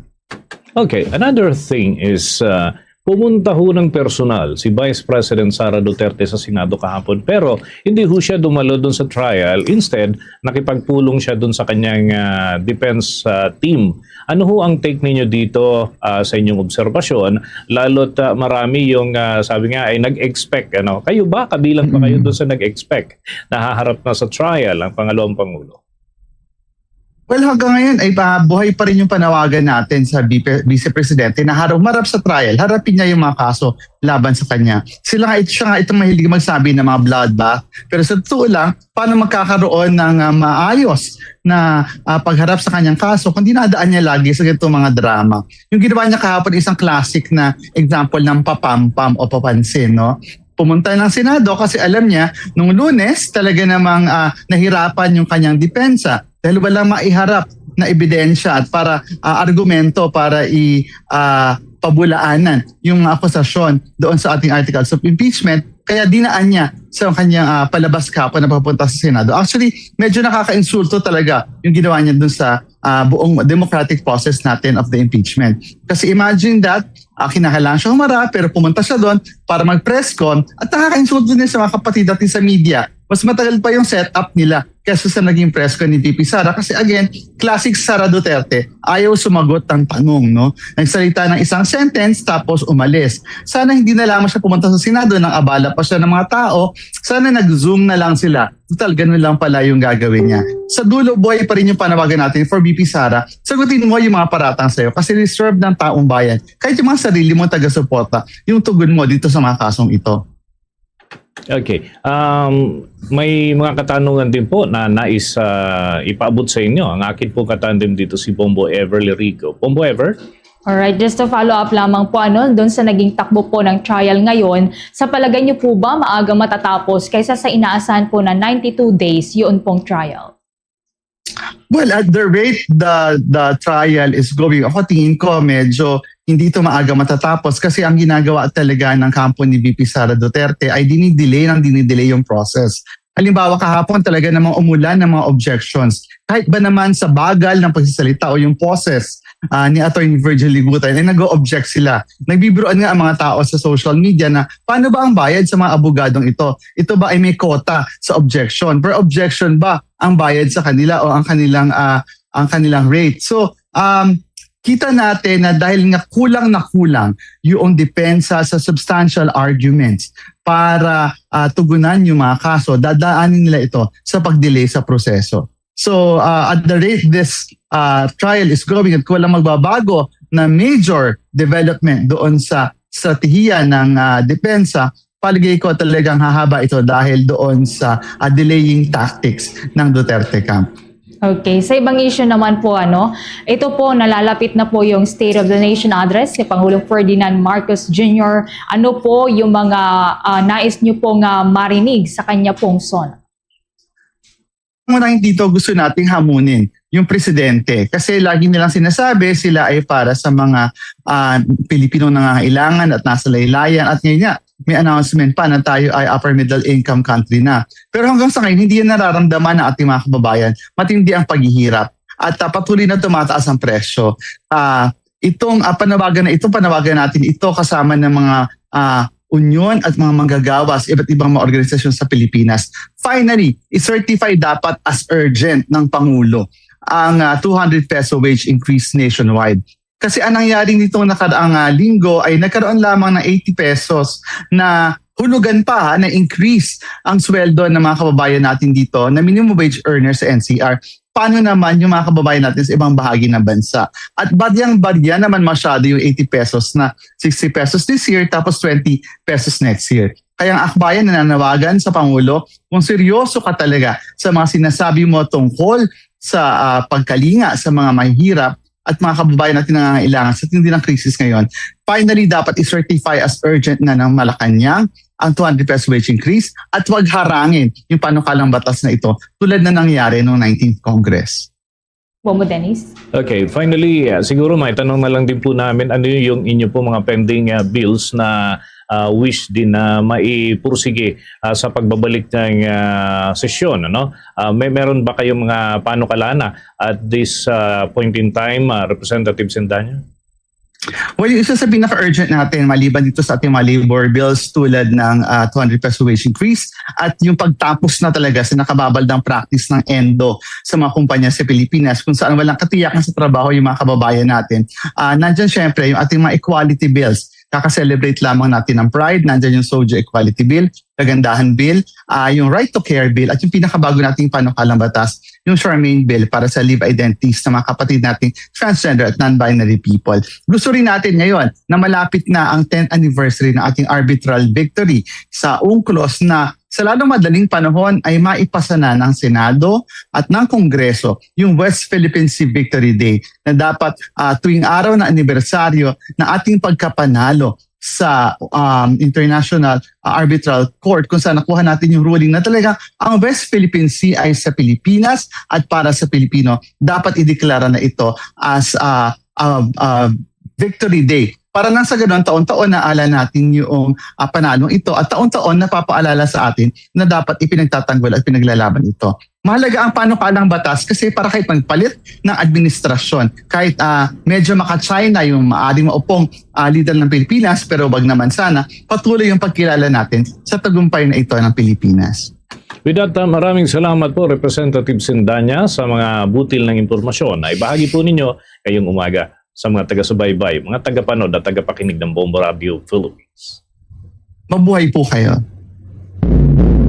Mga kabombo, mga ka-Star Nation, nakakausap po natin via Zoom para sa ating mga listeners and viewers, si Representative Percy Sendanya. By the way, mga kabombo, nakipag-ugnayan din ho tayo dun sa kampo ng defense team sapagkat nababanggit kanina ni Representative Sendanya itong panig ng depensa. Tayo ho sa Bombo Radio Philippines ay nagpaabot din ng paanyaya sa panig po ng depensa, ngunit wala pa ho silang tugon so far. Patuloy naman na bukas ang Bombo Radio Philippines para sa kampo nito si Vice President Sara Duterte. Samantala, kaugnay nga po ng ikasampung anibersaryo ng arbitral ruling sa West Philippine Sea, ilang aktibidad po ang isasagawa. Kaugnay yan, may nagkalap pang report si Bombo Jovino Galang. Nakalatag na ang ilang mga aktibidad para sa pagdiriwang ng ikasampung taon ng Arbitral Ruling Awards sa Pilipinas. Ayon kay Armed Forces of the Philippines spokesperson Colonel Francel Margaret Padilla, nasa darating na Hulyo 12 ay magkakaroon ng iba't ibang aktibidad kasama ang ilang mga organisasyon. Kabilang din dito ang information activities para dumami pa ang makakalam sa tagumpay ng ating bansa. Well, ito nga isa-celebrate natin sa July 12, no? Ginugunita natin yung 10 taon ng pagkapanalo nga natin dito sa arbitral rule na ito, no?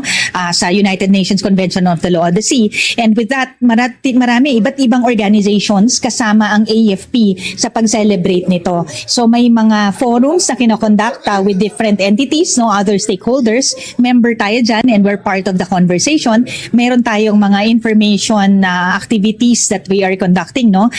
Pumupunta tayo sa iba't ibang lugar. We're giving itong communications plan mulat natin.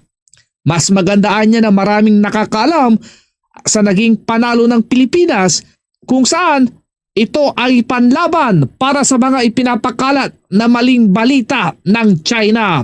Magugulitang noong Hulyo 12, 2016, ng pinaburan ng Permanent Court of Arbitration mula sa The Hague ang Pilipinas.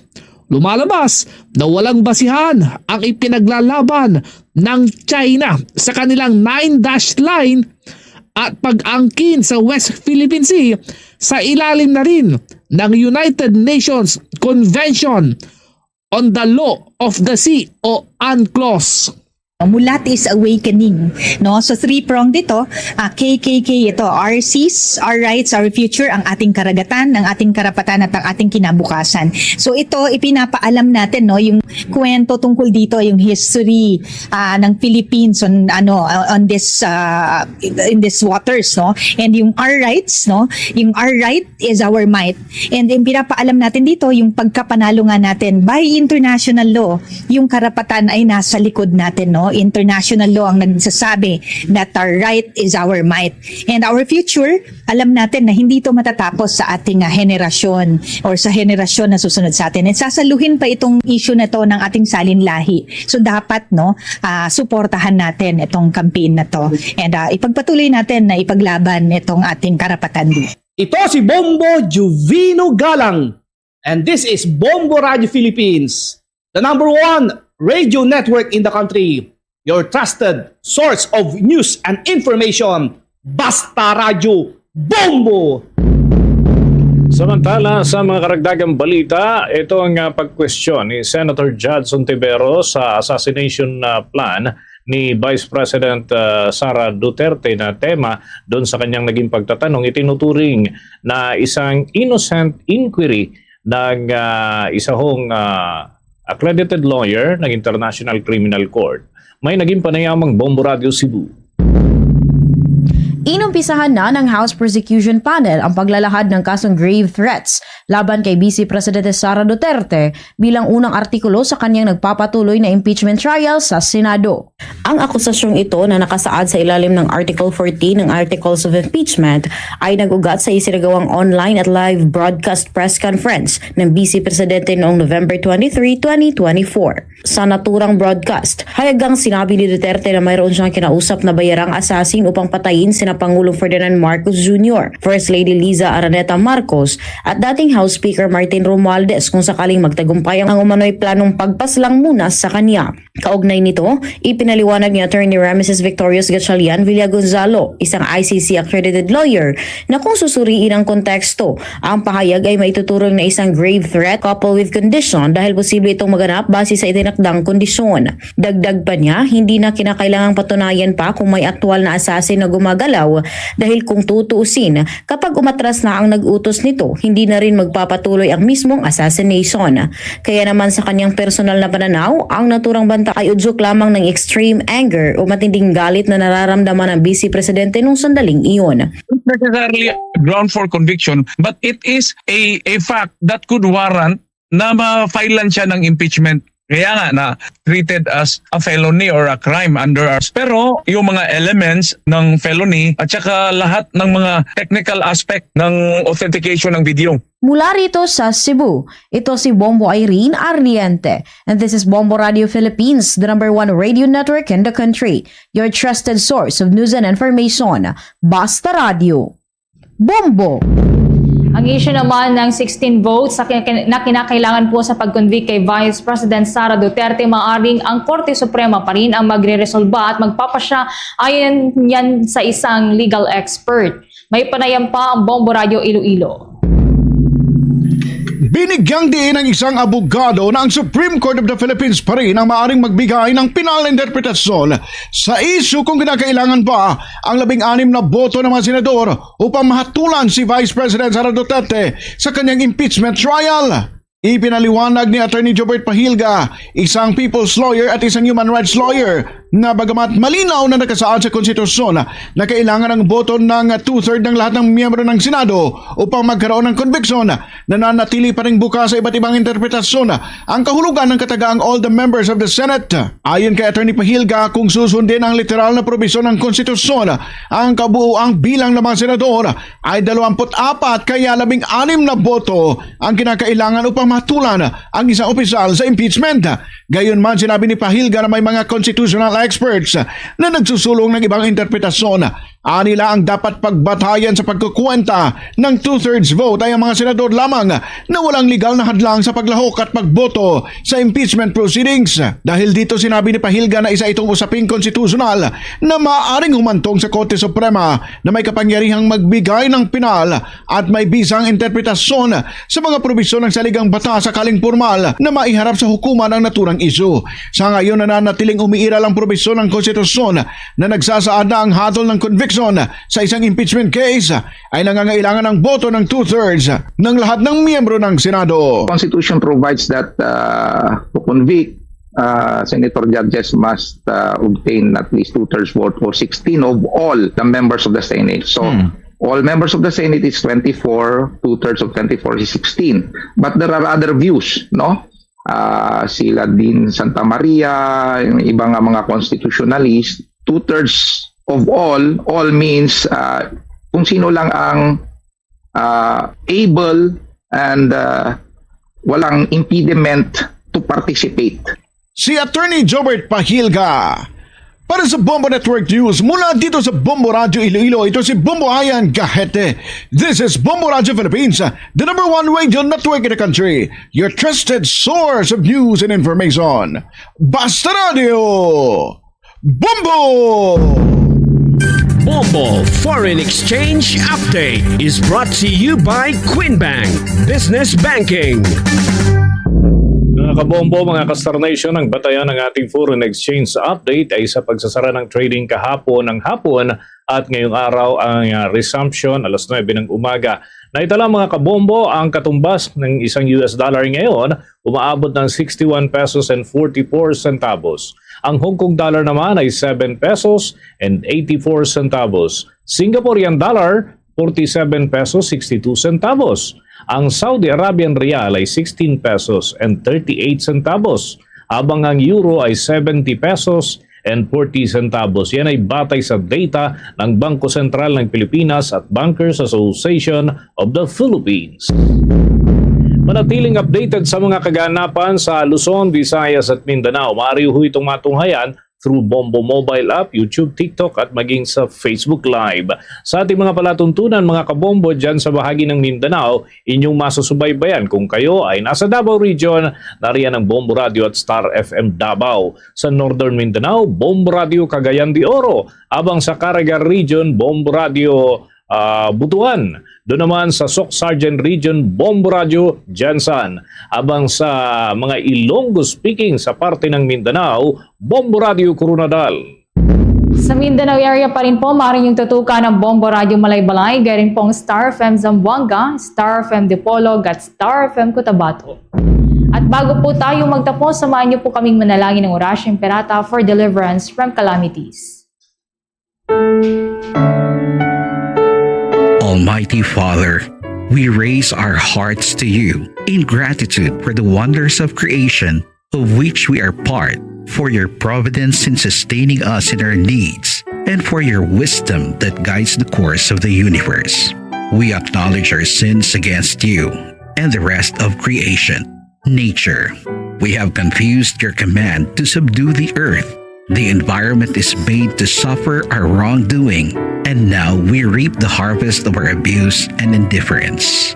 Global warming is upon us. Typhoons, floods, volcanic eruption, and other natural calamities occur in increasing number and intensity. We turn to you, our loving Father, and beg forgiveness for our sins. We ask that we, our loved ones, and our hard-earned possessions be spared from the threat of calamities, natural and man-made. We beseech you to inspire us all to grow into responsible stewards of your creation and generous neighbors to those in need. Amen.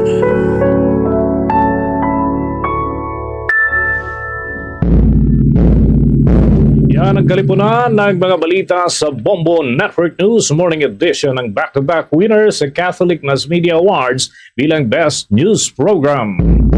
At mula rito sa Bombo News Center, Makati, this is Bombo Radio Philippines, the #1 radio network in the country, your trusted source of news and information. Basta Radio, Bombo!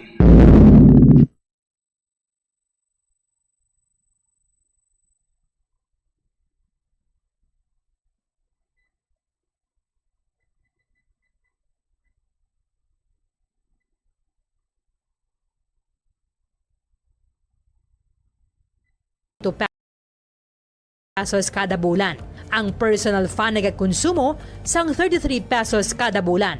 Ang industrial fund nagakonsumo sang 667 pesos kada bulan, kag ang bladeless fund nagakonsumo sang 222 pesos kada bulan.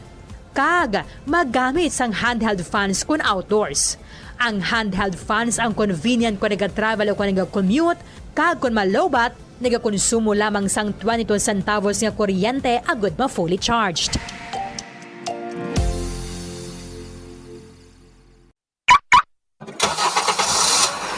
Sunod sa Bacolod Negros Occidental, kapalag ng palatuntunan ng Bombohanay Big Time. Sa karon sa mga kabaran nga daw sa Miyerkules, Petsa 8 sa bulan sang Hulyo 2026. May kapadalagat bombo po sa Espino, tugtog kita alas 9:30. Siring aga sa pagadulong sa kapagpatpat sa pila ka mga dalagkuan aton siring nga mga barita. Barita lokal, barita national, barita sa Rasampung Sod. Pila ka mga dalagkuan aton siring nga mga barita sa patag sa nampa kag sa artista.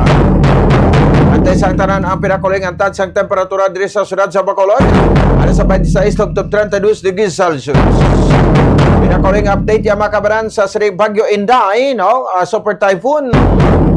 Alas 3 kay nasa ang kagahon, no? Ining uli na sa Platan sa 1405 kilometro sa nasidangan sa Northern Luzon. Nga may kabaskugon sang hangin nga 185 kilometers per hour malapit sa sentro kabay pagbadlos tubtob sa 230 kilometers per hour. Ang paglaom naton nga magahuyang sa typhoon category sa Huwebes, samtang sa Biyernes naman iya makabanan, no, pa-experiencean ining lapta-lapta nga mga pag-ulan. Kaya officially nagsulod ni iya makabanan sa Philippine Area of Responsibility ang Bagyo Inday. So mga lugar sa din particularmente sabay sa Central Luzon ang ginpadalom na sa storm signal warning o kon storm wind signal number 1. Diri sa aton sa Negros Occidental, Negros Island Region, Visayas, ma-expressaran aton iya makabanan ini mapag-ulan kag siyempre, no, ang dala sa habagat kag ang ginpabaskog pa sang bagyo. May mga LGUs, no, nga nagkansela na sa ila sa mga klase, suspendido. Sumugod-subong adlaw tob-tob sa Biyernes, Petsa 10. Sa bulan sang Hulyo, bangod sa imposible, napagtupa sang madamol nga ulan. Ang banwa sa Mrs. Padilla all levels, no, Hulyo 8 tob-tob 10. Banwa sa konsyudad sa San Carlos sa selected barangays. Banwa sa Isabela all levels, no, from July 8 to July 10. Ang Himamelan City, all levels, La Carlota, Hinubaan, Hinigaran, kag Kabankalan. So, bulang tapan na karon kung may magadugang pa, no? Sa di makabanan nga mga kwandria, no? Nga mga LGU, nga di mag-cancel sa klase, no? Sa sining preparasyon ta sa super typhoon nga si Inday. So, diri sa aton karon sa bahin sa aton nga Peter Maumat, check man kita diri. Mga kabaran diri sa bahin sa aton siring nga pangalagad, no, kung ano ang latest, no, sa bahin sa aton nga Provincial Disaster Risk Reduction Management Program kon PDRRMO pagi sa kay Ma'am Irene Bell Plotenia, or mismo ti ang aton mga gobernadora. I-check nato ni karon, no, si Governor Bong Lacson. Oras sa Bomba Radio Bacolod Philippine Standard Time, 7 minutos sa kaligad sa takna alas 8 sa aga.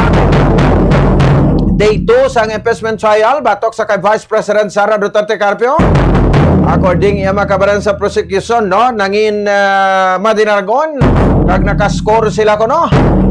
Ang proponent iya makabaran nga prosecutor, no, sa part sang House of Representatives sa fourth impeachment.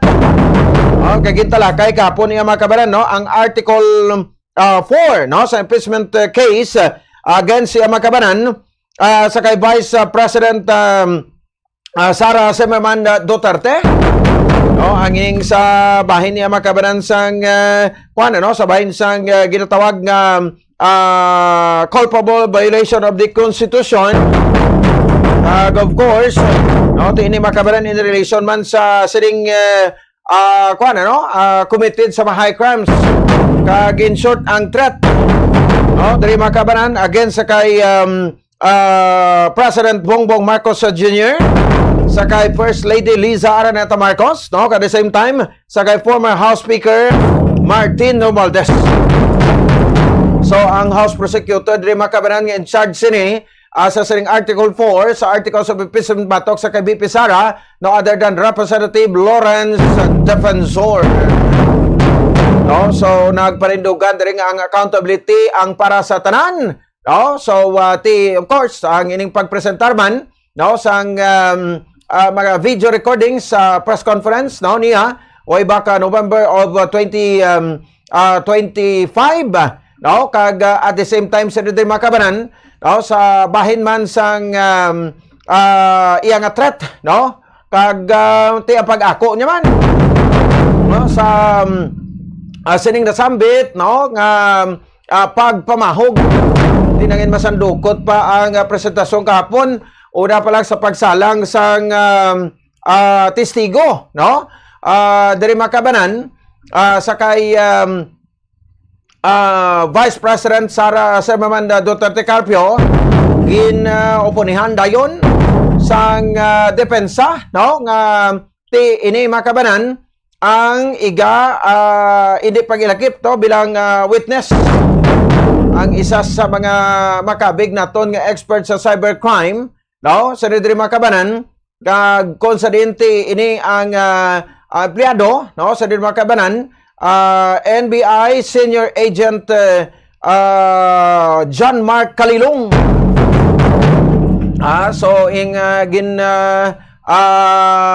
ginmove sang defense nga hindi pa sa ilakip kay ti way minimalista sa pre-trial, pero ti rule diri, no, ni Presiding Officer Senator Chis Escudero ang ining Supreme Court ruling, no, nga Enrile versus Sadigan Bayan nga nagapahayag nga ang prosecutors ang mahimo magdugang o kung magsalig sa ebidensya na wala nakasaad sa complaint o kung articles, bagod ang summary lamang ang kinahanglan ibutang sa pagdeklarar sang articles of impeachment. Tinitigayon, no, ang baldiri sang kampo sa prosecution, nakascore sila. Pero on the laughter side, kung yung yuhom ka mo danay, kay damo na di man natusyahan ang aton nga mga kauturan sa impeachment mo, no, sa impeachment trial against aton Vice Presidente, no. So sang first day natutusyahan gito nilang pagbukal sang di bilang tubuan sang aton iwit-iwit da bla sang baba ni lead prosecutor Attorney Congresswoman Jervil Luistro. Ang kahapon naman to nga nanutisyaran naton ang wala untat nga pagtulo, no, sang sipon sa Diri Makabanan ni sa isa sa mga private prosecutor, no, sang sang prosecution, no, nga si Attorney Ligutan. Halin sa laway nga nagabukal sa baba tapos ara naman kuno ang kwan pagtulo sa sipon, no, on the laughter side naman niya, no. So ti mo nang nakomentuhan ako nakita nila dito, no, pero ang punto iya kun aton man ng tawon ti well presented, no, ang ining mga videos kung paano nakuha, paano na-acquire, paano gin-authenticate, no, ang ining nasambit iya Makabanan nga mga video. So ginbaisan pa ang almost 2 hours ng video nga dapat i-play gid, pero may gin-splice na silang almost 2 minutes, no, sa pamangkot sang isa ka vlogger to, no, namangkot sa kay Vice President Sara kung kamusta naman siya, no, maghalong siya kag ano ba matabo si mo, anong imo reaksyon. Ti amo na sa Makabanan, no. So pero gin-overrule man ato sa gyapon sa presiding officer kag ti ginhulat nga siya may tsimpo man kamo, no, nga ti mag-cross examine sa witness anit ti basi dira nga tsimpo dira tayo tagan no, sa tinion nga makaplay pro ti 2 ka oras to yaw kung sa bagay way manayasang way manayasang limit da, no. Kahapon gani ti pila ka oras man, no, kag ti iban to na komentuhan to do sige daw ka kung dasig lang mamangkot tani si Attorney Ligutan, hindi na tani maglawig, pero ti anon mo kay trial gani mo, no, kag ginatawag tininak mo sagay ka question sina, di ba? O kay may mga train man na sila ti ban ito reaksyon niya. Hindi man lang gali tanan nga mga Manila lawyers to kag ara sa bantog nga mga kwan nga mga law firm, no? Mayo na gid. Ti nga ang dogin lamon naman kuno to si kwan kahapon, si Attorney Narbasa, no? Ni Attorney Ligutan. No, why gito sa ka-porma, no? Kay puro lang sa kwan, puro lang sa object, pero overruled man. Ano mo naman reaksyon sa ibang diri mga kabanan, no? Pero papahambalo mo naman na depensa, niya wag gid pigaw, recycled. Ini mga ebidensya kuno nga ginpagpresentar nila to, no? Hambal sang defense. Ti why man na bag-o, no? I-search mo lang na sa YouTube, no? I-search mo lang sa Facebook, makita mo na ti anong bag-o to kapon kuno. Hambal sang depensa. No? Kay ti ini makabanan sa ato na makabombo, no? Hindi na ni siling yang kuan ano nga daw isa lang giya balang i-present daw kuno dapat i-intuto mo gid, no? Pero iba niya sa siling kag may mga comment man to, yati nabatian na namo na, nakitaan na namo na, no? Sa hearing sang House Committee on Justice, sa House of Representatives nga ti nag-mini trial sila to. Kag nakalista na may si Kalilong, no, bilang witness, no? So ti ini makabanan isa sa pagi para mapresentar sa insakto, no, ang ebidensya man sa prosecution. Dira pa lang kita nga side no, na kasaksi kahapon, no? So ti hindi pa tanay mag-conclude, no? Kung bala ti guilty na o kung hindi guilty nga aton sa Vice Presidente, no? Kay may time pa karon sa hapon, may time pa karon sa hapon, no, sa di makabanan nga magkuan kita, no, magsaksi sang cross-examination. Ti ibad gurong mga senador to karon as sitting as senator judges, no, magapamangkot, no, karon to yung makabanan sa bahin sa witness sa attorney Kalilong. So amo ning bantayan pagid naton karon.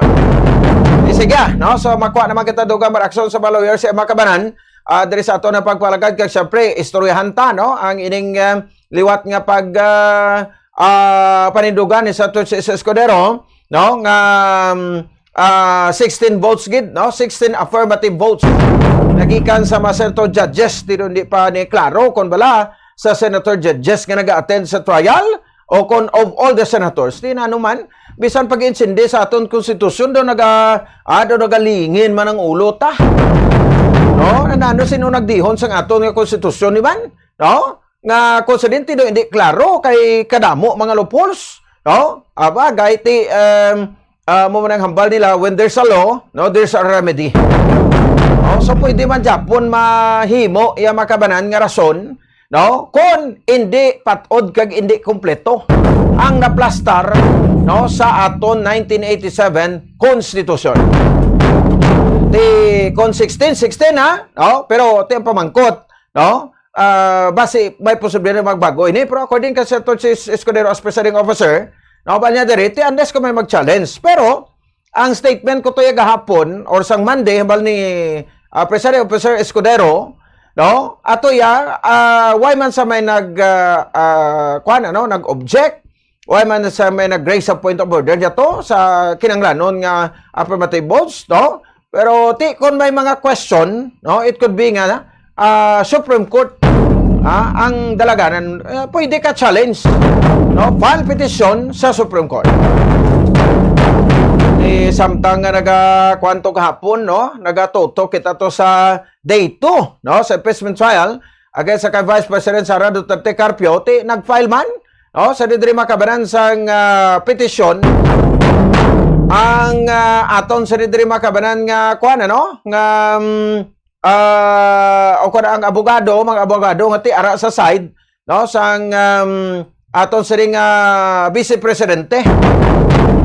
Oh, so nag-file sila sa petisyon ng grupo sa mga abogado agod nga ayon, no, ining temporaryo nga pagpunta sa impeachment trial kontra sa kay Vice President Sara Zimmerman Duterte.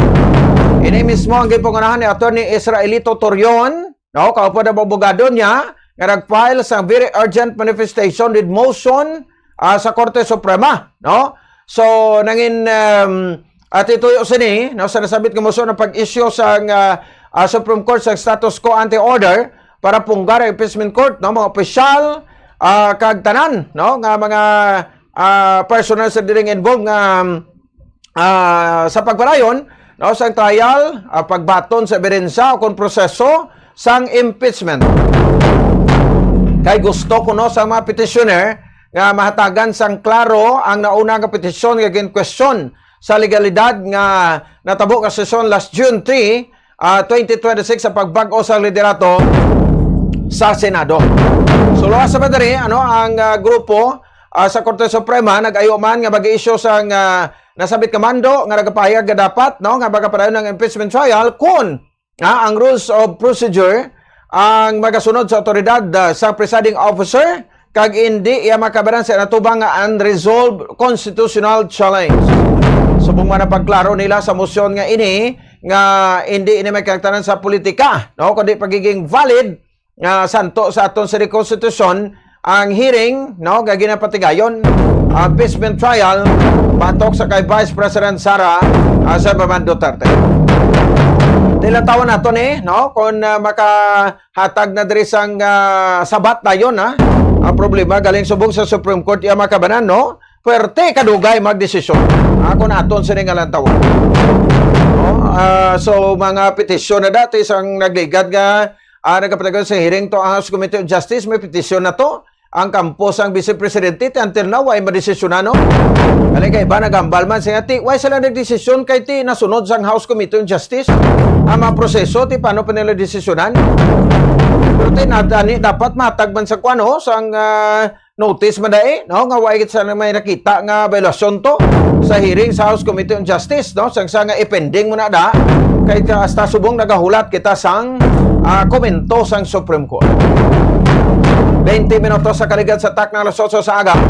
Diri sa aton siring pagpalagad, driman sa bahin sang aton siring nga palatuntunan. Sige, kay ban pa karong mabalita, no, ang issue diri naton lokal, diskusyonan taman diri sa aton pagpalagad.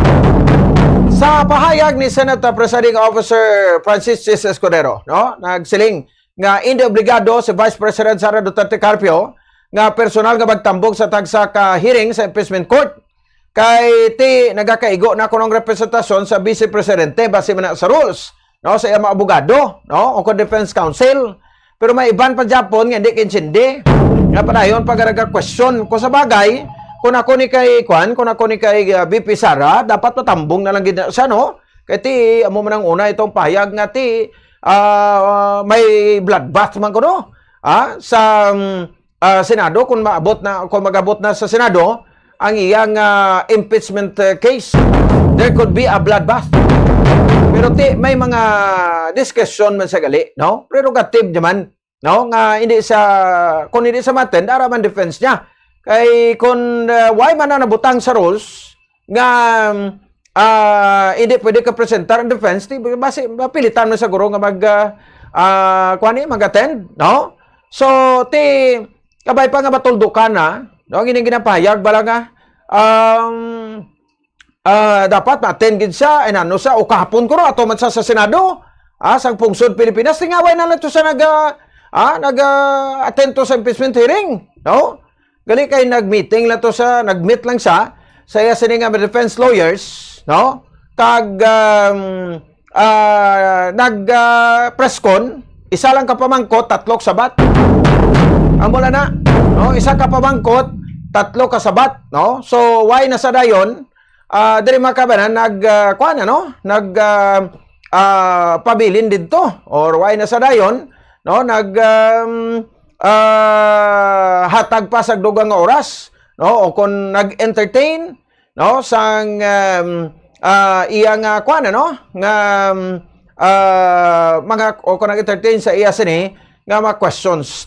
Ang ginbilin niya lang to, no, kasabat, in this bloodbath, in this bludgeoning, I will be blooded but unbowed.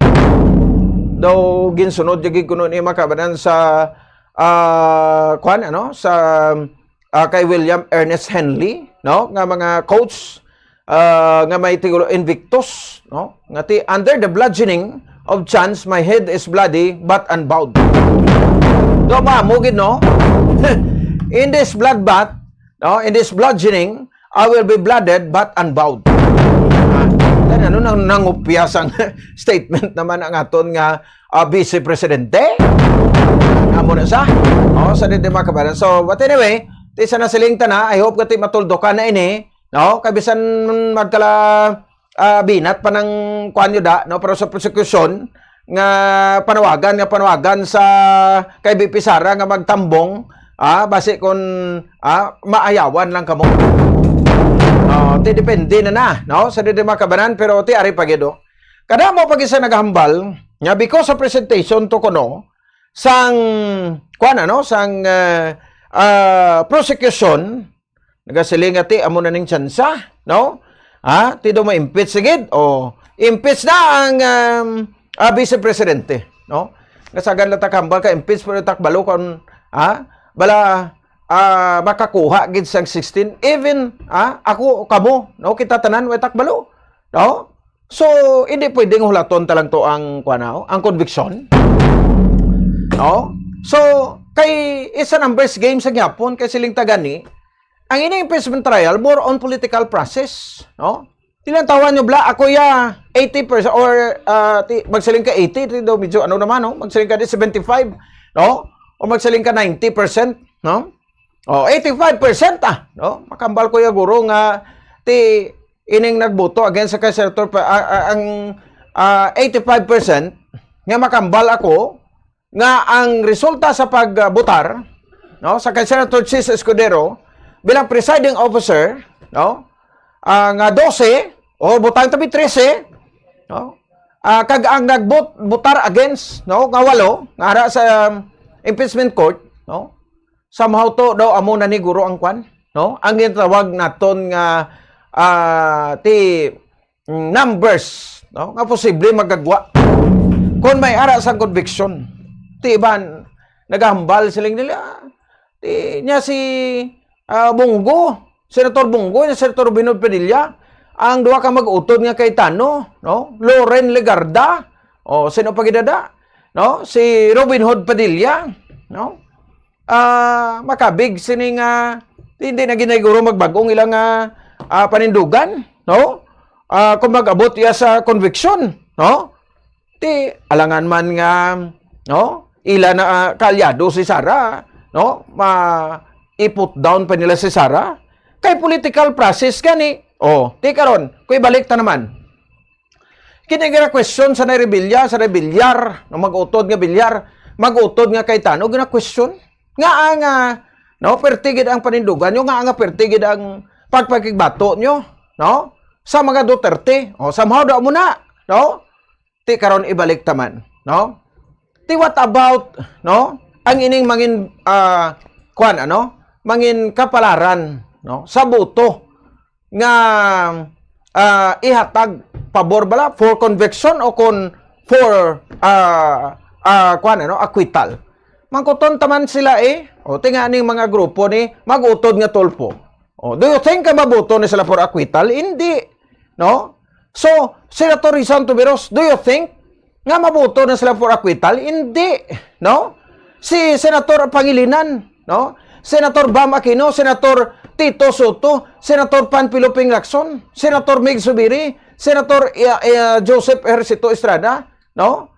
Senator JV, Joseph Victor Estrada, no? Presidente JV, no? Kapag Senator Win Gatchalian, Escudero, Villanueva, do you think nga mabuto ni sila for acquittal against sa BC? Hindi. Ti, bisan ano ta pa kapanawagan, nga mahambal kita yang why na, grabing ebidensya, grabing kwan, ang ending sini, binutuhay Japon. No? Di ba? Numbers game Japon na ding matabo. So, it's up to the senator judges, kay kung tao lang yung gurong pahusgahon ta dito, no?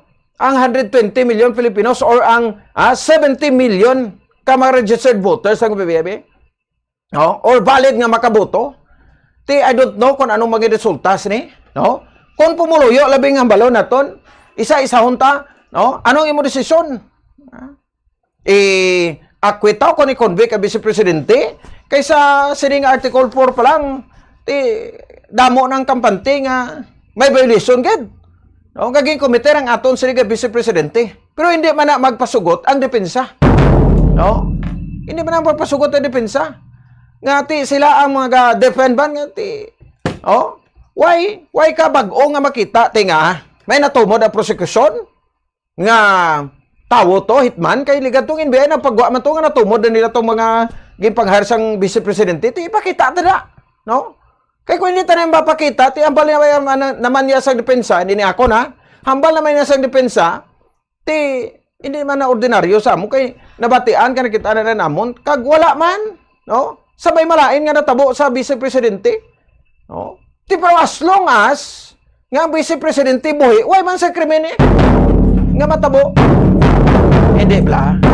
So, mali karon iya makabaran, no? Ang mga akuha naton nga side ina sa magtimbang sa nga bahin hindi na halin sa akon, no, basi ma-misinterpretar niyo naman nga hindi na halin sa akon, ginaplastar talang ina, no, ang marasones man sang tagsa-tagsa ka mga bahin both sa prosecution, no, kag sa bahin sa depensa. So muna, no, so it's up to the prosecution, no. Kay siguro mambal ko to sa tracing ini sure na iya mabuto for acquittal. Ngara sa majority, no? Sure na may makita lang ko dada nga duha ag daw duha nga magboto, no, for for conviction gali, no? I'm sure nga ang tracing ini, no, sure na niya magboto for conviction.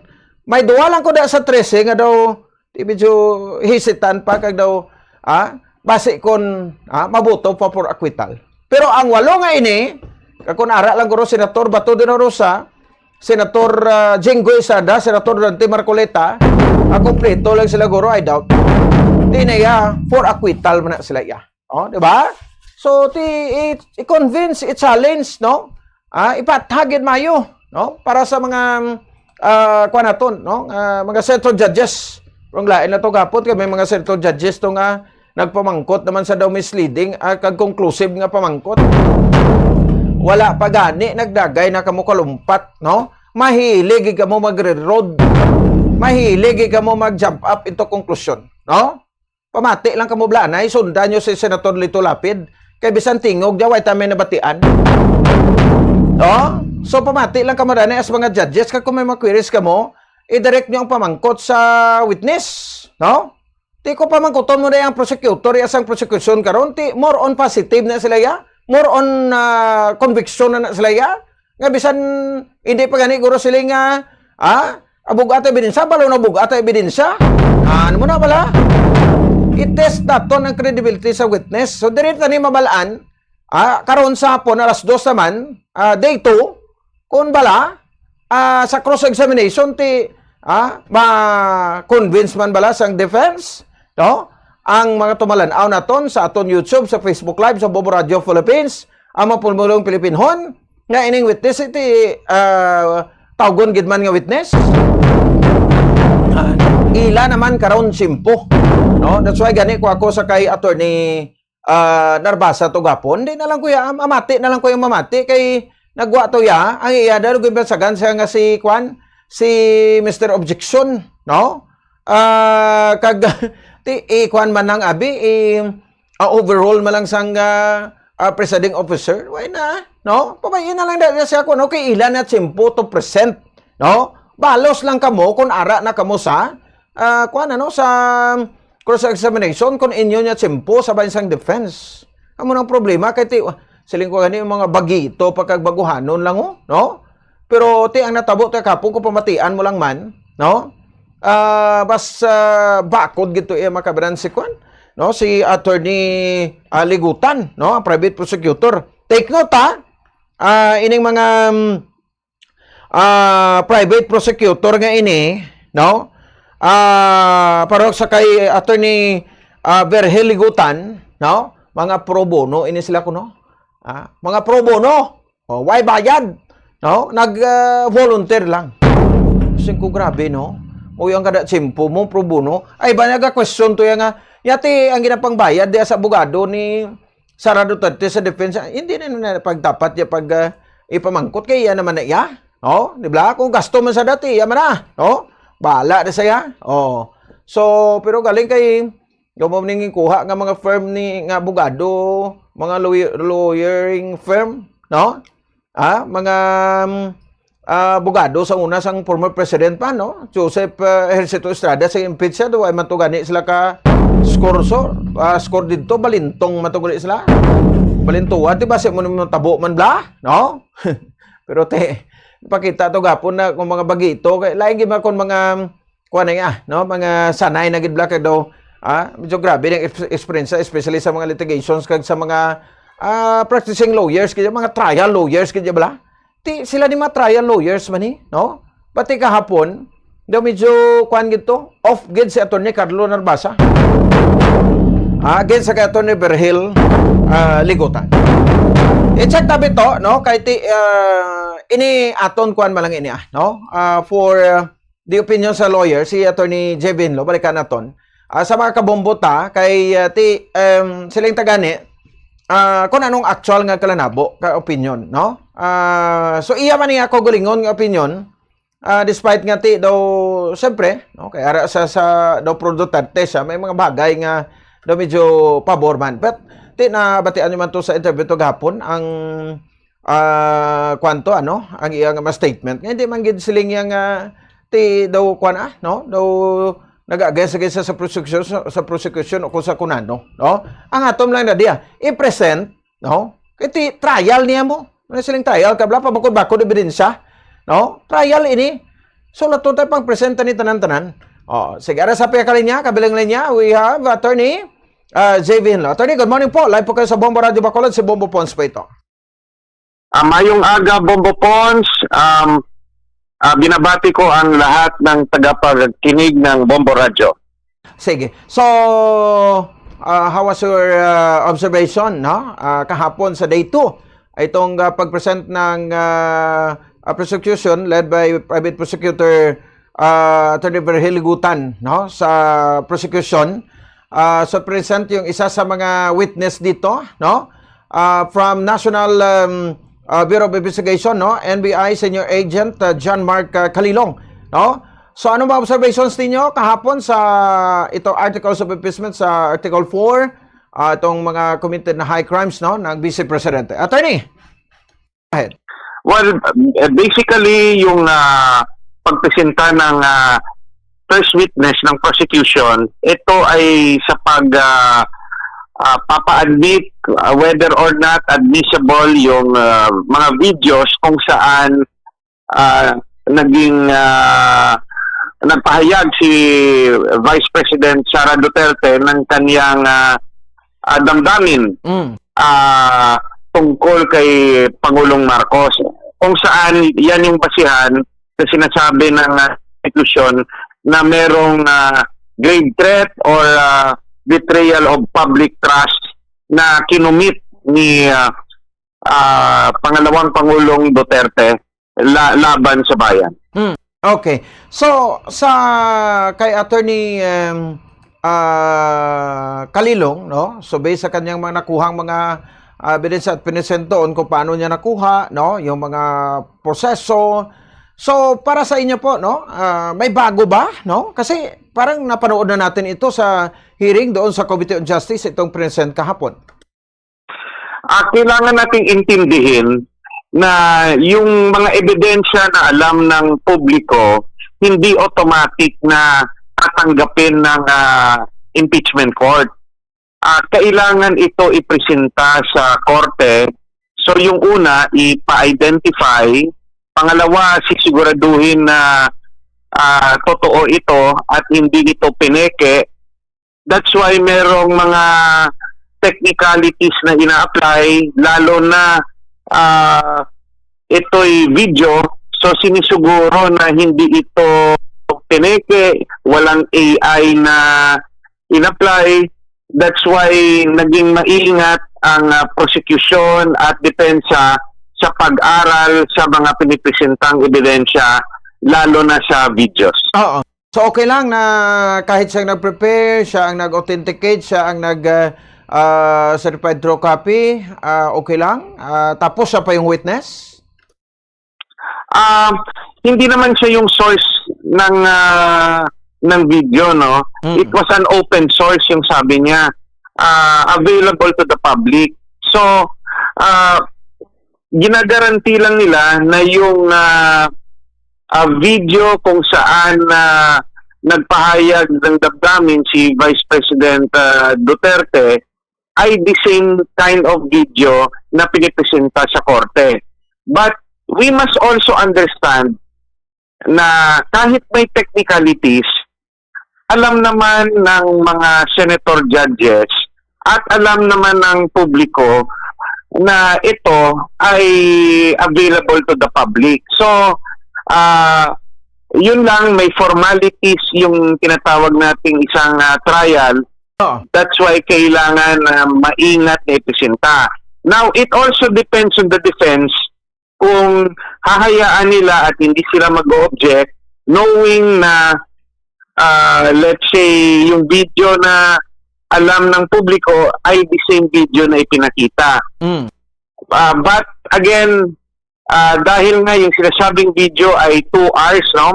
More than 2 hours, hindi natin alam kung hindi pa ito ipi-play sa impeachment court, hindi natin alam kung yung pinipresenta na video na let's say nasa USB drive ay talagang ito yung exact duplicate or exact na video na ibinahagi sa open source.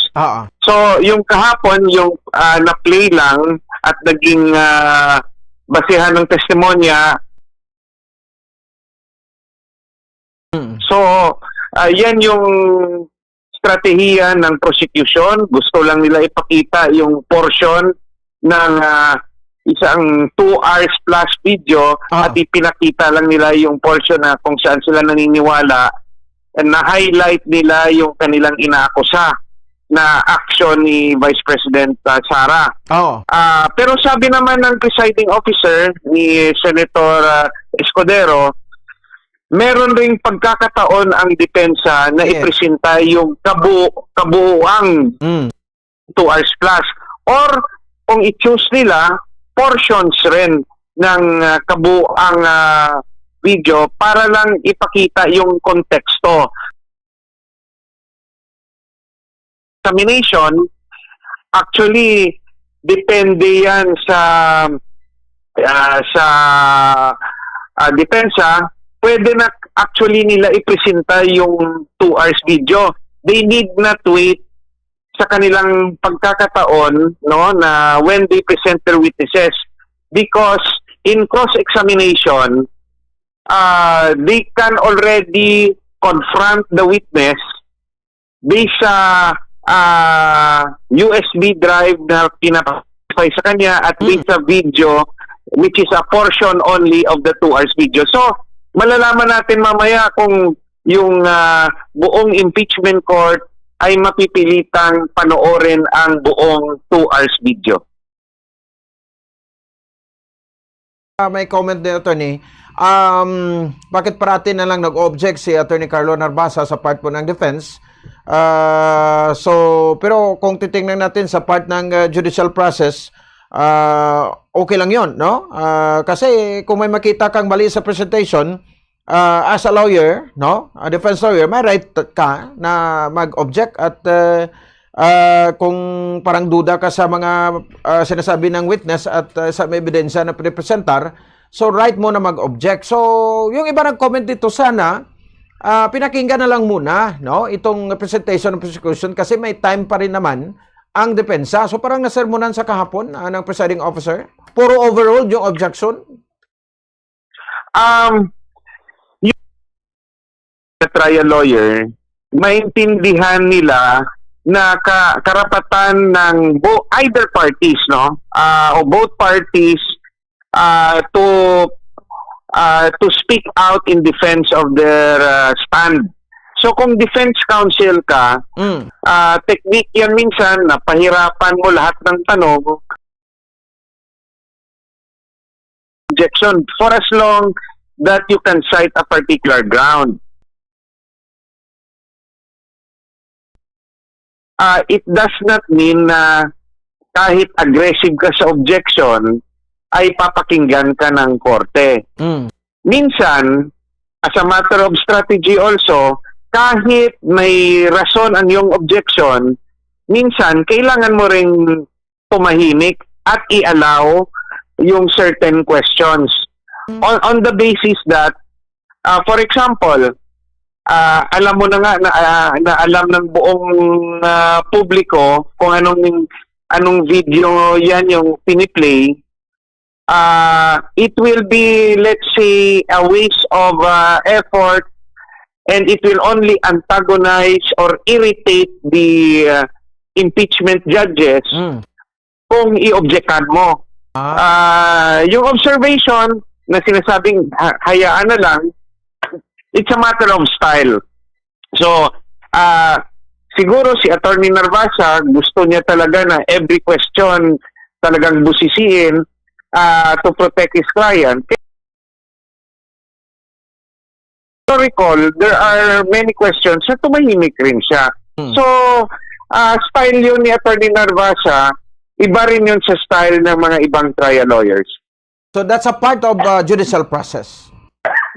Yeah, that is allowed. Allowed yung ginawa ni Attorney Narvasa. Whether we agree as a matter of style or not, that's why you address it to the court, you are objecting, and the court will make a ruling. Okay. So ganun pala, no? Kasi yung mga comments is nilamon si Attorney Narvasa ng abogado ng prosecution kahapon sa day 2 sa presentation ng witness ng prosecution. Yun yung mga headlines ngayon. Siyempre, ano yun, that is the perception of some in the public. Yan rin yung perception ng mga senator judges na hindi abogado. That's why it is very, let's say, important for the lawyers, no, the trial lawyers, to look at things hindi lang on a technicality, but also on the substance of the testimony. There are times na kahit may rason ka to object, let's say leading question. When you say na leading question, pinapasagot mo lang ng yes or no. So under the rules, pwede yan ma-objectan.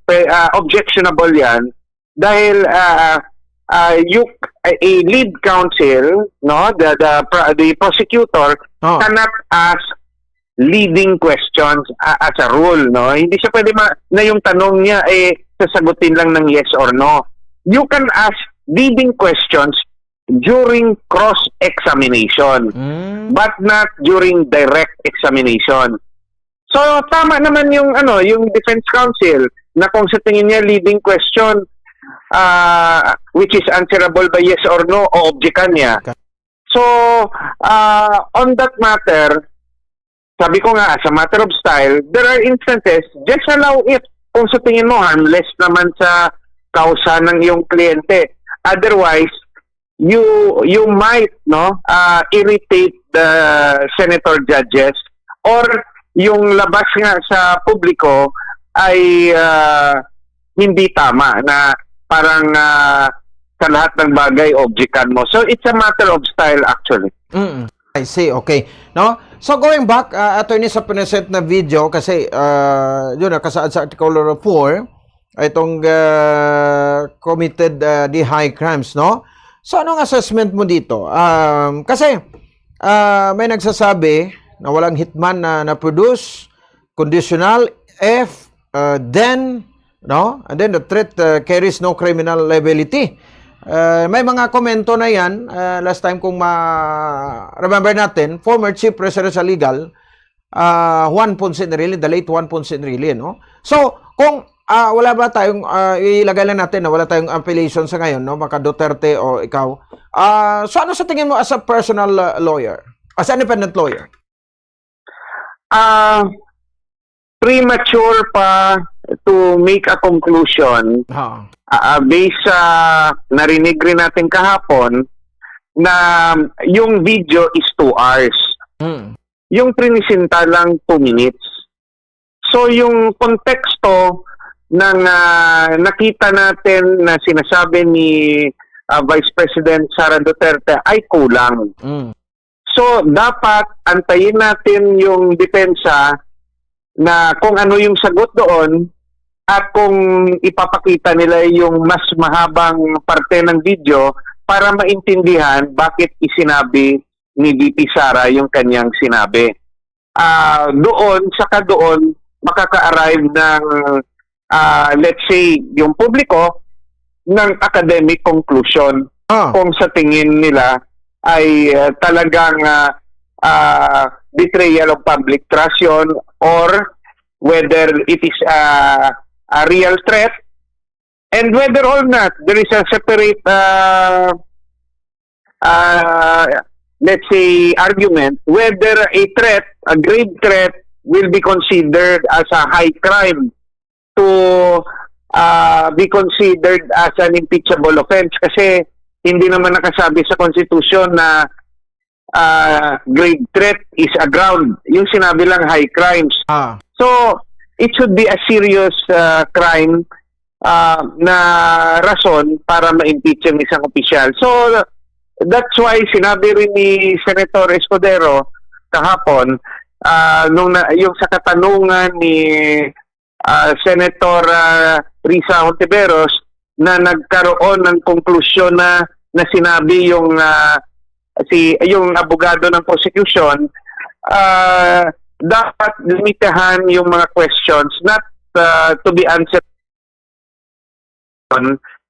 because evidence gathering pa lang sa ngayon. So, sa itong issue ng photocopy, no, na pwede na palang gawing proof of evidence, no, itong mga photocopy. Iba rin ba yun sa tinatawag na certified true copy, attorney? We must remember na yung rules of evidence, no, nagkaroon ng amyenda noong 2019, no? Okay. There's a 2019 rules of evidence kung saan yung photocopy ay considered na as duplicate of the original. Okay. So, siguro the correct term na sana sinabi kahapon, hindi natin pwede sabihin na yung photocopy ay considered na original because it is a photocopy. Pero yung tamang term na dapat ginamit, yung photocopy is already considered as a duplicate of the original na admissible as evidence. Especially yung merong ng kaso na nirule yung Supreme Court, yung People of the Philippines versus Ibo Lastimosa noong February 3, 2025, nagsasabi na yung photocopy is admissible as evidence. Na yun nga lang, yung admissibility ng isang ebidensya is separate from tinatawag nating weight of the evidence. Yung appreciation whether that evidence is substantial to the case, no? Yung admissibility, ibig sabihin, pwede siyang gamitin. So, insofar as photocopies as a general rule, these are admissible, no? Hindi siya objectionable sa admissibility. Okay. Ganun ba, no? Kasi parang merong maraming nagbibigay ng mga opinion po nila, no? So, pero in the end, so may time rin ba na hanapin yung original at yun yung talagang i-present? Yan yung sa tinatawag natin sa lumang rules of evidence na secondary evidence. Dati, sa lumang rules, before 2019, pag nag-present ka ng Xerox copy, aside from presenting it, you have to prove that it is the duplicate of an original copy, no? Pangalawa, i-prove mo na yung original hindi available to be presented. Let's say nawala. Or ito ay naka-safekeeping based sa isang opisina. That's why yung pinipresenta mo certified true copy. So yan yung dati, iba yung appreciation sa Xerox sa photocopy at tinatawag yan na it is secondary evidence. But sa ngayon, because of the 2019 amendment of the Rules of Evidence, iba na yung appreciation ng Korte Suprema. At sinabi ko nga yung pangalan ng ng kaso, People of the Philippines versus Ibo, it's a 2025 case. So, photocopy is now considered a duplicate of the original. Cross-exam or time po ng defense at saka yung cross-examination, tama ba to, no? Sa defense, mamaya? Yes, yan yung tatawagin nating may pagkakataon mag-cross-examine ang depensa. Pag cross-examination, pwede magtanong yung depensa ng questions which is answerable by yes or no. Yan lang. Pag sasabihin nila, sino ba, ikaw ba ang nag-photocopy ng pinipresenta mong dokumento ngayong araw? So that is answerable by yes or no. Which is not allowed during the direct testimony.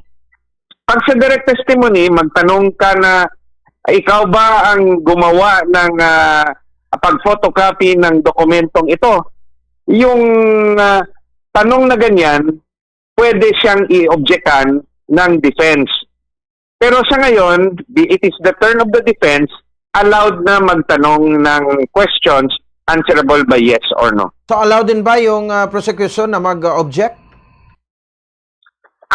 Allowed din sila mag-object on a different ground.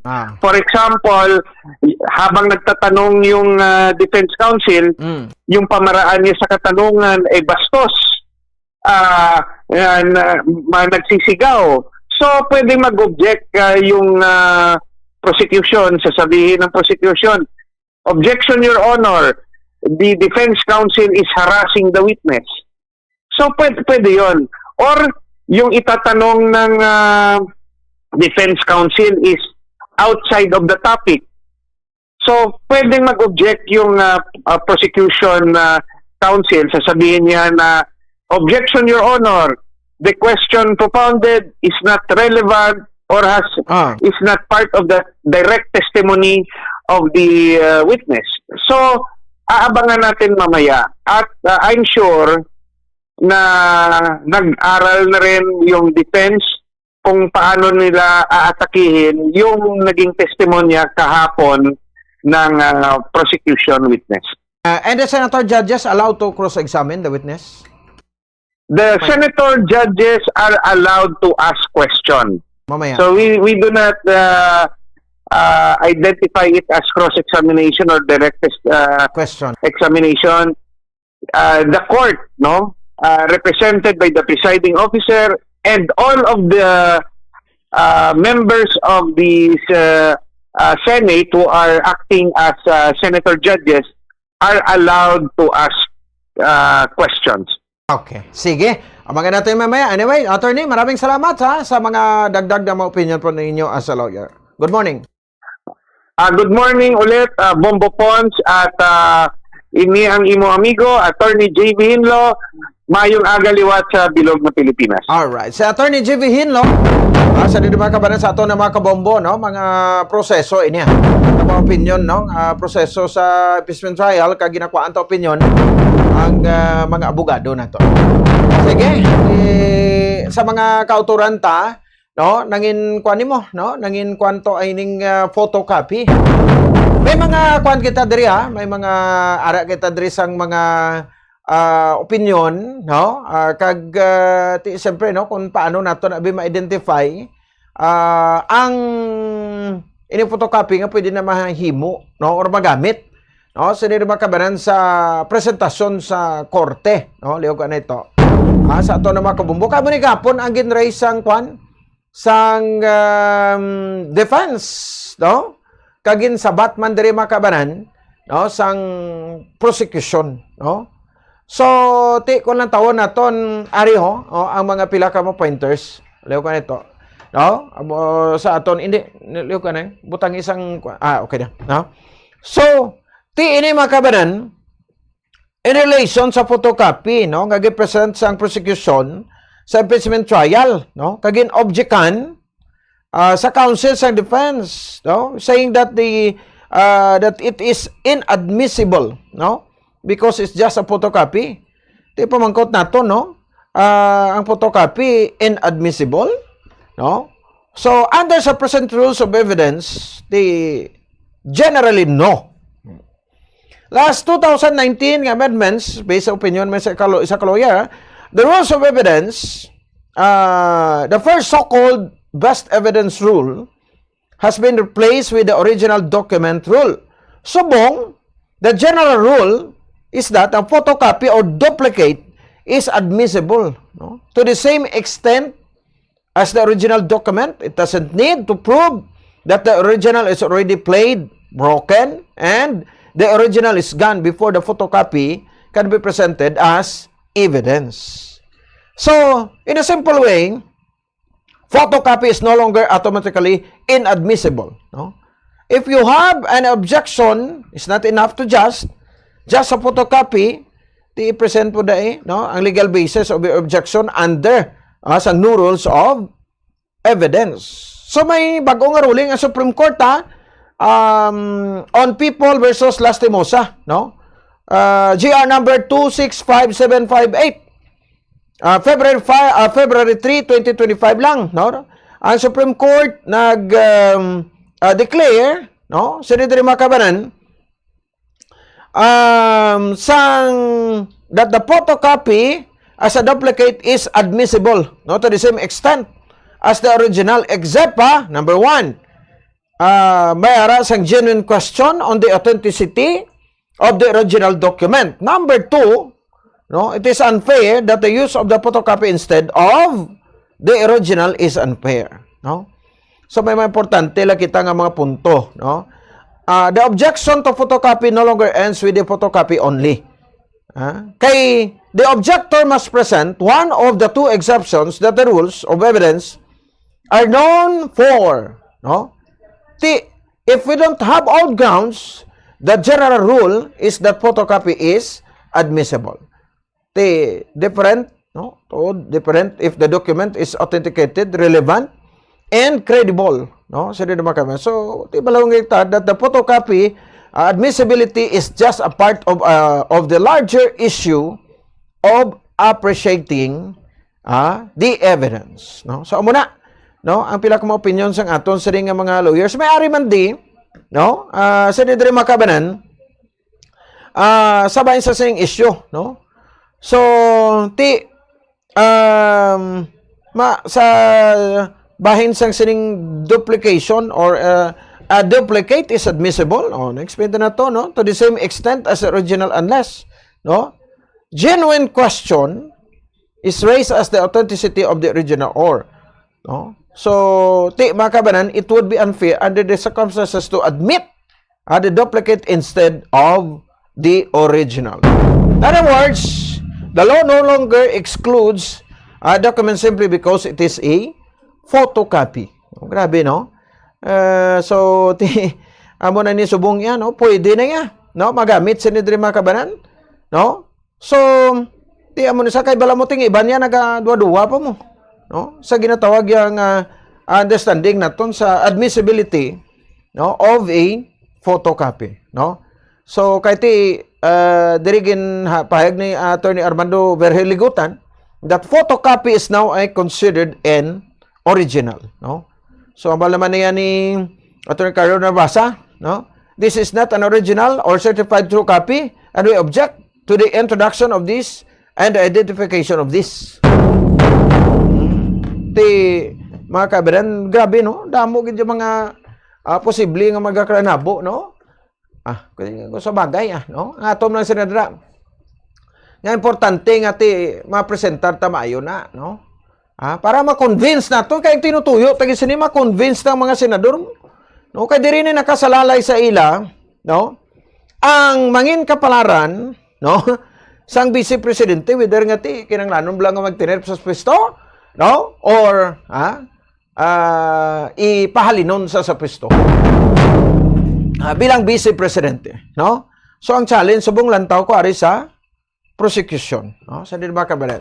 No, it's up to them on how to convince, no, sa mga senator sitting as senator judges sa apat nga articles of impeachment nga reklamo against sa kay Vice President Sara Sebaman Duterte Carpio. So ari pa lang kita sa isa kalintang sang hagdanan.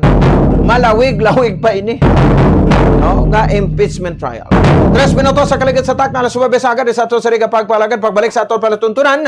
Tutok kita sa ma-report ang ato local issue nga tutukan diri ang issue sa basura. Ang pagaboy sa Victoria's LGU sang ila basura diri sa sanitary landfill, no, sang syudad sa Bacolod. Magabalik kita pagkatapos gidamang sa pila ka mga importante nga mga pahibalo. Siguruhon ang gusto nga tire pressure sang imo salakyan. Nakaibalo ka bala nga nagasaka ang fuel consumption sang imo salakyan sang tubtob 3% kung underinflated o kung kupos ang rueda sini. Ang 1 PSI drop below recommended tire pressure ang makauyang sang 0.2% sang fuel o kung nagadangat sa 209 pesos kada bulan para sa private car owner kag 702 pesos naman kada bulan para sa truck. Ini ang base sa 1,000 kilometers nga biyahe sang kotse o kung truck. Ang proper inflation sang roida ang nag-extend sang tire life sa 10 to 15% kag nag-reduce sang replacement cost kag vehicle downtime sa tanan nga sahi sang salakyan. Likawan man ang unnecessary idling sang imo salakyan. Ang salakyan nga naga-idle sang isa ka oras kada adlaw ang makauyang sang 1,044 pesos nga fuel kada bulan. Samtang ang jeepneys nga nag-idle sang 2 to 3 ka oras sa mga terminal ang makagamit sang balor 3,120 pesos to 4,680 pesos nga diesel sa bilog nga bulan. Magtipid, pati yun kung i-switch off na lang ang makina kung kinahanglan mo magpundo sa isa ka minuto o kung masobra pa, agad nga malikawan ang idling losses.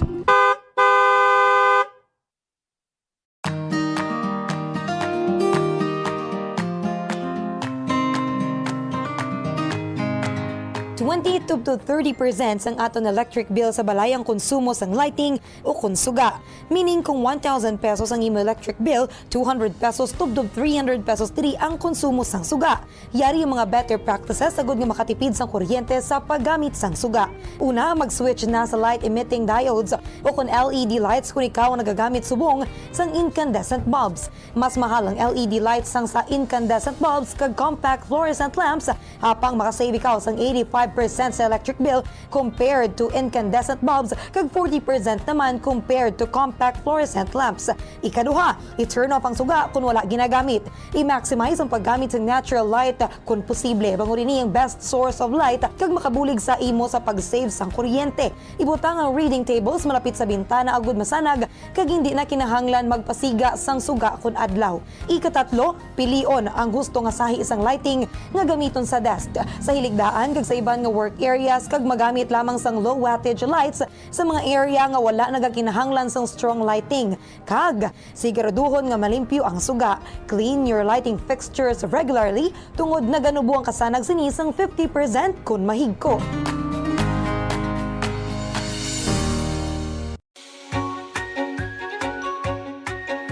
Yari ang proactive energy saving approach sa paggamit ng computer. Una, panubuo ng brightness ng computer. Ang pag-turn down ng brightness ng computer monitor ang makasave ng kuryente. I-set ang brightness sa lowest comfortable level o kung 50%. Ikaduha, hindi magamit ng screensavers. Hindi ka makatipid sa kuryente kung nagagamit ka ng screensaver sa imong computer. Get 96% savings kung ginbutang ang computer sa sleep mode sang sa iset sa screensaver mode. Apang, mas maayo pagid kung patyo na lang ang computer imbis nga mag-run sang screensaver. Agod nga mas makasave pagid sa kuryente, ilabi na kung malaba ang break sa paggamit. Ikatatlo, magamit na lang sang laptop sang sa computer kung mayara ka sang laptop. Kalabanan nga desktop computer sa nagakonsumo sang 70 to 200 watts samtang laptop naman ang nagakonsumo sang 15 to 60 watts ganing mayara ka sang 70 to 80% savings.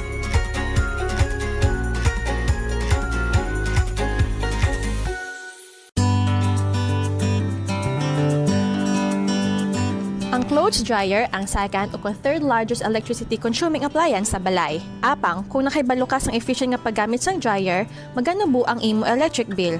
Una, ibutang ang dryer sa warm and dry space agud hindi ini maayawan sa pagpamala sang bayo. Kung mainit ang panahon, ihanger na lang ang bayo agud hindi na magamit sang dryer. Ikaduha, i-maximize ang operation sang dryer apang likawan ang overloading. Kinahanglan nga makasirculate ang hangin sa bayo agud magmala sila sang maayo. Ikatatlo, painon ang bayo antes ibutang sa dryer. Mas efficient ang operation sang dryer kung pareho ang kadamulon sa mga bayo. Ikaapat, pugaan ang bayo antes ibutang sa dryer. Hindi pag-ibutang diri nga nagatulo pa. Kag, limpyuhan ang dryer sang regular. Kakason ang higko sa filter agud maayo ang circulation sang hangin sa mga bayo.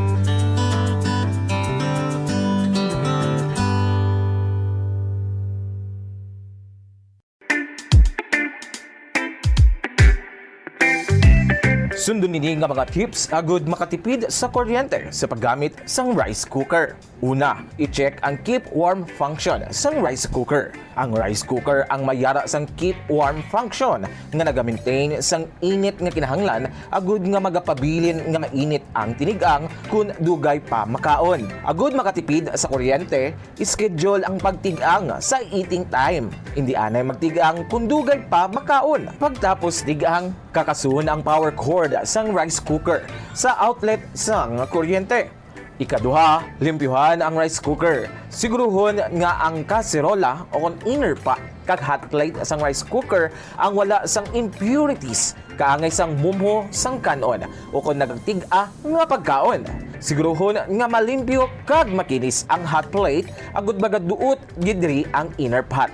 Sa sini nga paagi, efficient ang rice cooker kag hindi bangian ang pag-init. Ikatatlo, pilion ang husto nga kadakuon sang rice cooker. Maggamit sang size sang rice cooker nga santo sa kaon sang inyo pamilya o kun panimalay. Kung dutay lang kamo, hindi maggamit sang dako nga rice cooker. Ang oversized nga rice cooker ang nagakonsumo sang mas dako nga kuryente.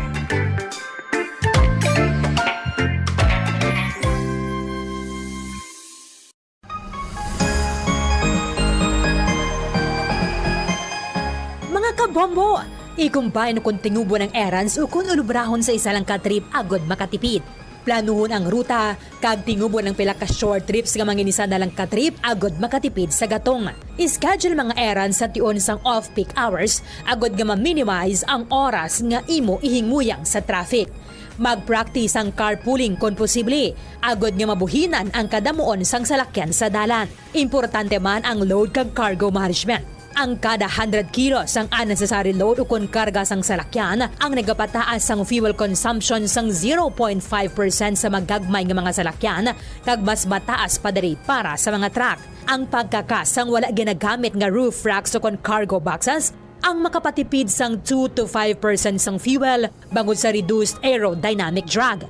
I-optimize man ang truck load. Magkarga sang full load sa kada trip sang sa magbalik-balik sang pila ka beses bangod ini ang makapareduce sang per unit delivery fuel cost. Apang likawan mga kabombo ang overloaded vehicles. Time 11 minutos sa kaligan sa takna alas 9 sa aga. Oy, simpo na gali no sa ato sa dinga Negros Power at your service, no, mga programa na dapat ninyo maburuan sa mga kabanan, no? Power rate increase, naton ang update sa 5-year development plan, no, sa Negros Power. Mo naman ang aton nga pagatutukan di mga kabanan, no, sa ila sa dinga Negros Power at your service.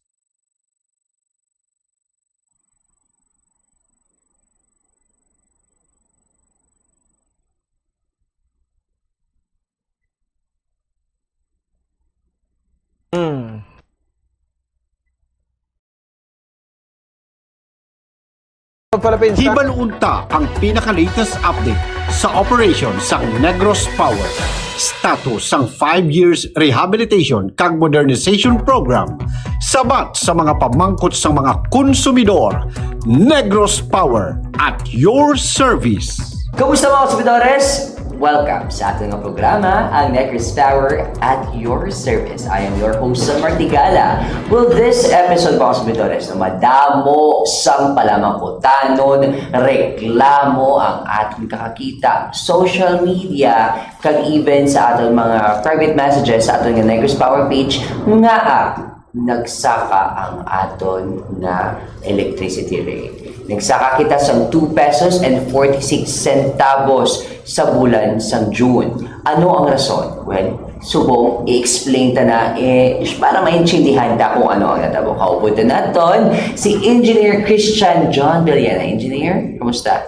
Yes, maayong adlaw sa aton tanan, no? Kag maayong adlaw man sa aton ng mga consumers, kag ari naman kami diluwat nga maghahatag sa inyo sa explanation kung ano ang rason naton sa pagtaas ng rates. Okay, explanation. Speaking of explanation, can you explain to us nga nagsaka, well, 2 piso, 2 pesos and 46 cents, 2 dako gini, no? Napagsaka nga nagsaka sa amo sining amo.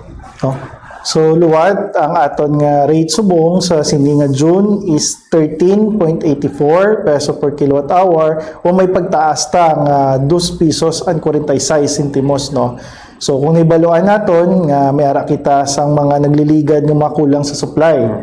So nga may kulang ta sang supply. So nakita ta nga may mga planta nga nadula o nag-shutdown o nagparada nga tungod nga hindi sila makadlagan, so wala sila sang supply mahatag sa aton, no.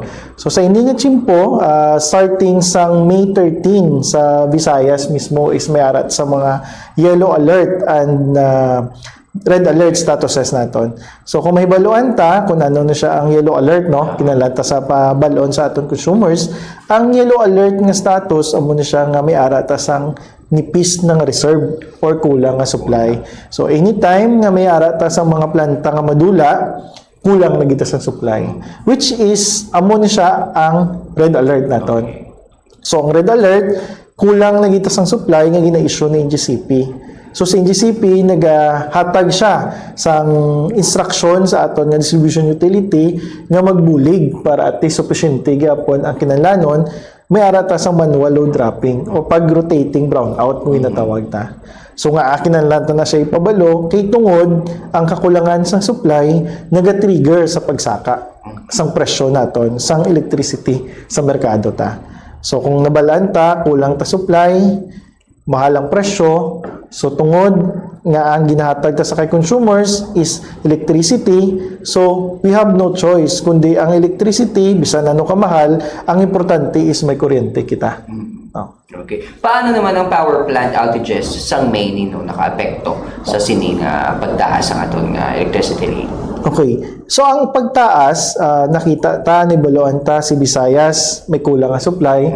So si Luzon man may kulang man sa nga supply. So si Luzon may ara man siya sang iyang rotating brownout. So kita nakapekto sa aton. Kay tungod nagakuha ta kay Luzon sang aton nga supply, which kung paibalon ta ang aton nga mga consumers is kung ang Visayas lang gid nga capacity hindi sa enough para lang nga may ara ta sang available nga 24/7 nga power supply, no. So ang ini luwad ang pagdula sa mga planta madamo siya katama nga nagtugon sa aton nga rotating brownout nga nagmahal ang presyo sa aton nga kuryente. Let's talk about the generation charge, no, ba amuni ang dunagdako gid ang pagsaka sa generation charge. Paano ini paano naton makabulig ini nga magdubo ang generation charge or magtaas, anong aspeto naman siya? Well, sa generation charge na balata is 60 to 65%. Sa ginabayaran ta nga bill is from generation charge. So ang generation charge makita ta lang sa nga magtubo siya kung makita ta ang mga planta nga nagkaladula is magabalik siya maga-normalize, no. Kung parehas man bala i-relate siya sa katabo sa Ukraine kag Russian nga war, no. Kung mag-stop ang war, makaagi na ang mga diesel kag mga petroleum products. So nagadamo ang supply, nagabarato. So sa iniman, ang tanang nga nagkaladula, kung magbalik sila nga mag-normalize sila, nagadamo ang supply, magabarato ang presyo. So kung magbarato ang presyo, since nabalanta kayo na 60 to 65% generation charge, manubo man ang bill naton sa kuryente na ginabayaran sa consumers naton. Duka economics, one ang supply versus demand, sir, no? Yes, oo. Na natin na-explain ang supply versus demand. Now, paano ni makabuli ka mga konsumidores no? Advice natin sa ila kung paano sila makatipid. Siyempre doon nagdako gid ang aton nga rate subong. Oo. So we are appealing sa amon nga mga consumers nga yes, this is 2 pesos and 46 centavos. Masakit kung batsagon naton kay tungod nga tanan nagsalalaka pati ba naman kuryente subong nagsalaka no. So but ini ginapahibalo namon nga ini tungod sa kakulangan nga supply si Negros Power, we have no choice but to follow sa ini nga kakulangan sa supply sa regulation ni NGCP para lang hindi na magka-damage pa ang aton nga system. So gina-appeal namon sa kay consumers nga ang ini nga kabay patani nga mabuligan man kita nga pag ordinaryo lang nga pagtipid no, mga basic kung wala ta ginagamit base pwede ta lang anay nga mapaiway mapatay nga aton nga mga suga kag isa pa proper ventilation kag ang mga basic naman nga kung tani nga samtang medyo mabugnaw kung gabi base pa lang mabuin-buinan ta paggamit naman sa mga appliances naton especially aircons naton para in that way at least ang aton nga bill is medyo makanubo-nubo man kag mabarato ang balayran naton. Last question, engineer, no? For the next month, do we expect na maglubo or magtaas? Amo na siya nga aton nga ginatanaw nga samtang ang planta is beyond the control sang Negros Power kag wala ta nabalaan very uncertain kung saan sila magbalik. So once nga wala pa sila gyapon nga kulang pa ta sang supply, may ara pa kita gyapon gina-expectar nga pagtaka pa sa sunod nga bulan. But hopefully, ang ini nga mga planta magbalik na as soon as possible para kita man hindi na mapektuhan pa sang rotating brownout kada gabi i-experiencehan naton. So amo na siyang aton nga kabay pa nga in the next 2 to 3 months manormalize na siya kag wala na problema sa supply naton sa kuryente. Sa liwat, engineer, thank you so much for explaining it briefly kag mas makapos ni explanation at least ang atong mga konsumidores. Kabalo na sang natabo no nga nagsaka ang electricity rate madamo sang question sabi especially pag press ko nato last week no madamo sang confusions and questions so importante kini kung ta kag explain sa mga konsumidores we know nga do nagdako gid ang electricity rate naton subong well I think mabalance naman if we are responsible in our in using sang electricity sa aton panimalay so well Negros Power is giving everything we're doing everything para man nga mahagan-hagan man ang pagsaka sa kuryente. Salamat sa liwat, madamo gid nga salamat sa pagtutok sa atong programa ang Negros Power at your service. Inyo nabatian ang Negros Power at your service program. Tubtub sa masunod namon nga pagpalayag. Madamo nga salamat sa inyo suporta kag kooperasyon sa Negros Power. Service beyond power. The following is a paid block time program. The opinions expressed by the commentator and his guests for the duration of the program are solely his own and not that of the station, its managers, or owners. Neither are the opinions of the block timer and his guests promoted, approved, abetted, encouraged, or sanctioned by the management of Bombo Radio Philippines. Bombo Radio Bacolod. Number 1! Basta Radio Bombo! Pagpalakan ko sa Bombo Radio Bacolod Philippines Standard Time 21 minutos ang nakaligan sa takna alas 9 sa aga. Kita kuha sa mga local reports naton. So punan tani gapon ang pagbisita dito ni Bombo Miami Francisco pagkuha sa mga reaksyon sa mga pumuluyo dito sa may bahisa area sang Barangay Pilisa. Kay ining kasunod sa sining memorandum or ang request sa Victoria's LGU nga pagkaboy sa residual waste diri sa sunod sang Bacolod.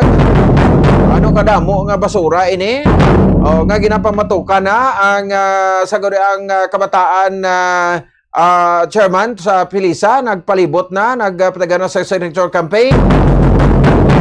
Linya kay sa basura plus sa Bacolod ang baho di ginadlaw-adlaw na namon di adlaw-adlaw ko adlaw gabi 24/7 as long as arik Miss Plisa de makapanimaho kagid sang basura.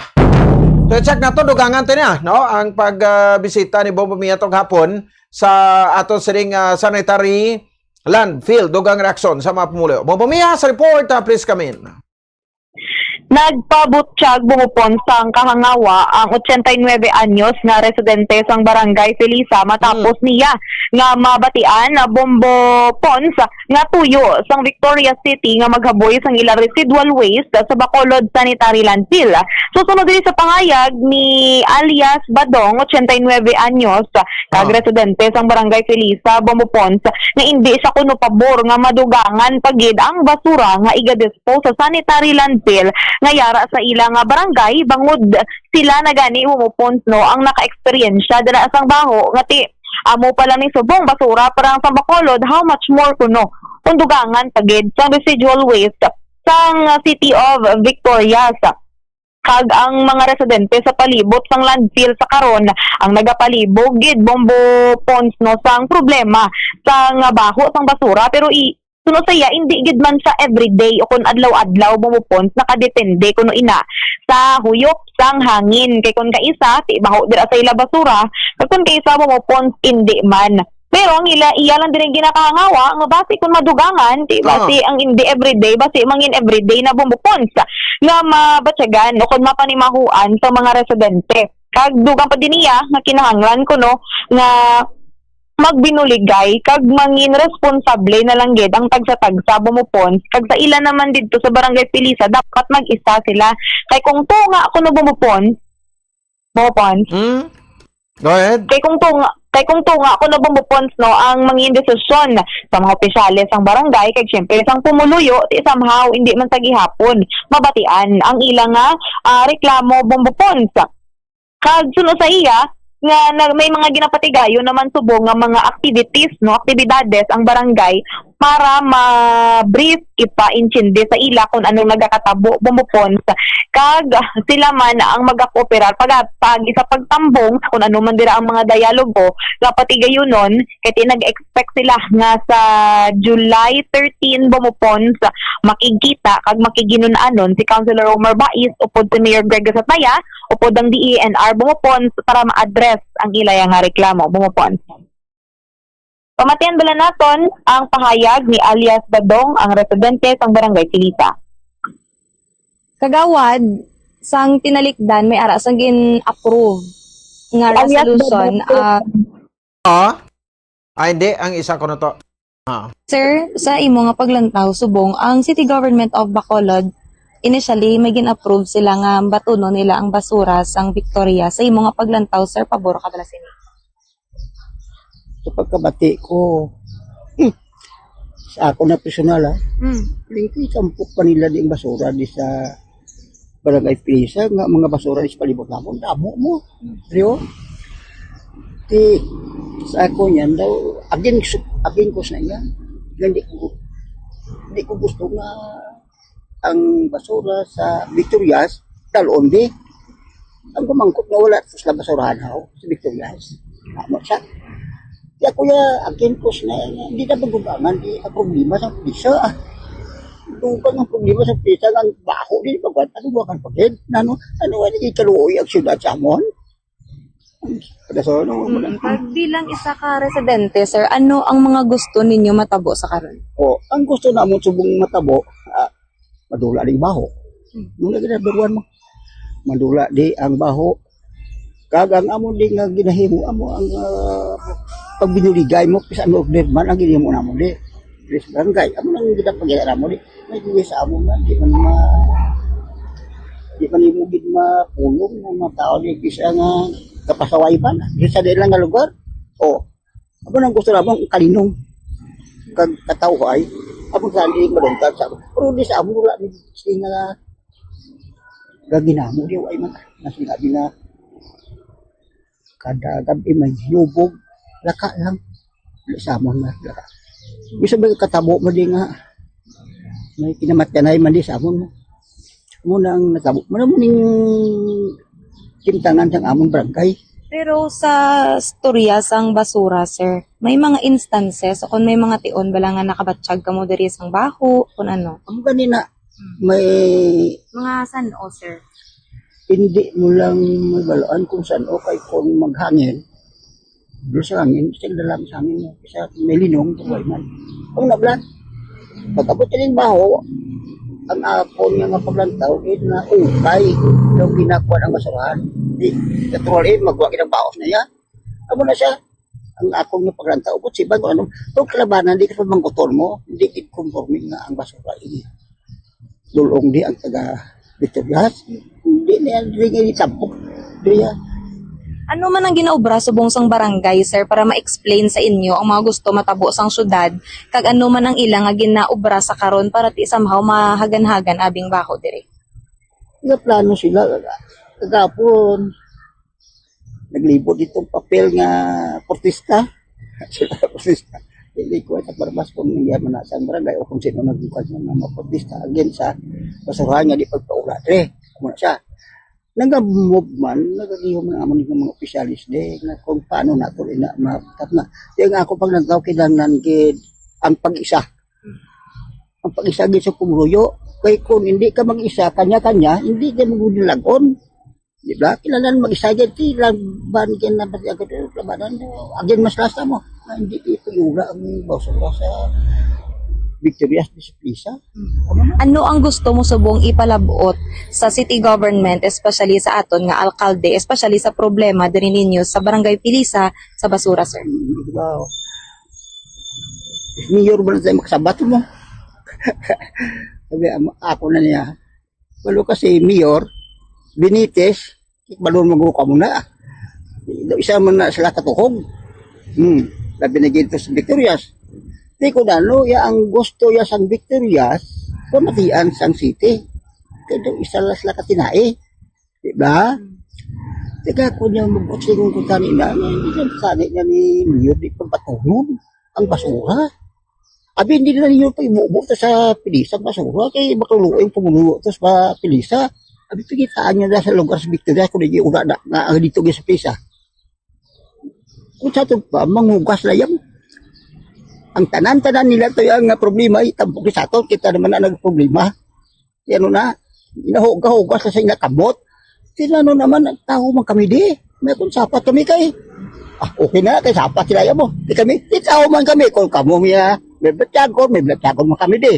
Kung kamo nagkapanimaho man kami di. Di ka di nyo itampok. Wala giging solusyon nga dito sa inyo. Ako na ngayon, kay Mayor. Mayor, wow, nila pagpatulan na. Nila pagpatulan na Mayor. Kali basi lang takpalos na, no? Si Bisis Kashmir. Ito mga basta kay alin pa sa una. Hindi balon.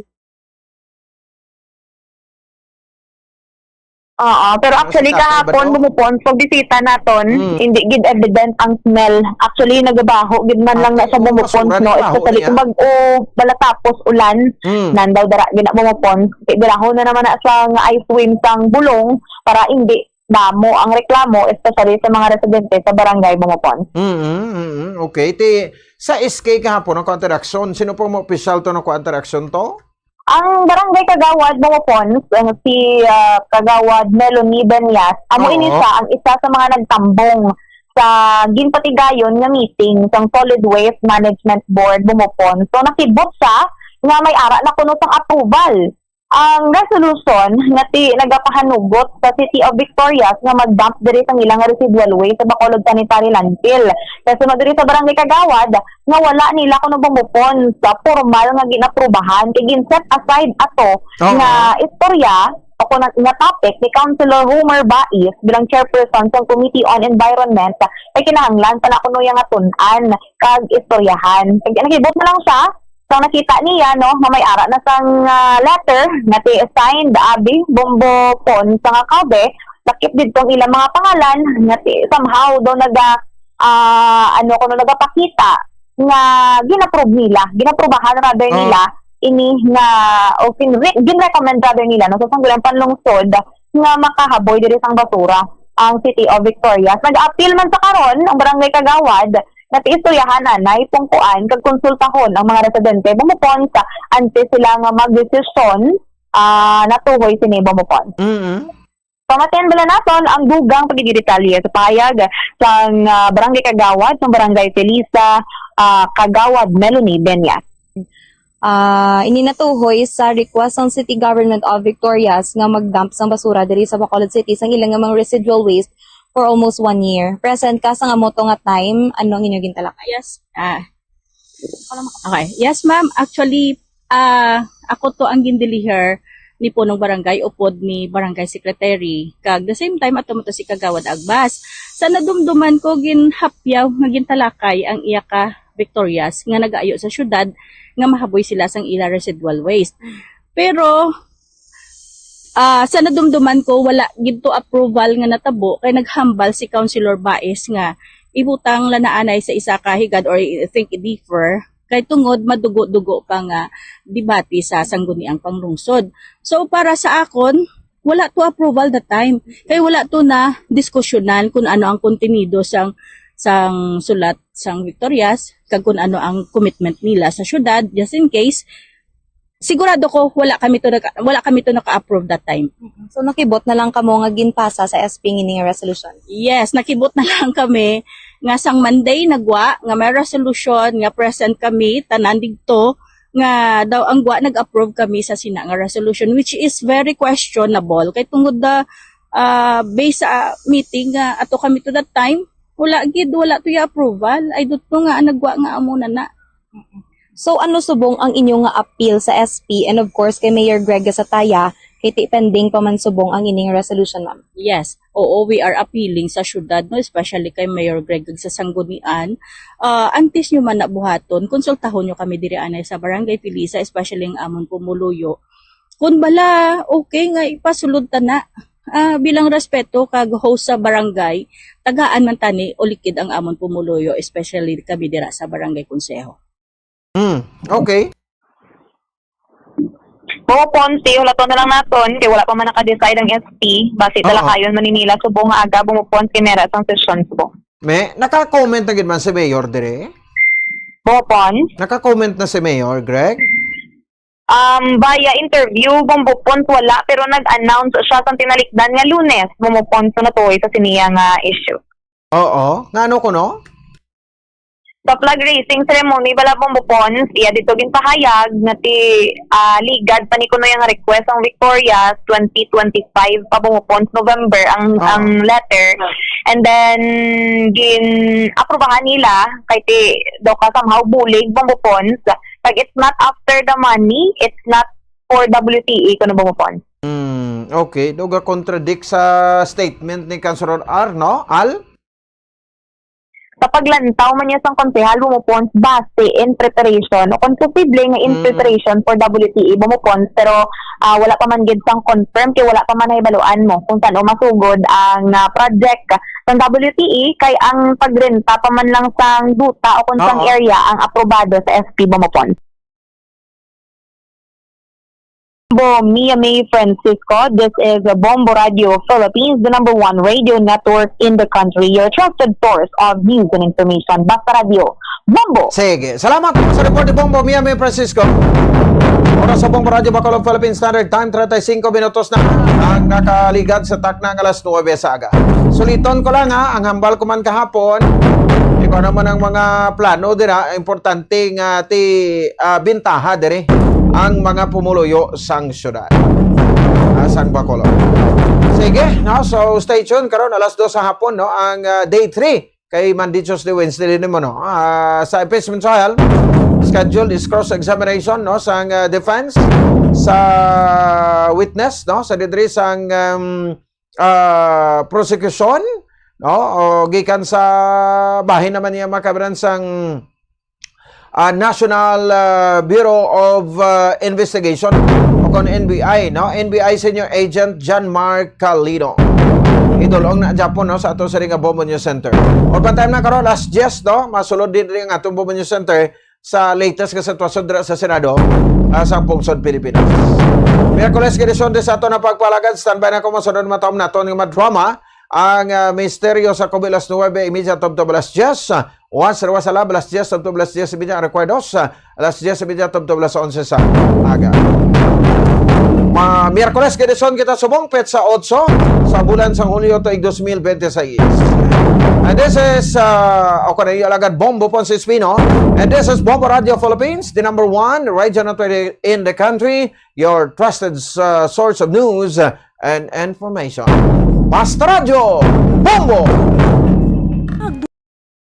Bulog sang Royda, nga siyempre, nagaresulta sa dugang nga galastuhan.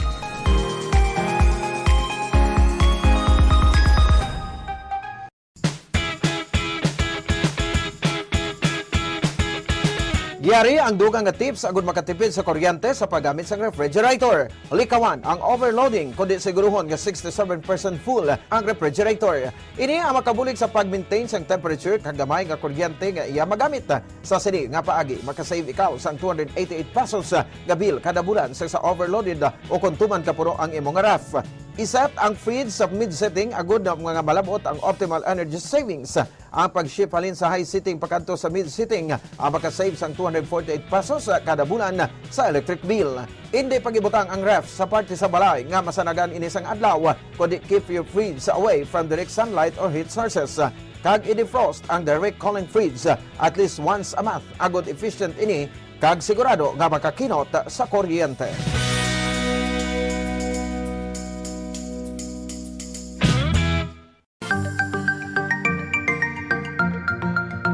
Yari ang dugang nga mga tips agud makatipid sa kuryente bisan nagagamit sang air conditioner. 1. Magamit sang gamay nga electric fan o kon air cooler agud i-boost ang air conditioner. Ini ang makabulig agud mas dali magbugnaw ang kwarto kag maka-reduce ang workload sang aircon. Ipaatubang ang electric fan palayo sa AC kag ikaw ang makatipid sang 200 pesos kada bulan. 2. Limpyuhan ang air filter sang aircon kada duha ka semana agud masiguro nga efficient ini kag ikaw makasave sang 86 pesos kada bulan. Ang preventive maintenance sang aircon kada quarter o kada 3 ka bulan ang makabulig man agud nga makasave sang 195 pesos kada bulan. 3. Iset ang timer sang aircon nga ma-off ini 1 ka oras antes ang imo pagbugtaw kag magamit na lang sang electric fan. Don't worry, mapabugnaw sang electric fan ang imo kwarto tubtob nga ikaw ang makabugtaw. Makasave ka pa sang 90 pesos kada bulan sa electric bill. Kag, magamit sa madamon nga kurtina o kung magbutang sang blinds agud hindi makasulod ang init sang adlaw. Gani, magapabilin nga mabugnaw ang imo kwarto.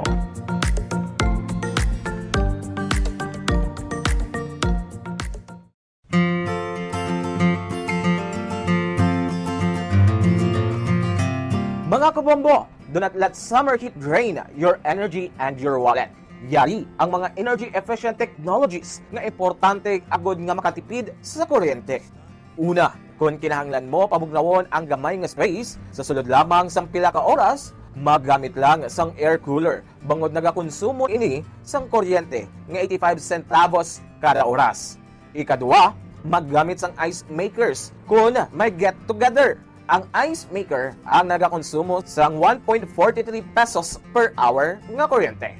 Ikatatlo, magamit sang energy efficient nga LED light bulbs agud hindi tama kainit ang suga sa balay.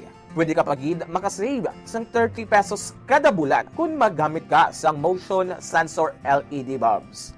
Ikaapat, ang smart power strips ang nagamanage man sang power consumption sang mga appliances kag naga-turn off sa ila kung wala sila ginagamit.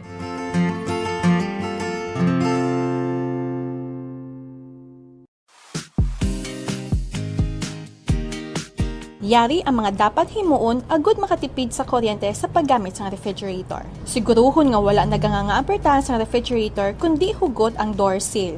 Kung good condition ang seal sang ref, hindi makasulod ang mainit nga hangin kag makasave ikaw sang 506 pesos kada bulan. Paano i-check nga in good condition ang seal sang pertahan sang ref? Simple lang ang himuon.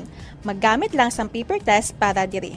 Una, i-inspect ang seal kung may damage kaangay sang crack, buho o kung gisi.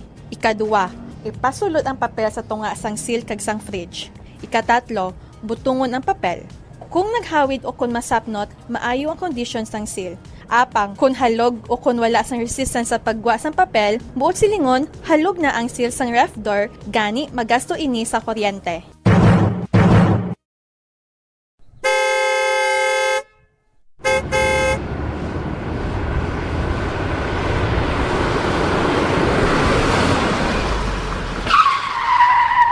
Agod nga makamino sa gatong, likawan ang hard braking o kon gulping nga pagpreno sang salakyan, gulping nga pagtapak sang gasolinador, kag likawan ang aggressive driving. Ang aggressive driving ang nagapataas ang fuel consumption by 15 to 40% sa smooth driving. Tungod sa hard braking kag aggressive driving, ang car owner ang mahimo nga maggasto sang extra nga 1,392 pesos tubtob 3,712 pesos kada bulan, samtang ang mga bus kag truck naman ang makagasto sang dugang nga 12,480 pesos kada bulan. Ang smooth anticipatory driving kag paglikaw sang sudden acceleration ang naga-eliminate sang braking losses, gani wala sang additional cost.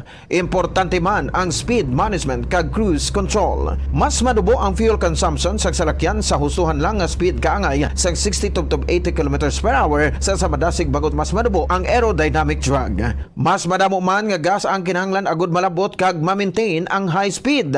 Mas makatipid ka sa 15% sang fuel kung nag-drive sang 90 versus 110 km per hour. Sa mga trucks nga nagadalagan sa 500 km sa isa ka semana, ini ang katumbas sang 15 liters o kon 780 pesos nga savings kada semana. Ang paggamit naman sang cruise control sa highway ang nagapatanlas sang dalagan sang salakyan bangod wala sang speed fluctuations, kag nagapareduce sang fuel by 15 to 10% nga dako gabulig sa mga truck kag bus nga permi malawig ang biyahe.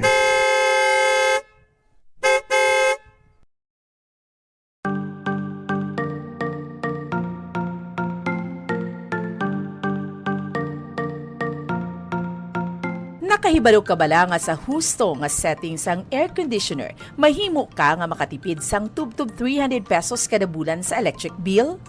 Ibutang sa 24 degrees Celsius temperature setting o kung masobra pa ang aircon, imbes nga 20 to 22 degrees Celsius para makatipid sang 300 pesos kada bulan sa kuryente. Ini ang base sa 2.0 horsepower nga aircon nga nagaandar sang 8 ka oras kada adlaw. Ang ini nga estimate ang santo sa pagtuon kag mahimo nga magbago depende sa rate sang kuryente kag kalawigon sang inoras nga nagaandar ang aircon. Makatipid ka pagid sa kuryente kung iyan plug mo ang dispenser kung wala ini ginagamit. Sa paggamit sang dispenser, nagadangat sa tubtob 600 pesos ang nagadugang sa bill sang kuryente kada bulan. Ang ini nga estimate ang santo sa pagtuon kag mahimo nga magbago depende sa rate sang kuryente kag kalawigon sang inoras nga nagaandar ang heater o kun cooler sang dispenser.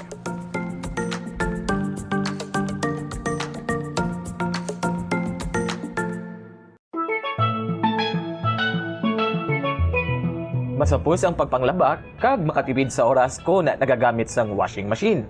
Yari ang mga paagi agud mas energy efficient ang washing machine. Una, magamit sang inverter washing machines. Sila ang mas efficient sang sa conventional kag makatipid ka sang tubtob 31% sa electric bill. Ikadua, i-maximize ang operation sang washing machine. Tingubon ang paglaba sang bayo agud full load ang washing machine. Apang, hindi ini pag-i-overload. Ikatatlo, magamit sang hustuhan lang nga kadamuon sang habon, agud hindi magbunlaw sang masobra 3 ka beses. Ikaapat, ibutang ang washing machine sa husto nga setting, agud hindi ma-overwash ang mga bayo. Different types of clothes require different wash cycles. Gani, inon ang bayo. Kag, spin clothes properly. Ibutang ang mga bayo sa spinner sang maayo agud hindi mag-vibrate ang machine.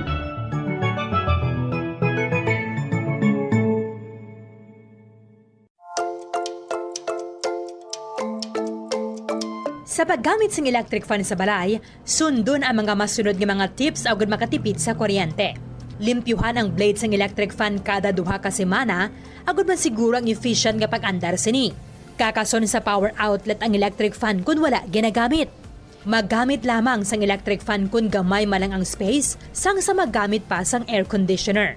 Base sa mga pagtuon, ang 16 inches nga stand fan ang nagakonsumo lamang sang salapi o kung 50 centavos kada oras kunyara sa number 1, 58 centavos per hour kung number 2, kag 67 centavos per hour kunyara sa number 3. Maggamit sang electric fan kag husto nga setting nga nagakaangay sa imong home setup kag budget. Base sa mga pagtuon, ang different 60 years of media excellence.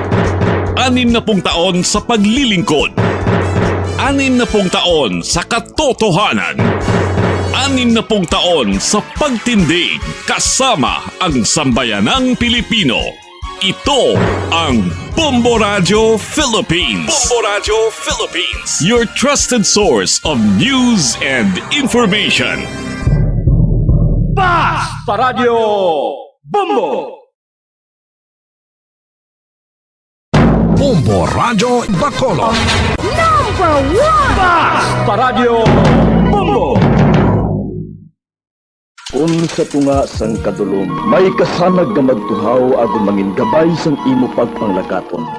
Ini bala pagbuot sang kahitaasan, ukon natabuan lang. May waligno gidayhan? Kung ang isa ka patay hinali nga mabuhi, makasiling ka pala nga ini isa ka milagro. Ukon kahimuan sang siyensya. May impyerno gidayhan? Ini nga pala mangkutanon, pagasabton sa sini nga pala tuntunan. Mga misteryo sang kabuhi. Mga misteryo sang kabuhi. Kasaysayan nga hindi mapatiyan. Apang nagakatabo. Kung kamo may kasaysayan nga daw hindi ginaandan, ipadala lang diri sa atong panatuntunan. Mga misteryo sang kabuhi. DYWB Bombo Radio, Mandalagan, Siyudad San Bacolod. Kag inaamon pagatagan sang kabuhi diri sa Mga Misteryo sang Kabuhi.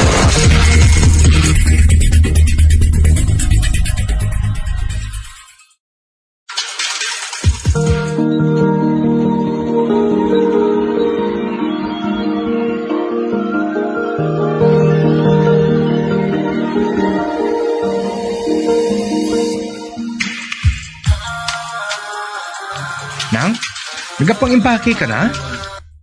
Oo. Mabalik na ko boss sa akong dorm. May padala ko si mo, Nang. Ario? Sobre? Hinaya lang tingog mo, Nang. Para sa ano ini? Kag anong unod sini? Tanawa lang Okay. Buksan ko ang sobre ha.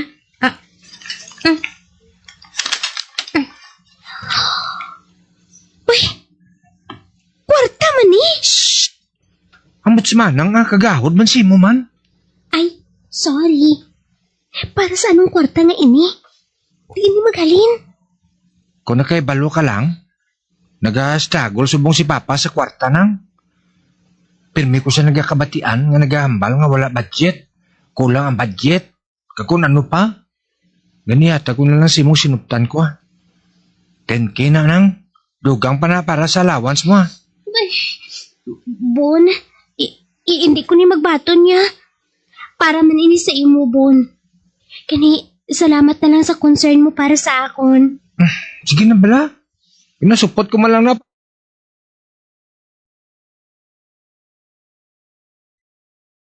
Niya lang anay, ha? Ralph, ano ang natabo? Na nagkakashort ka na sang kwarta? Medyo nagaipit-ipit lang ko, Nga agani. May savings man kita sa bangko, Kwan, para makahibaluman ang mga anak ta kung paano magkinot siyang kwarta. Ikaw naman ang haluson nga makabayad sa aton mga bills. Ginapakita ko lang sa tatlo ta ang mga kabataan ang paghatag sa importansya sa anuman niya kantidad nga ginauyatan nila.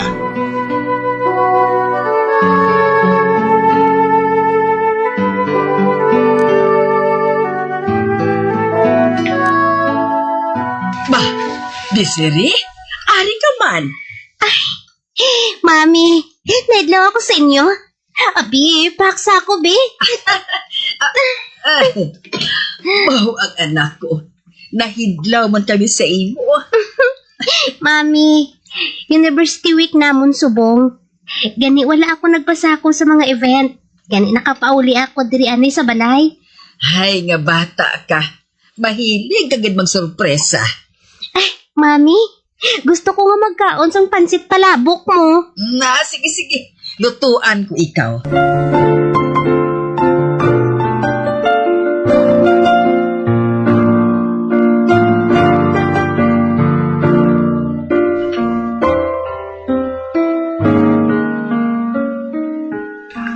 Ari ka man, Desiree. Dad, you weak namon subong. Wala man ko nagpasakop sa mga contest Amo na, nga nagpauli na lang ako na diri sa balay. Tani, bisa naghatag ka na lang sa suporta sa mga abyan mo o kung classmates mo. Hey, sige lang bala, Dad. Nahidlaw man ko sa inyo, pro. Gasto sa pamasaya ang pagpakadto pakare mo. Dad? Ikaw man naghambal sa akon nga kung may chance ako nga makapauli. Mapauli lang ako diri, hindi bala? Amo matuod. Nalipat lang ko. Nga daw naganiwang ka, Dad, how? Kulang lang ko sa tulog. May insomnia na ako. Matuod? Uti, pa-check up ka, Dad. Ugaling na lang Ikaw ang bahala, Dad,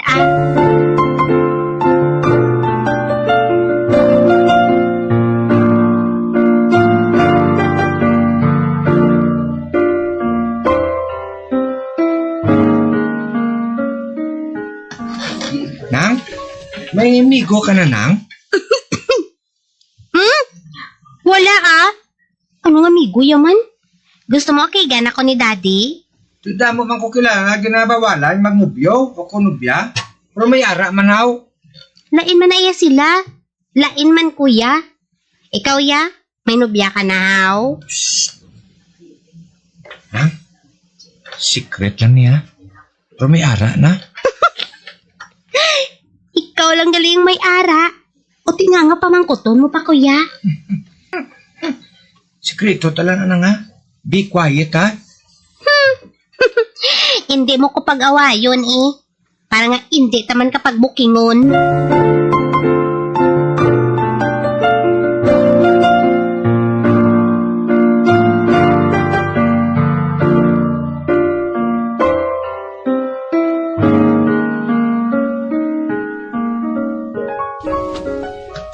Ralph, ang mga anak mo, may gina-request nga lutuon ko.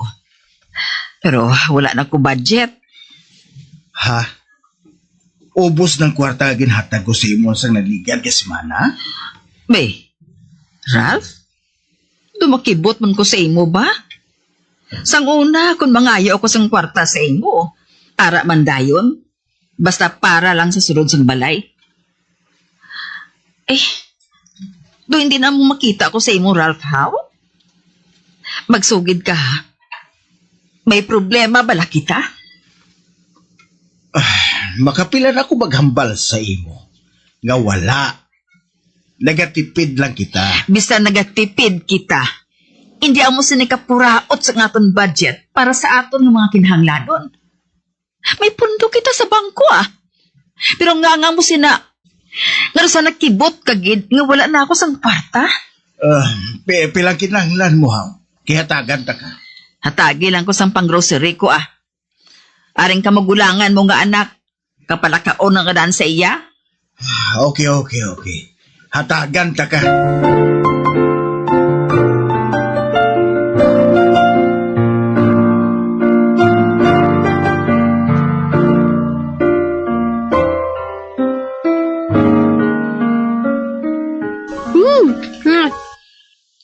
Kanamit ang luto mga adobo, Mami. Namiss ko gid ba lang timpla mo? Tuod? Hala. Paayaw ka na kaon sang chicken and pork adobo. Thank you, Mami. Namiss ko man magdungan sa inyo sa pagkaon ba? Kami amo man. Kung saan o ka na dingadaan makapauli. Kagsamtang ari ako diri sa balay, mapaayaw ko ya kaon kag tulog, Mami. Kay kung magbalik na ko sa dorm, hindi naman ko makapagusto.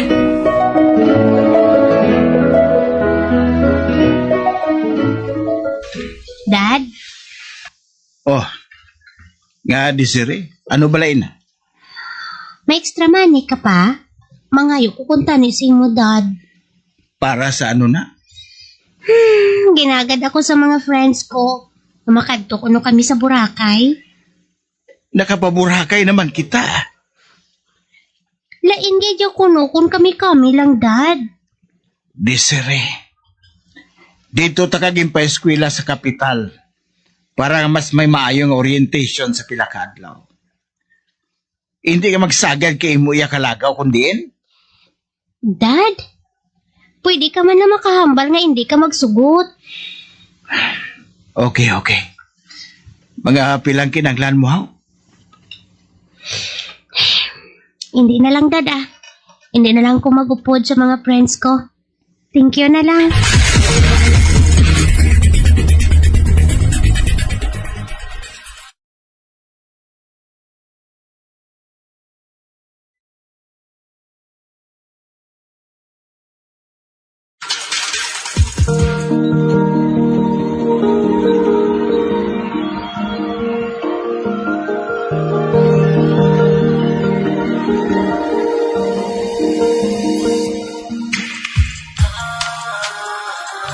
Nang, nagapang-impake ka na?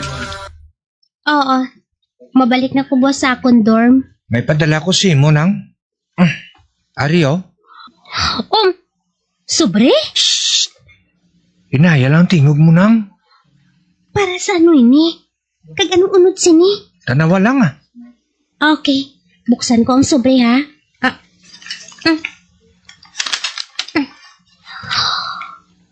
Uy!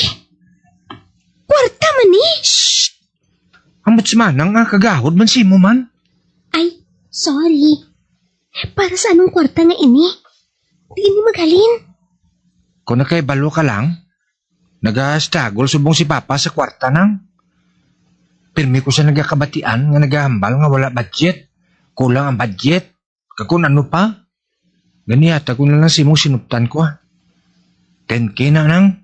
Dugang pa na para sa allowance mo, Ay, Bon, hindi ko ni magbaton niya. Para man ini sa imo, Bon. Kani, salamat na lang sa concern mo para sa akon. Sige na bala.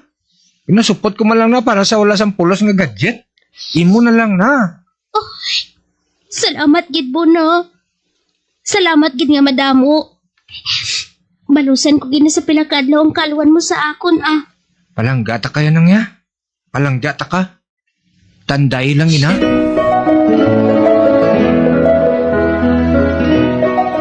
Pasensya lang, Gid. Kung amula ng budget, para sa siniga si Mana. Ralph, kulang niya. Kulang niya kaayo. Wala pa kita makabayad sa bill sa kuryente. May tuition pa si Bon kag si Desiree. Basi, pwede lang tanay maka-promissory, no? Oh, promissory note? Ang matuod ditas. Wala na ko kwarta sa bangko. Oh, Diyos ko. Ano natabo sa aton savings? Paano nga wala na? Naubos ko na gasto. Sa ano? Sa sugal. Ano?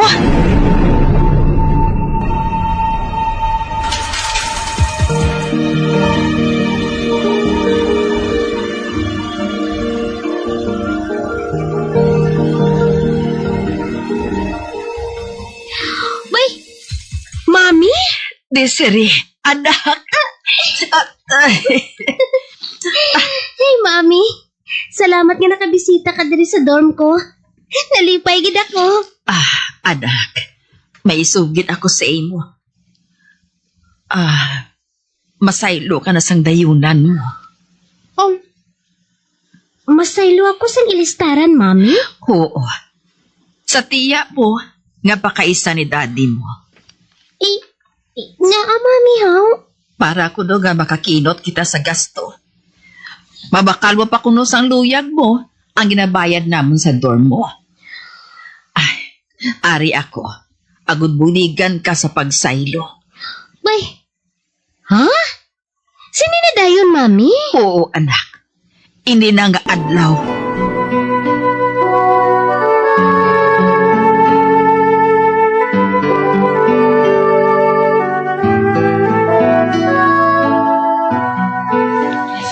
Mayang adlaw sa imo ng sita. Bay, mayog adlaw man sa imo, ditas. Ay, amo na ni gali si Desiree. Ay, Kamusta ka, Tita Sita? Ay, okay lang ako di Sherry. Nalipay ako nga may bag-o naman ako nga kaupo diri sa balay. Hindi man sa lawayon si Desiree nang hindi kagid mag-ugtas sa iya. Maayo man kung subong sila. Masaw-anay gid kami nga duha.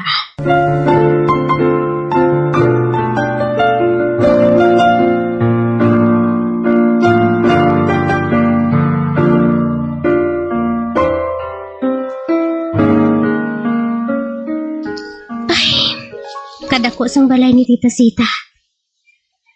Pero siya lang isa diri. Dukahagnop na lang sang pamatyagan ko kay. Ba? May pagkaon nga naplastar sa lamisa. Timing gid. Nagaraguok na nga akong tiyan. Pangitaon ko ba na si Tita Sita?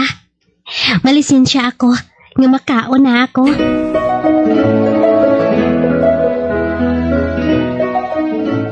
Kakila ka na hamanan. Nakulat ka lang. May eskulahon na gid ka, Okay? Ba? Si Tita Sita. May ginaistorya siya sa kwarto niya. Ang pinsar ko anay kung siya lang diri isa. May pudgili siya. Hindi mo gani mahimo ginasugo ko sa imo. Dasyon nga break klase. Kung pa-enroll ka na kung luyag mo. Mauna na lang ko sa lamisa. Gutom na gid kuya.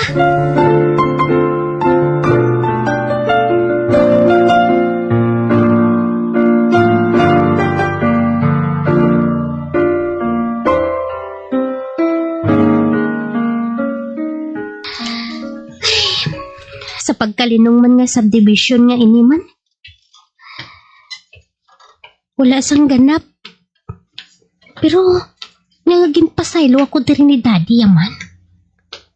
Para nga mabantayan ni Tita Sita ang ulag ko.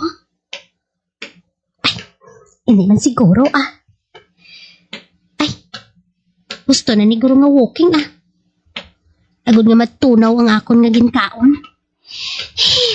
Mapauli na lang ko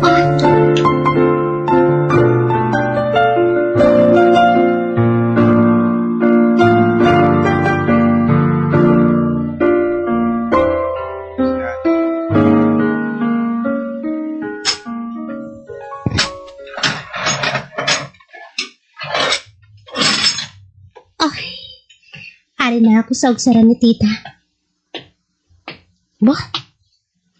May babae nga nagapanglimpyo sang salakyan ni Tita. Ay! Amo ni Gurong upod niya diri sa balay ay. Nga ginaistorya niya kaina sa kwarto. Duka edad ko man lang ang babae nga ina. Ay, papalapit ako sa iya. Bugnuhon ko siya. Hi, Miga! Wala siya nagasapak sa akon. Sige lang siya nga trapo sa auto ni Tita Sita. Ang naong niya.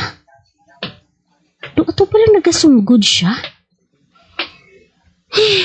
Bayaan ko na lang dra siya. Malakat ako sa sulod.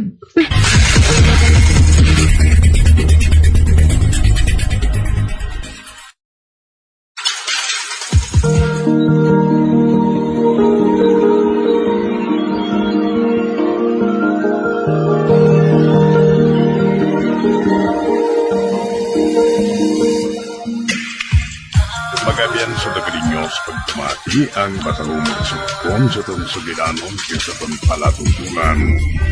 Mag-misteryo sa kabuhi. Number 1! Bombo Radio Philippines. Patuloy na number 1 sa drama. Mas Paradio Bombo! Kampante ako. Basta gardenia, masustansya. Masigla, malakas ang pamilya. Masigla kas ako. Basta gardenia. Masigla kas ako.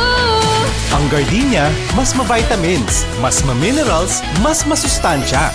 Fresh pa, mas sulit, mas sarap. Masigla kas kami. Basta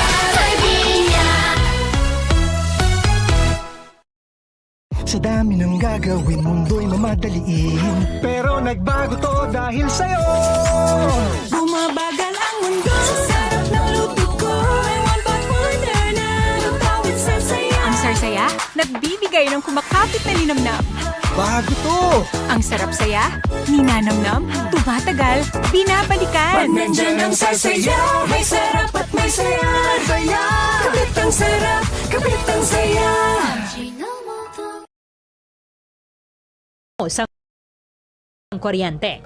Ang stand fan nagakonsumo sang 272 pesos kada bulan. Ang personal fan nagakonsumo sang 33 pesos kada bulan. Ang industrial fan nagakonsumo sang 667 pesos kada bulan, kag ang bladeless fan nagakonsumo sang 222 pesos kada bulan.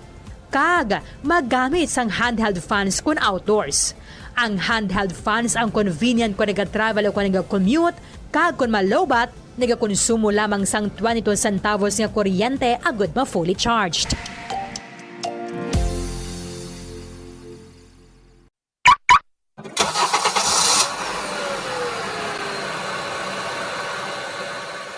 Siguruhon ang gusto nga tire pressure sang imo salakyan. Nakaibalo ka bala nga nagasaka ang fuel consumption sang imo salakyan sang tubtob 3% kung underinflated o kung kupos ang rueda sini. Ang 1 PSI drop below recommended tire pressure ang makauyang sang 0.2% sang fuel o kung nagadangat sa 209 pesos kada bulan para sa private car owner kag 702 pesos naman kada bulan para sa truck. Ini ang base sa 1,000 kilometers nga biyahe sang kotse o kung truck. Ang proper inflation sang roida ang nag-extend sang tire life sa 10 to 15% kag nag-reduce sang replacement cost kag vehicle downtime sa tanan nga sahi sang salakyan. Likawan man ang unnecessary idling sang imo salakyan. Ang salakyan nga naga-idle sang isa ka oras kada adlaw ang makauyang sang 1,044 pesos nga fuel kada bulan. Samtang ang jeepneys nga nag-idle sang 2 to 3 ka oras sa mga terminal ang makagamit sang balor 3,120 pesos tubtob 4,680 pesos nga diesel sa bilog nga bulan. Magtipid, pati yun kung i-switch off na lang ang makina kung kinahanglan mo magpundo sa isa ka minuto o kung masobra pa, agad nga malikawan ang idling losses.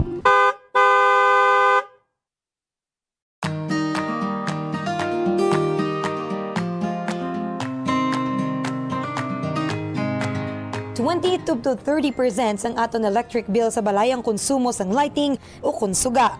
Meaning kung 1,000 pesos ang imo electric bill, 200 pesos tubdob 300 pesos diri ang konsumo sang suga.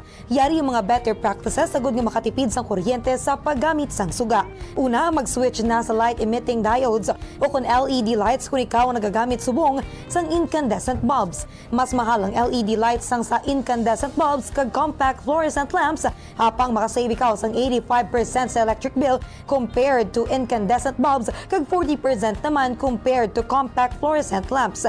Ikaduha, i-turn off ang suga kung wala ginagamit. I-maximize ang paggamit ng natural light kung posible. Bangunin ang best source of light kag makabulig sa imo sa pag-save sang kuryente. Ibutang ang reading tables malapit sa bintana agud masanag kag hindi na kinahanglan magpasiga sang suga kun adlaw. Ikatatlo, pilion ang gusto nga sahi isang lighting nga gamiton sa desk, sa hiligdaan kag sa iban nga work areas kag magamit lamang sang low wattage lights sa mga area nga wala nagakinahanglan sang strong lighting.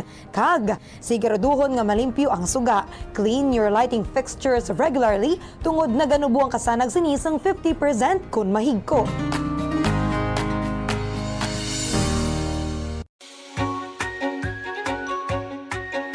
Yari ang proactive energy saving approach sa paggamit ng computer. Una, panubuo ng brightness ng computer. Ang pag-turn down ng brightness ng computer monitor ang makasave ng kuryente. I-set ang brightness sa lowest comfortable level o kung 50%. Ikaduha, hindi magamit ng screensavers. Hindi ka makatipid sa kuryente kung nagagamit ka ng screensaver sa imo nga computer. Get 96% savings kung ginbutang ang computer sa sleep mode sang sa iset sa screensaver mode. Apang, mas maayo pagid kung patyo na lang ang computer imbis nga mag-run sang screensaver. Agod nga mas makasave pagid sa kuryente, labi na kung malaba ang break sa paggamit. Ikatatlo, magamit na lang sang laptop sang sa computer kung mayara ka sang laptop. Kalabanan nga desktop computer sa nagakonsumo sang 70 to 200 watts, samtang laptop naman ang nagakonsumo sang 15 to 60 watts, gani mayara ka sang 70 to 80% savings.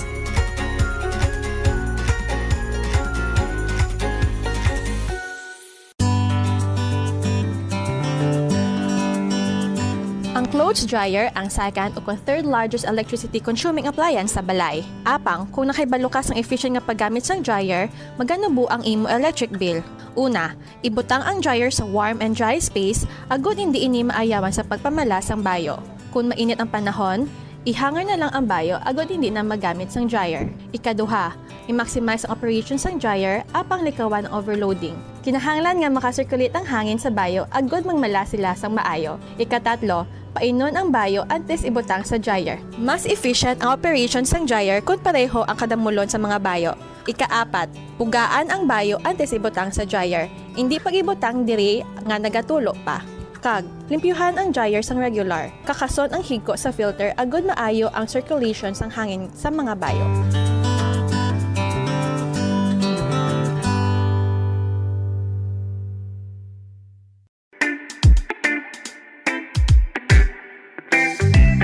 Sundon nini nga mga tips agud makatipid sa kuryente sa paggamit sang rice cooker. Una, i-check ang keep warm function sang rice cooker. Ang rice cooker ang mayara sang keep warm function nga naga-maintain sang init nga kinahanglan agud nga magapabilin nga mainit ang tinigang kun dugay pa makaon. Agud makatipid sa kuryente, schedule ang pagtigang sa eating time. Hindi anay magtigang kun dugay pa makaon. Pagtapos tigang, kakasun ang power cord sang rice cooker sa outlet sang kuryente. Ikaduha, limpyuhan ang rice cooker. Siguruhon nga ang kaserola o inner pot kag hot plate sang rice cooker ang wala sang impurities kaangay sang mumho sang kanon o kung nagtiga nga pagkaon. Siguruhon nga malimpyo kag makinis ang hot plate agud magaduot gidri ang inner pot. Sa sini nga paagi, efficient ang rice cooker kag hindi bangian ang pag-init. Ikatatlo, pilion ang husto nga kadakuon sang rice cooker. Maggamit sang size sang rice cooker nga santo sa kaon sang inyo pamilya o kun panimalay. Kung dutay lang kamo, hindi maggamit sang dako nga rice cooker. Ang oversized nga rice cooker ang nagakonsumo sang mas dako nga kuryente.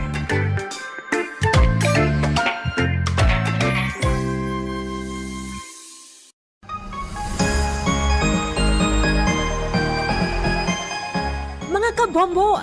Ikumpay no kung tingubo ng errands o kung ulubrahon sa isa lang ka-trip agod makatipid.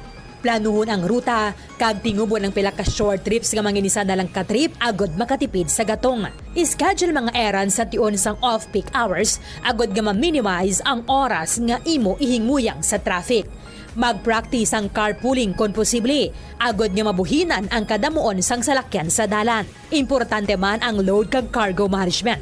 Ang kada 100 kilos ang unnecessary load o kung karga sang salakyan ang nagapataas sang fuel consumption sang 0.5% sa magagmay nga mga salakyan kag mas mataas pa diri para sa mga truck. Ang pagkakas sang wala ginagamit nga roof racks o kung cargo boxes ang makapatipid sang 2 to 5% sang fuel bangod sa reduced aerodynamic drag. Paradyo Bongo! Patawar ako. Apang wala ko na ikaw, ginahigog mo. Hindi na pagpadayo na maluoy ka. Tungod ang tag sa katinaga nagapadugang lang sang pila sa akong kasing-kasing. Kinpapati mo ako sa paghigog mga isa lang gali kapakuno-kuno. Anong sala ko sa imo? Ngagil silutan mo ako sa amo sini. Apang sa gihapon hindi ako makabatas magbalo sa imo sa kasakit. Agud mabatyagan mong nabatyagan ko. Kundiin man ako makaabot o kundiin ka man. Tanday na nga sang makaisa. May isa ka tinugang nga naghigugma sa imo sang tampat. I thought you will forever be the brightest star for me.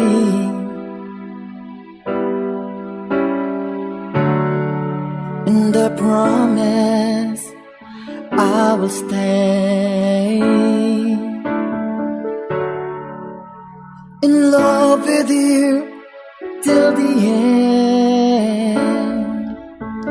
Once, there was a love.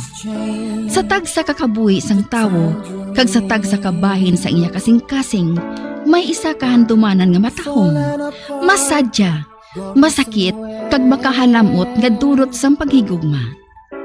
Kung kamo may handumanan sa paghigugma nga hindi malipatan, ipadala lang diri sa aton palatuntunan. Once, there was a love. Kay ina paghahatagan namon sang kabuhi para sa inyo kalingawan. Once, there was a love. Love someone new someday,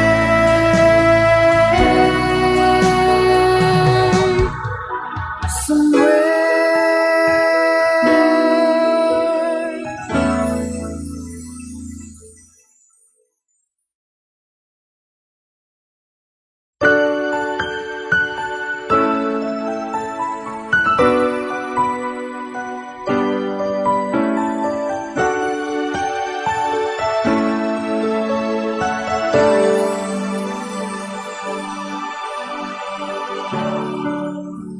I thought you will forever be the brightest star for me.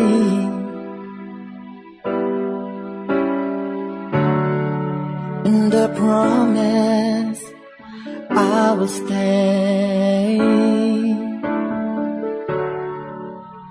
in love with you till the end. Kagkaron, sa kasugpon sang kasaysayan ni Jules, ngayagin pasakop, kagaton man ginatagan sang kabuhi, diri sa aton palatuntunan.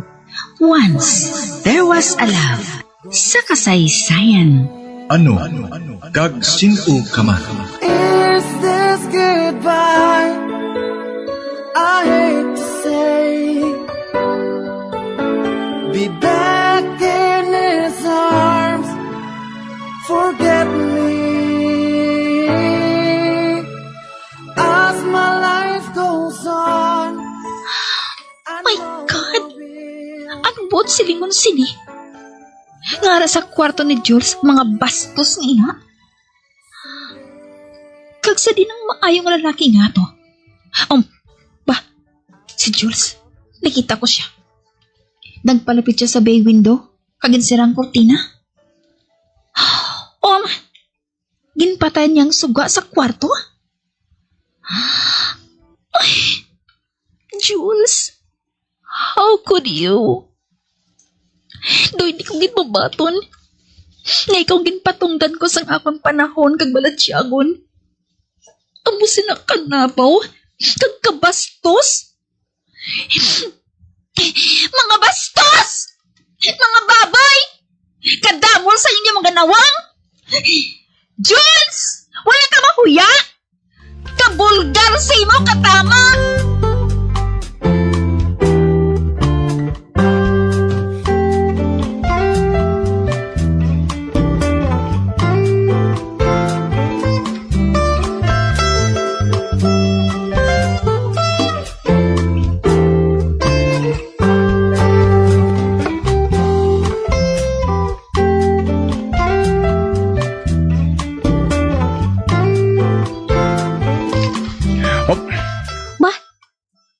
Jules? Sino bala ato? Nga ginapahilabtan kaniya? Nobya mo bala siya? Hindi. Amay pa. Isira ko na gid lang ang bintana.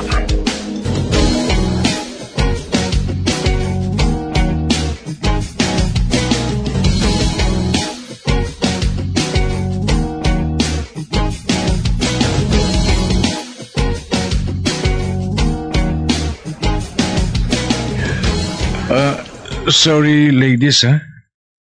Palariyo lang kita tanan nga nabitin. Wala ka man na binagsiling nga may ari ka di gali nga taga board of censor. Kung tani, nag-hotel na lang kita.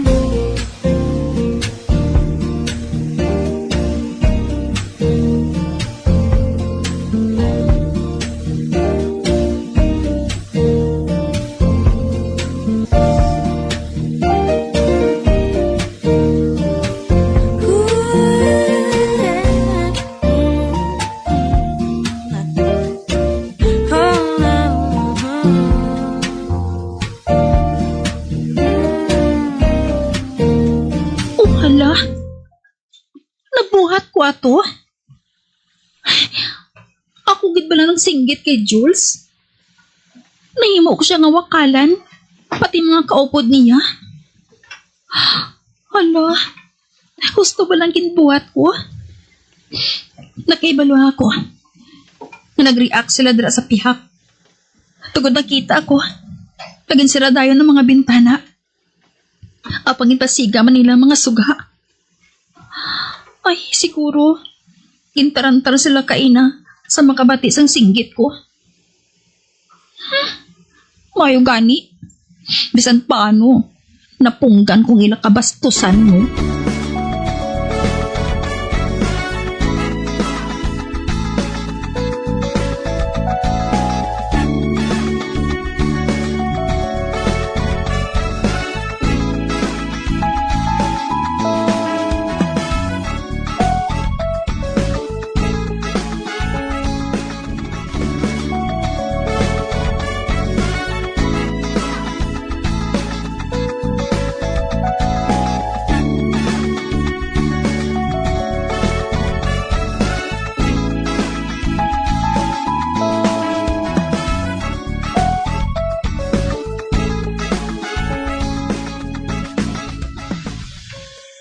Day, Cherry. Day. Oh, Lumen? Nga ah? Nakita ko nga naglakak ng duha katisay nga bisita dira sa pihak nga unit, ho. Kay nagakusmod. Day, sa banta ko, nadlok sila sa magsinggit ka, no? Mayo gani. Anong pagdumdum nila sang duog nga ini? Red Light District? Ano ina, Day? Lugar sang kabastusan. Ay, katanga gidya sa akon ba? Abi ko anay, Day, ang ginasiling mo nga red light. Amo inang ginabaklan sa mga Christmas lights?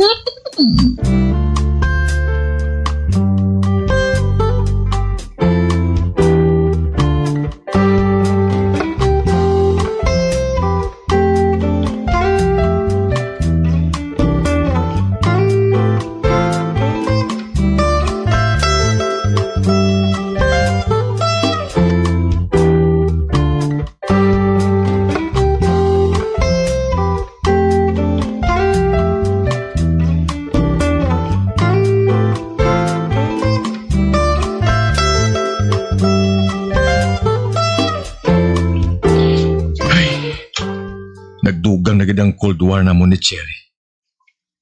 Hindi napilitan akong magpadayon sa paglikaw sa iya. Hindi ako makaibalo.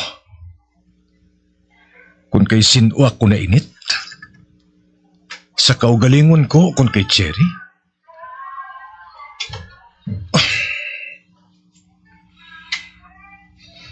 never nga ginhandom ko na makaupod sa akong unit sila ni Susie. Kasi natabo nga to.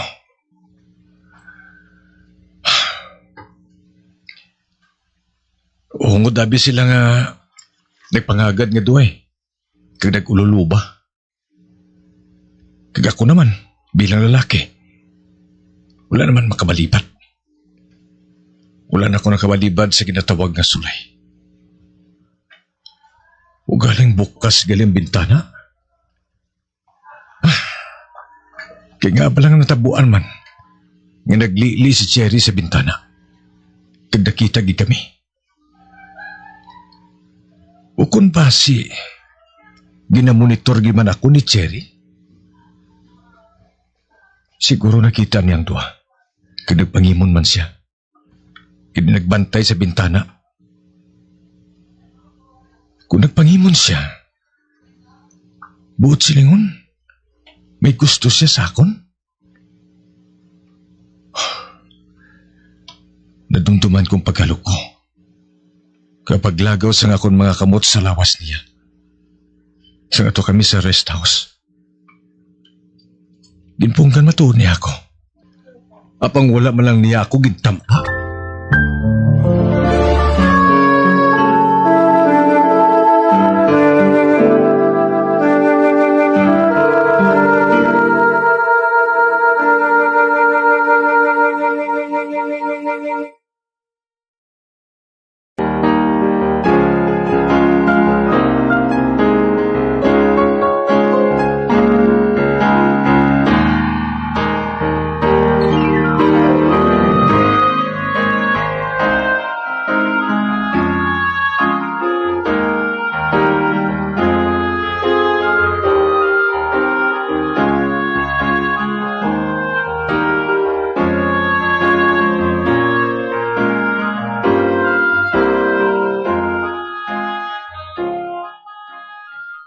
wala man lang ganin niya ako ginhamalan sa masakit.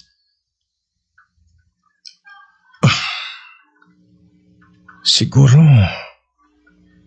may pagtambod man matuod sa akon si Jerry. Kagsubong, ginahako ko sa kugalingan ko. Nagahigugma na ako sa iya. Kag hindi lang praktikal.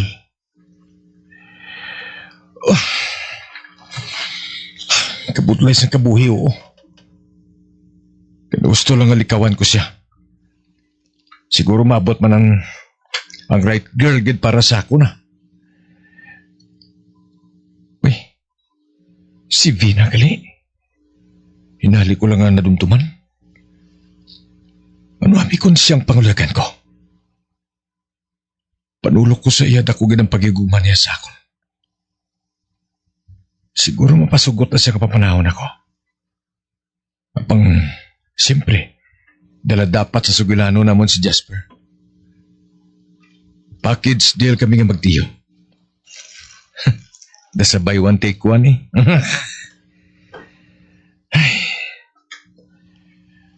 Basi ko nabuhay na naman ang kaakig niya sa akon.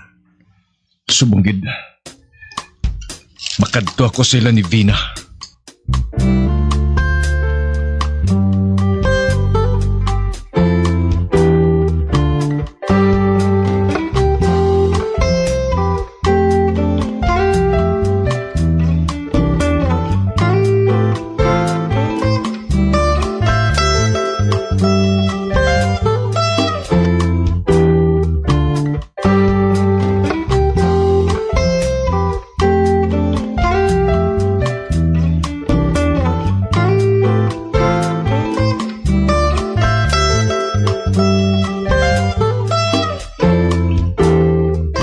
Magkuhan ako diri sa unit ko.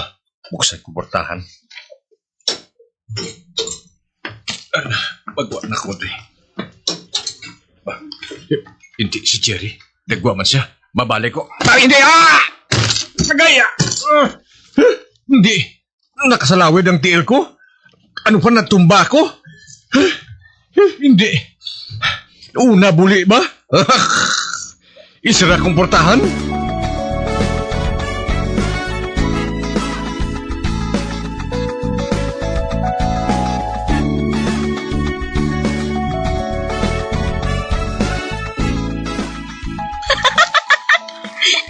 Hindi ka mapunggan nga magkadlaw sa nakita ko kay Jules.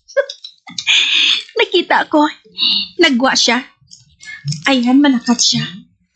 Apang sa nakita niya ako, hinalili siya nga nagsulod, kag natumba. Daog pa niyang ginbagat eh.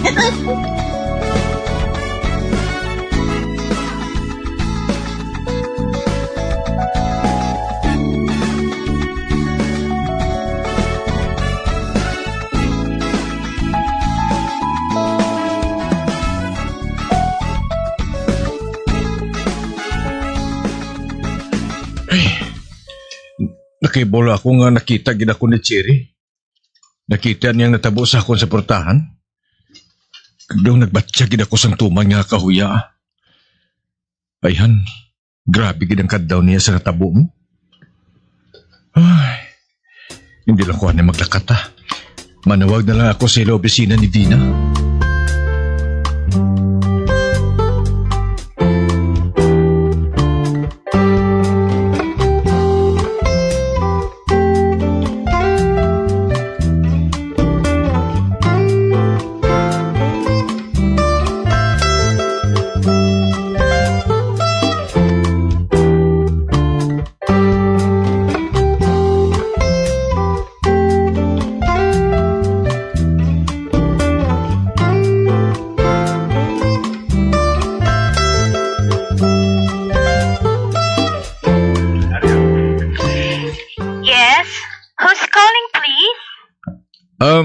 A friend. Isa ka abyan ni Vina? Your name please, sir? Jules. Palihog na lang siling sa boss mo nga I'm on the line. Sorry gid, sir. Pero on honeymoon pa ang boss ko. Ha? Ano? Nagpakasal Namasyal siya last week lang sa Hong Kong. Bay, sinong ginpamana niya, miss? Ang manager-owners ng publishing. Kilala mo bala siya, sir? Bay, animal. Ang balo ko nga, boss. Siya ang ginpana ni Vina? Hinali man ko ginpamalas ba? Do sa malipong ako? What a twist of fate. Nilahugan pala ako sa akong kapalaran? Hello? Ara ka pa bala, sir? Yes. Ari pa. Sino ganyan nga ng tapalihok? Jules Chongko. Miss, palihog na lang siling sa boss mo, ha? Kagamuman sa bana niya, nga I wish them all the best. Okay, sir. Bye. Gin-off na niyang telepono.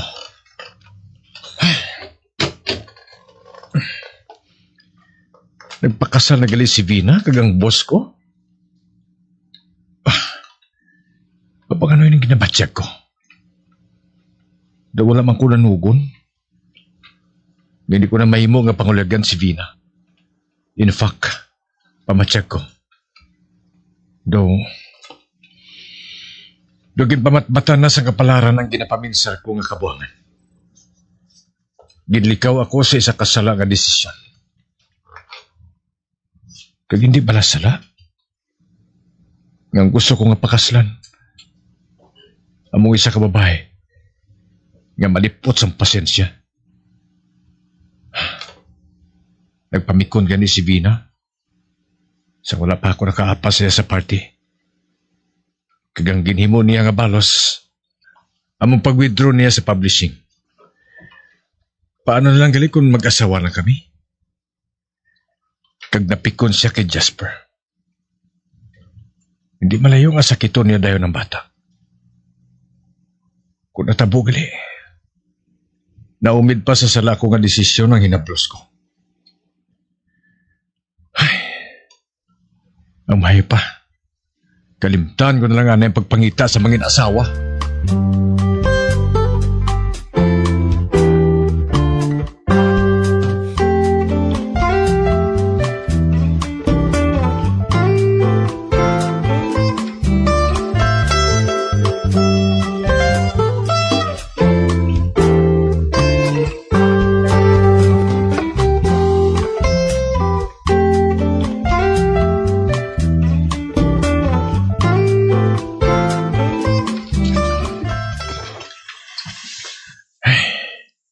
Ano balingnan? Sa pagligad sa mga inadlaw, ang unod permis ang kaisipan ko. Among babae nga gusto sa kasing-kasing ko. Apang hindi ko mang gusto nga pakamaharon. Wala sang iban, kundi si Cherry. Ay, hinali lang nga naglibog ang ulo ko.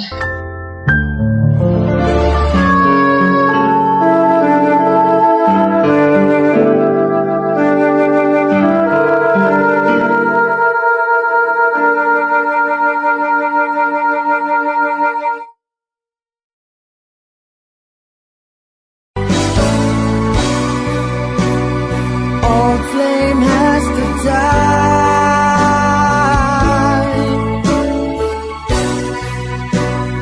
No more tears to cry. Never cry. Just these broken hearts goodbye. Goodbye.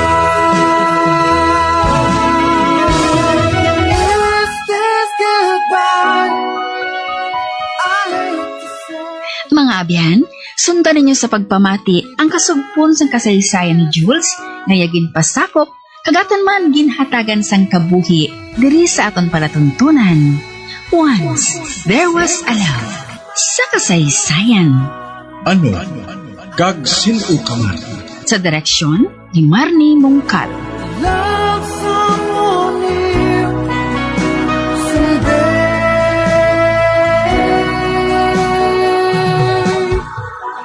somewhere.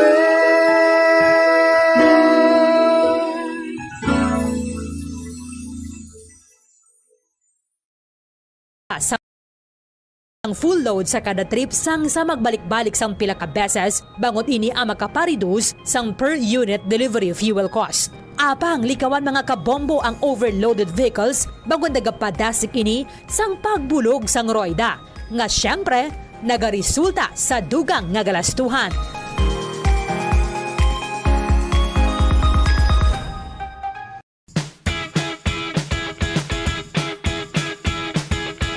Giyari ang dugang nga tips agud makatipid sa kuryente sa paggamit sa refrigerator. Likawan ang overloading kundi siguruhon nga 67% full ang refrigerator. Ini ang makabulig sa pag-maintain sang temperature kag gamay nga kuryente nga iya magamit.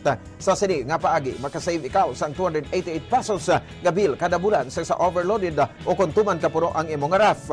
Iset ang feed sa mid-setting agud na mga malabot ang optimal energy savings. Ang pag-shift halin sa high setting pagkanto sa mid-setting ang makasave sang 248 pesos kada bulan sa electric bill. Hindi pag-ibutang ang ref sa parte sa balay nga masanagan inisang adlaw kundi keep your fridge away from direct sunlight or heat sources.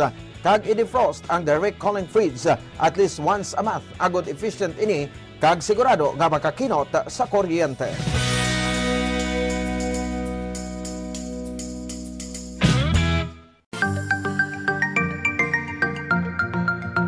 Yari ang dugang nga mga tips agud makatipid sa kuryente bisan nagagamit sang air conditioner. 1. Magamit sang gamay nga electric fan o kon air cooler agud i-boost ang air conditioner. Ini ang makabulig agud mas dali magbugnaw ang kwarto kag maka-reduce ang workload sang aircon. Ipaatubang ang electric fan palayo sa AC kag ikaw ang makatipid sang 200 pesos kada bulan.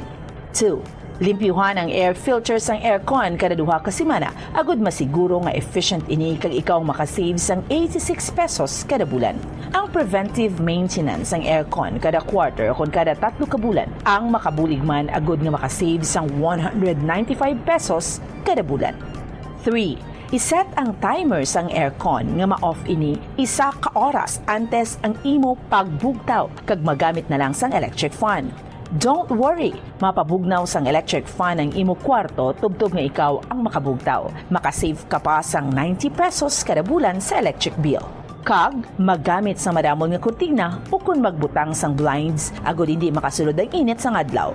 Gani, magapabilin nga mabugnaw ang imo kwarto.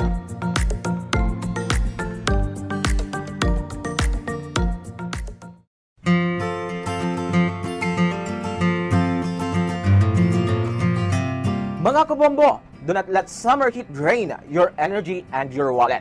Yari ang mga energy-efficient technologies nga importante agud nga makatipid sa kuryente. Una, kung kinahanglan mo pabugnawon ang gamay nga space, sa sulod lamang sang pila ka oras, magamit lang sang air cooler. Bangod nagakonsumo ini sang kuryente nga 85 centavos kada oras. Bangko, Aldeguer, Terminal Market, SM City, Robinsons Iloilo, Robinsons Haro, kag Plazuela de Iloilo. Nagadulong sa inyo sang Hot Panawagan!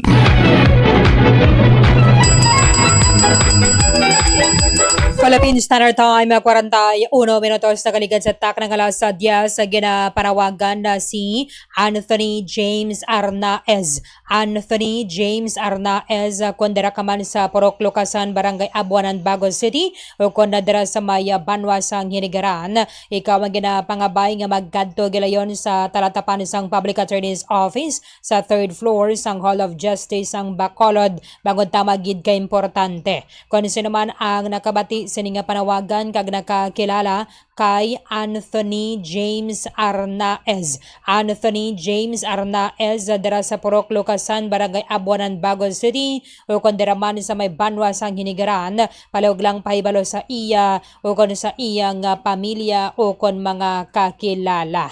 Ang nagapanawagan ang abogado Attorney Tricia May Castillo sa Public Attorney's Office sa Hall of Justice sang Bacolod.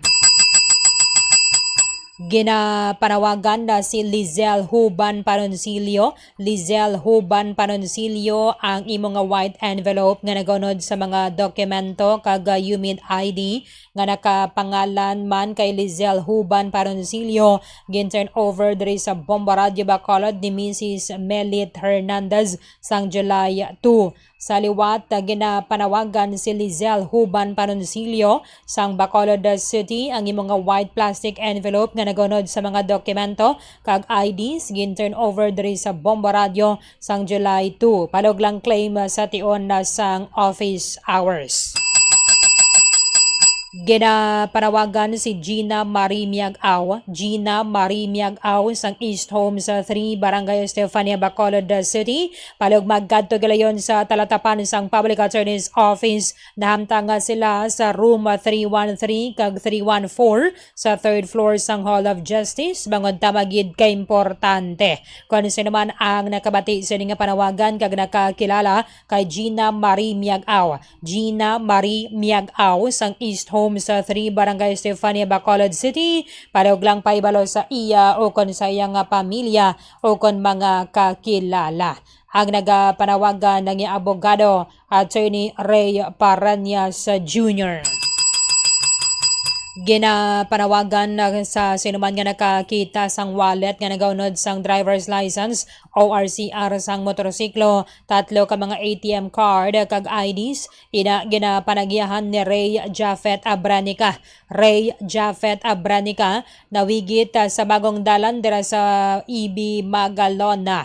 Palog lang turn over diri sa Bomba Radio Bacolod o kan mag-contact kay Ray Jaffet Abranica sa cellphone number 0993-848-9515 0993-848-9515. Ang nagapanawagan Ray Jaffet Abranica. Ginapanawagan na sa sinuman nga nadulaan sang coin purse ang circle ang korte niya, color niya combination sang black, yellow, green kag pula. Nawigitan nimo sa Mandalagan Libertad nga jeep, ganini siya gin-turn over diri sa Bomba Radio Bacolod. Palog lang nga claim sa tion sang office hours. Ginapanawagan na sa sinuman nga nakakita sang wallet nga nagaunod sang duwa ka senior citizens ID, voters ID, national ID, PWD ID, malasakit card kag ATM card ang nakapangalan kay Crislin Marie Layos. Ina siya ang nawigit sa jeep padulong dira sa Corazon Locsin, Montelibano Memorial Regional Hospital. Sa sinuman nga nakakita, palog lang turn over diri sa Bomba Radio Bacolod o kan mag-contact kay Crislin Marie Layos sa iyang Facebook account. Ang nagapanawagan Maria Sara Layos. Ginapanawagan man sa sinuman nga nakakita sang wallet nga nagaunod sang driver's license, bank documents nga nakapangalan kay Marcelo Grijaldo kag mayroon man dira sang cash. Ina ang ginapanagiyahan ni Marcelo Grijaldo nawigit sa Bata Libertad nga jeep. Sa sinuman nga nakakita, palog lang turn over diri sa Bomba Radio Bacolod o kan mag-contact kay Marcelo Grijaldo sa cellphone number 0960-420-8640 0960-420-8640 ang nagapanawagan na Marcelo Grijaldo. Ginapanawagan man na si Tito James Pagonsan Agostino. Kunara kamandera sa Purok Maanyag, Barangay Alihis, Bacolod City o kon sa Barangay 3, Bacolod City, ikaw ang ginapangabay nga magkadtagalayon sa talatapan sang Public Attorney's Office sa Hall of Justice sang Bacolod bangod tamagid ka importante. Kung sino man ang nakabati sa nga panawagan kag nakakilala kay Tito James Pagonsan Agostino, palihog lang paibalo sa iya o kon sa iyang pamilya o kon mga kakilala. Ang nagapanawagan Attorney Daryl Shane Nardo sang Public Attorney's Office.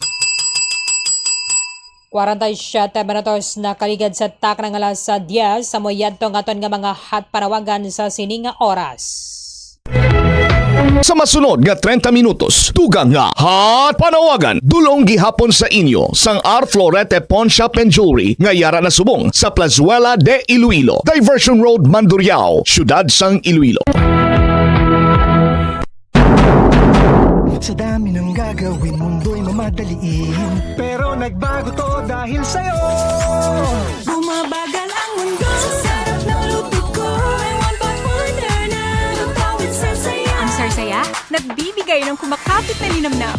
Bago to! Ang sarap saya, ninanamnam, tumatagal, binabalikan. Pag nandyan ang sarsaya, may sarap at may saya. Saya! Kapit ang sarap, kapit ang saya.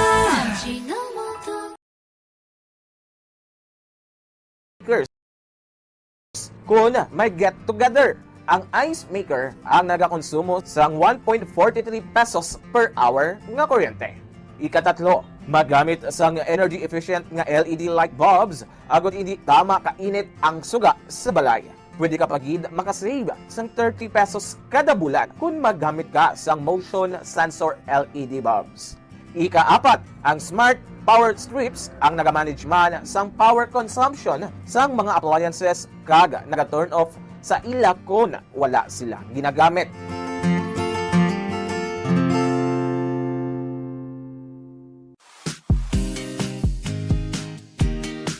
Yari ang mga dapat himuon agud makatipid sa kuryente sa paggamit sa refrigerator. Siguruhon nga wala nagangangaapertahan sa refrigerator kundi hugot ang door seal. Kung good condition ang seal sang ref, hindi makasulod ang mainit nga hangin kag makasave ikaw sang 506 pesos kada bulan. Paano i-check nga in good condition ang seal sang pertahan sang ref? Simple lang ang himuon. Maggamit lang sang paper test para diri. Una, i-inspect ang seal kung may damage kaangay sang crack, buho o kung gisi. Ikaduwa, ipasulod ang papel sa tunga sang seal kag sang fridge. Ikatatlo, butungon ang papel. Kung naghawid o kung masapnot, maayo ang condition sang seal. Apang, kung halog o kung wala sang resistance sa pagwa sang papel, buot silingon, halog na ang seal sang ref door, gani magasto ini sa kuryente.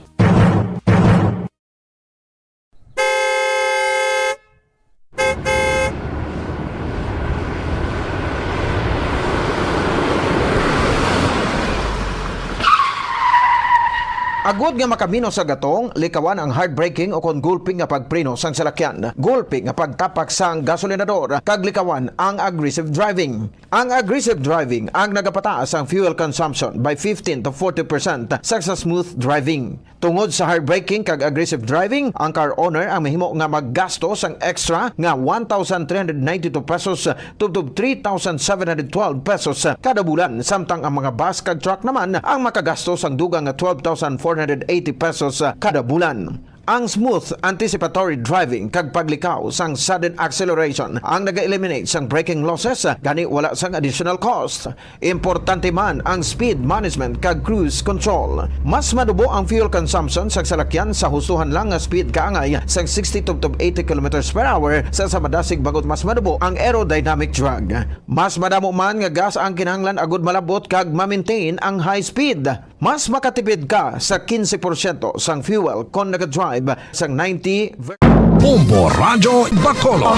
Number 1! Paradyo Bombo.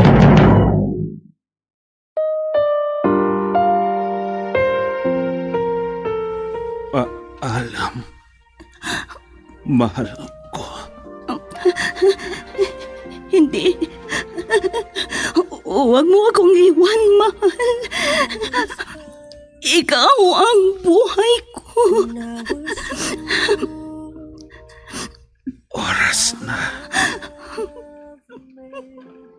Ang hiling ko lang.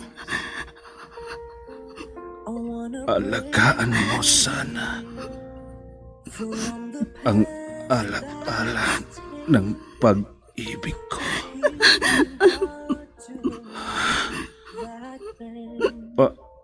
Alam, mahal ko. Hindi. Hindi ka mamamatay. Hindi.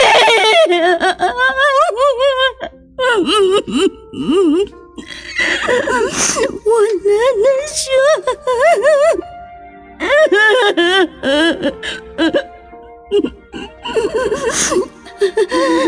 Baunin mo ang walang hanggang pag-ibig ko.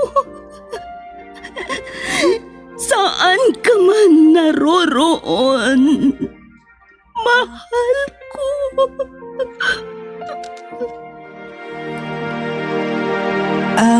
hurt. Recuerdos de la Vida. I thought you will forever. Drama na kung saan inyong mapakinggan ang mga pangyayari sa nakalipas na panahon sa buhay ng isang tao.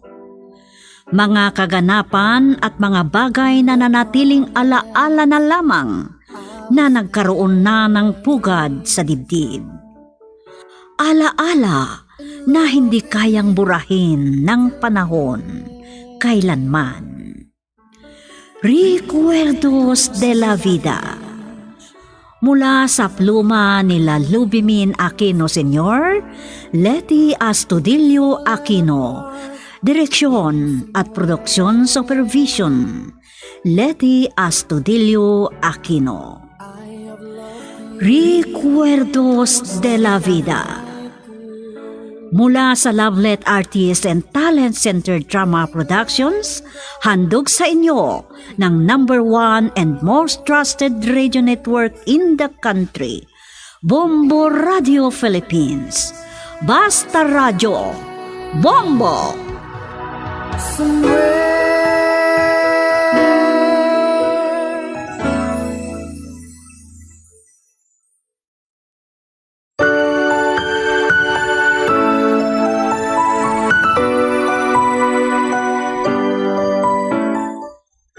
Magandang hapon sa inyong lahat, mga masugid naming tagapakinig. Narito ulit kami para magbigay aliw sa inyo at lubos ang aming pasasalamat dahil sa lagi ninyong pagsubaybay sa mga dramang ginagawa namin dito sa Lovelet Artist and Talent Center Drama Productions na inyong mapapakinggan sa iba't ibang stasyon ng Bombo Radio, the #1 and most trusted source of news and information, Bombo Radio Philippines.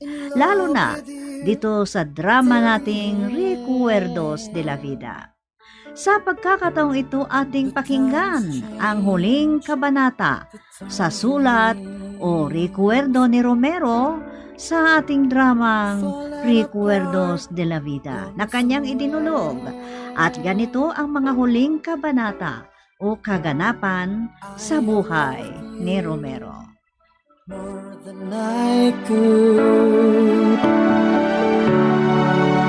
Baby, letting go deeply hurt. Oh, tumawag ka pala kanina, Romero. Sorry kung hindi kita nasagot. Matagal kasi ang pag-uusap namin kay Daddy. Greta, miss na kita. Kung nakita lang tayo kanina, baka iba ang iniisip mo. Baka masanay ka. Hayaan mo at mag-overnight tayo sa beach. Oh? Talaga? Oo, ikaw na ang mag-schedule kung kailan at kung saan. Doon ko na lang sabihin sa'yo. Ang ano? Bakit hindi mo sabihin ngayon? O bakit hindi ka pumunta dito sa bahay? Mag-isa ako dito dahil wala si Mami. Pero, parang lasing ka. Nakainom lang ako. Pampatapang. Talagang may gusto kong sabihin sa'yo. Kung pwede sanang bago ka pumunta sa Amerika, magpakasal na tayo. Ha? No way. Anong sabi mo? Humiling ka ng iba. Papayag ako. Do what you want. Refrain from talking about marriage. Hindi ko gusto. Greta, galit ka yata. Hindi ako galit. Hindi ko lang gustong pag-usapan ang bagay na yan. Kung ganon, kailan tayo magkikita? Niisip mo yata ang sinabi ko. Lasing ka na naman. Sasabihin ko kung kailan. O sige, baka madisturbo ba kita? Baka nagtatampo ka. I love you. Bye. Bye.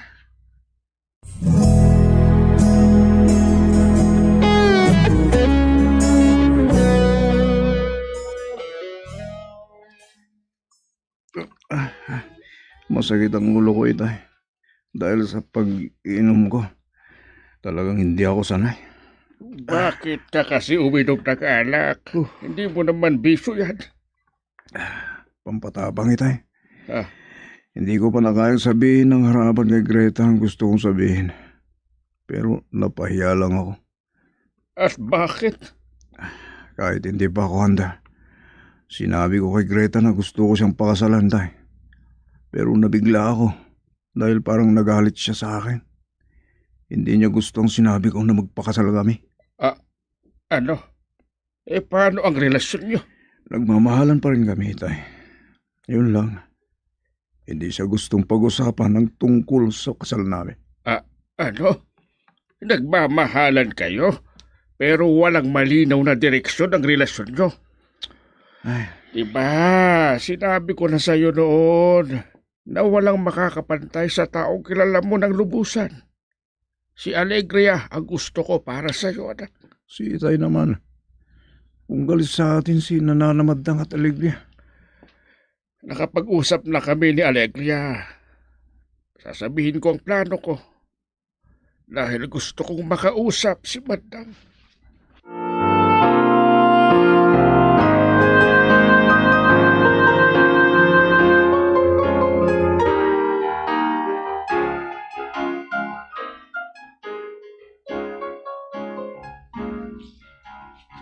At ikaw, anong bibilhin mo?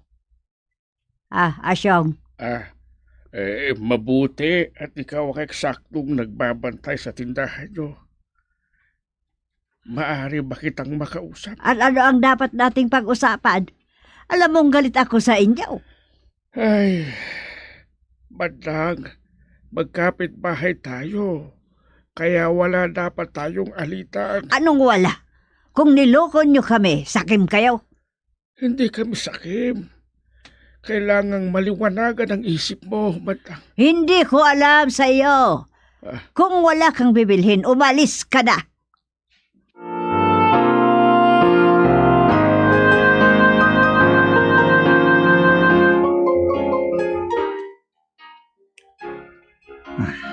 Sinabi ng katulong nila na maagang umalis si Greta.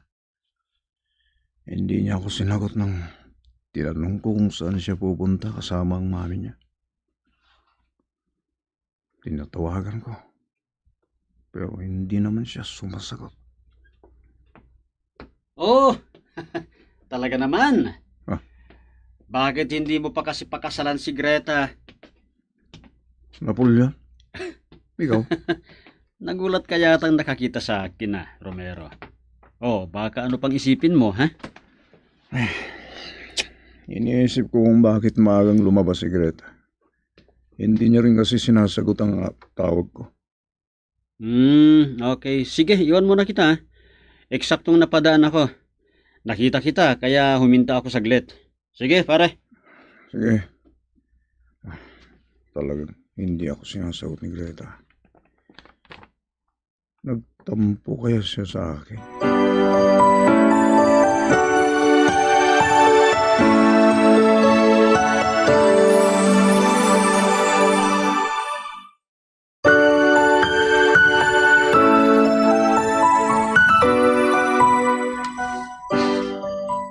Binigyan sana ninyo ng pagkakataong magpaliwanag sa inyo si Ama Asyong, inay.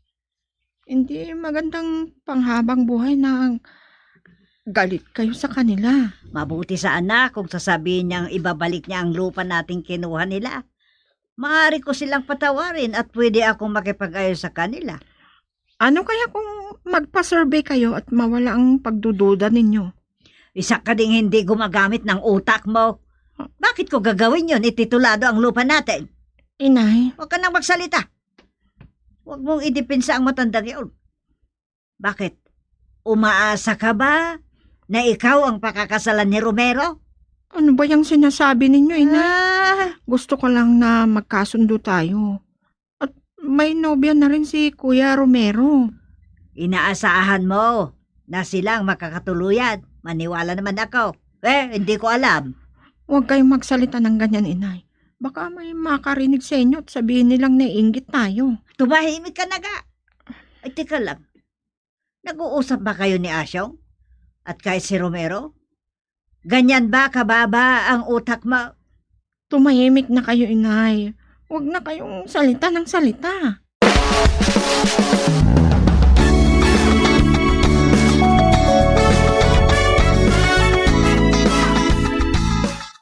Nakarating din ako dito sa bahay.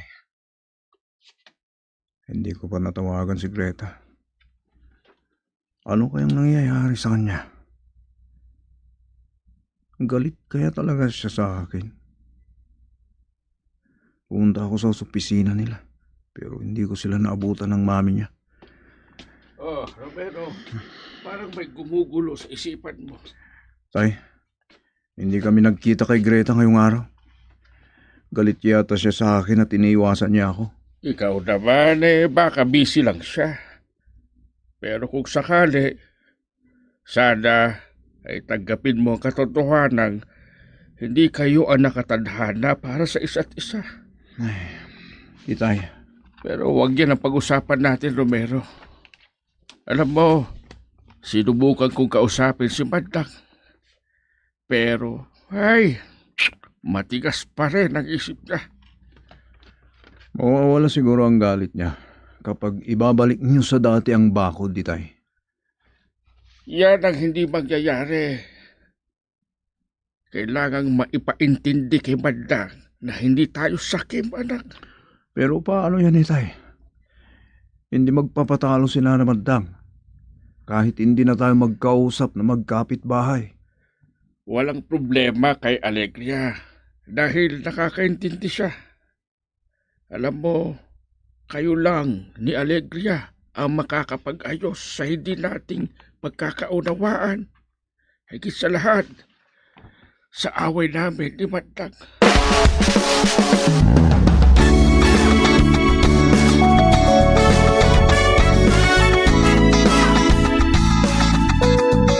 Hindi ako magkamali. Iyan yung Amerikanong nakita ko sa Angeles. Hindi ako nahahalata ni Greta dahil masaya silang nag-uusap. Parang hindi mag-ama ang galaw nila. Medyo may edad na ang Amerikanong yan. Pero bata pa rin si Greta para maging ama niya. Alam kaya ito ni Romero?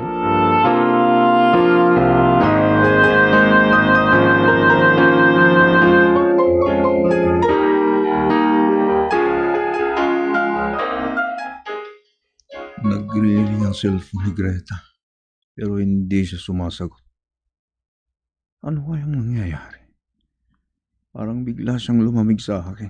Hello? Salamat at tinanggap mong tawag ko.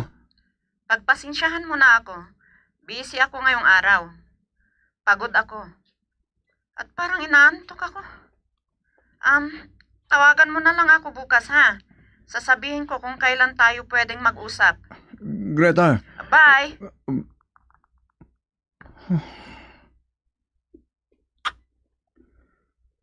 Hindi kami nakapag-usap ng mabuti. Binaba niya agad ang cellphone niya.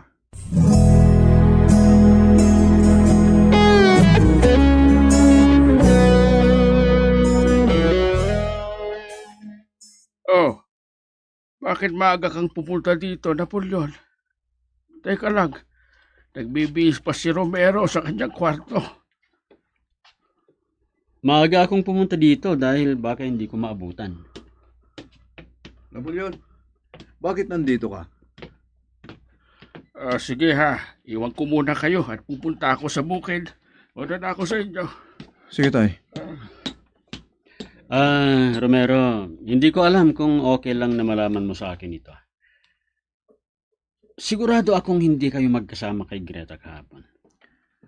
Napoleon, parang may ibig kang sabihin. Alam mo ba na nakita ko si Greta kahapon?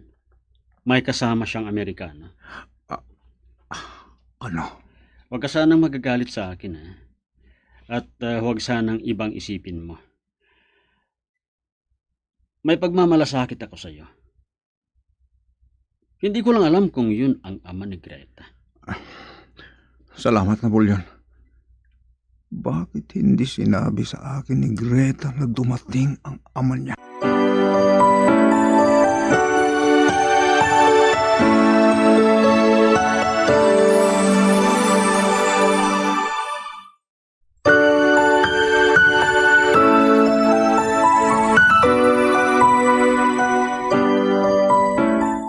Sorry kung hindi ko sinabi sa iyo kahapon. Marami kasi akong ginawa. At hindi si Daddy yung dumating. Greta, kung ganun, sino? Si Matthew yon, kaibigan ni Daddy na gusto niyang ipakasal sa akin. Hindi. Di ba't nagmamahalan tayo? Ha? Nagmamahalan lang tayo. Walang masama kung sa iba ako maikakasal. Kaya ngayon din, maghiwalay na tayo. Greta, kung kailan lang tayo nagplano, pagkatapos ganitong... Dito nagtatapos ang relasyon natin. Salamat na lang at naging nobyo kita. Ang sakit, Greta. Parang wala lang pagmamahal ko sa'yo. Hindi pala tunay ang pagmamahal mo sa akin. Manggagamit kang babae ka. Enough! Bastos ka. Kung hindi ako makapagpipigil, masasampal kita.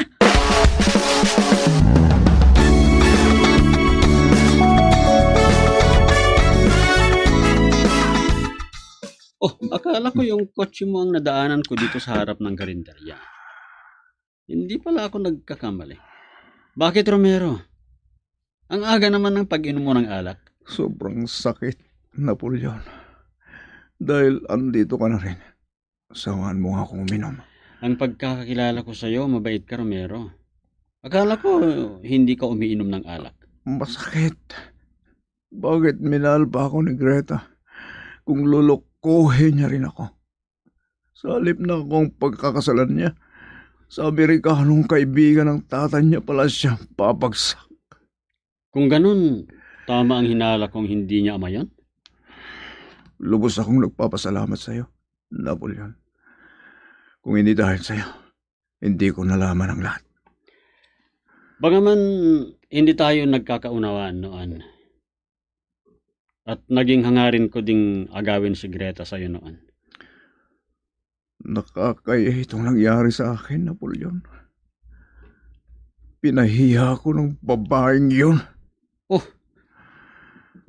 Bakit mo naman inubos ka agad ang isang bote ng alak?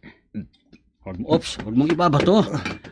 Lalo't may mga barumbadong lalaki dito.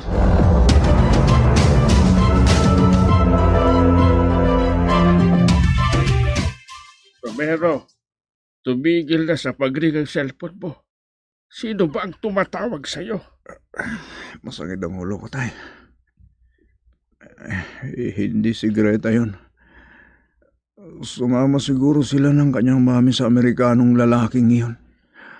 Alam kong masama ang loob mo. Pero anak, tanggapin mo na kasi ang katotohanan na hindi kayo nakatadhana para sa isa't isa. Itay, mas maganda na sanang hindi ko nakilala si Greta. Anak, hindi sa nakikialam ako. Bago mo sana niligawan si Greta, inaral mo muna ang ugali niya. Pero, ganyan talaga ang buhay. Hindi dahil siya ang karelasyon mo, ay siya na rin ang mapapag-asawa mo. Kaya anak, inuulit ko, tanggapin mo na ang katotohanan.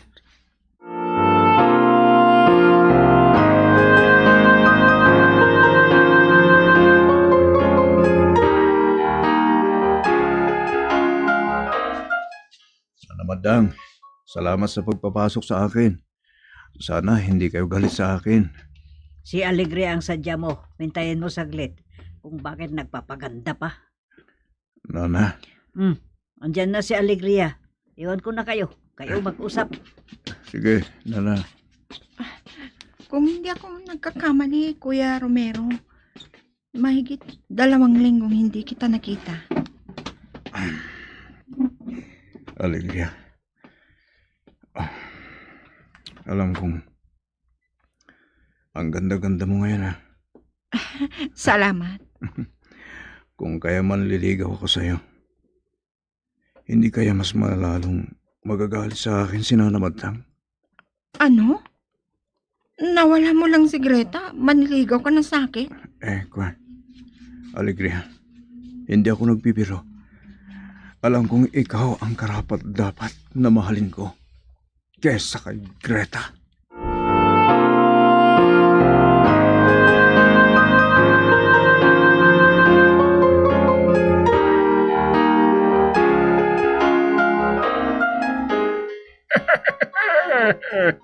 Masaya ako at sa huli ang mga anak natin na nagkatuluyan matang ay balay pala. Sana eto na ang mag-aayos sa hindi nating pagkakaintindihan noon.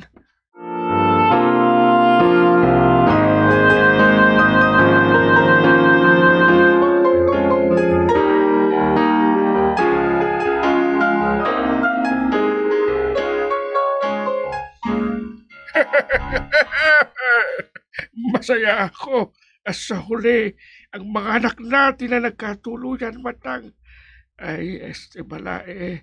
Sana eto na ang mag-aayos sa hindi nating pagkakaintindihan noon. Wala na akong magagawa at ikaw ang nagpapaalala. Oh, ano ang mabibigay mo sa anak ko? Inay, uso pa ba yan? Huwag ka na magsalita. Nana Madtang, inay, nag-usap na kami kay Itay. Ganun na nga. Dahil nag-iisang anak ko si Romero, ipapamana ko sa kanya ang lote namin. Kung gusto nilang magpatayo ng sarili nilang bahay, malawak sa likuran. Dapat lang. Humihingi rin ako ng tawad, Asyong. Naliwanagan na rin ang isipan ko. Salamat, Inay.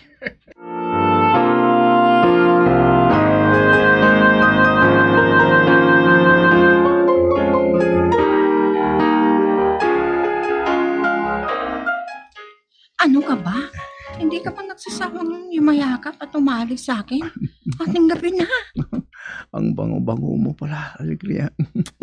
Mabuti sana kung hindi ko naririnig ang mga sinasabi mo sa akin na parang saging ang mukha ko. Patawarin mo na ako. Nagsisisi akong sinabi yun. Ikaw naman. Hindi ko inaasahan na ako rin pala ang pakakasalan mo. Ay, lumayo pa ang mata ko. Hindi ko alam na nasa kapitbahay ko lang palang hinahanap kong ginto. At ikaw yun. Parang may naamoy akong hinog na saging, ah. Uy, alam ko na ang iniisip mo. Hindi ba't ikaw ang nagnakaw sa saging namin? Oo na. Aminin ko na. Total, mag-asawa naman na tayo. Oo, ako ang nagnakaw nun. Kaya patawad, ha? Alegria.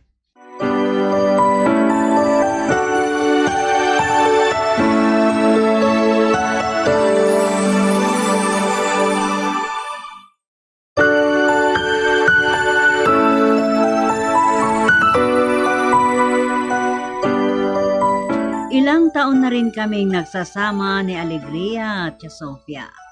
3 na ang naging anak namin. 1 lalaki at 2 babae. Masaya ako sa tinayo kong pamilya. Nagpatayo kami ng bahay sa likod ng sagingan. Ang ibinabilang kong rekwerdo ay ang bakod sa pagitan namin noon na naging dahilan ng gusot sa lahat-lahat na hindi namin pagkakaintindihan. At diyan nagtatapos ang sulat ko. At lubos akong nagpapasalamat sa inyo, ang inyong kaibigan, Romero. Change to turn dreams.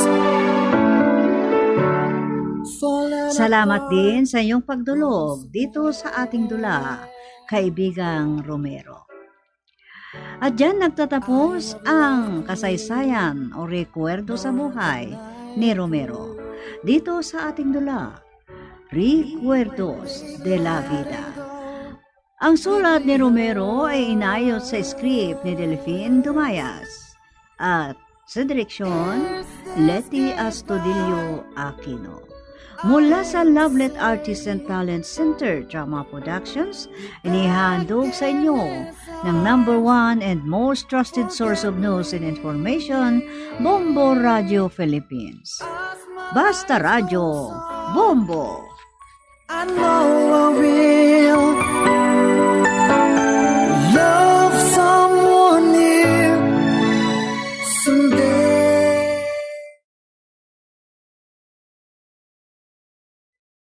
Bombo Radio sa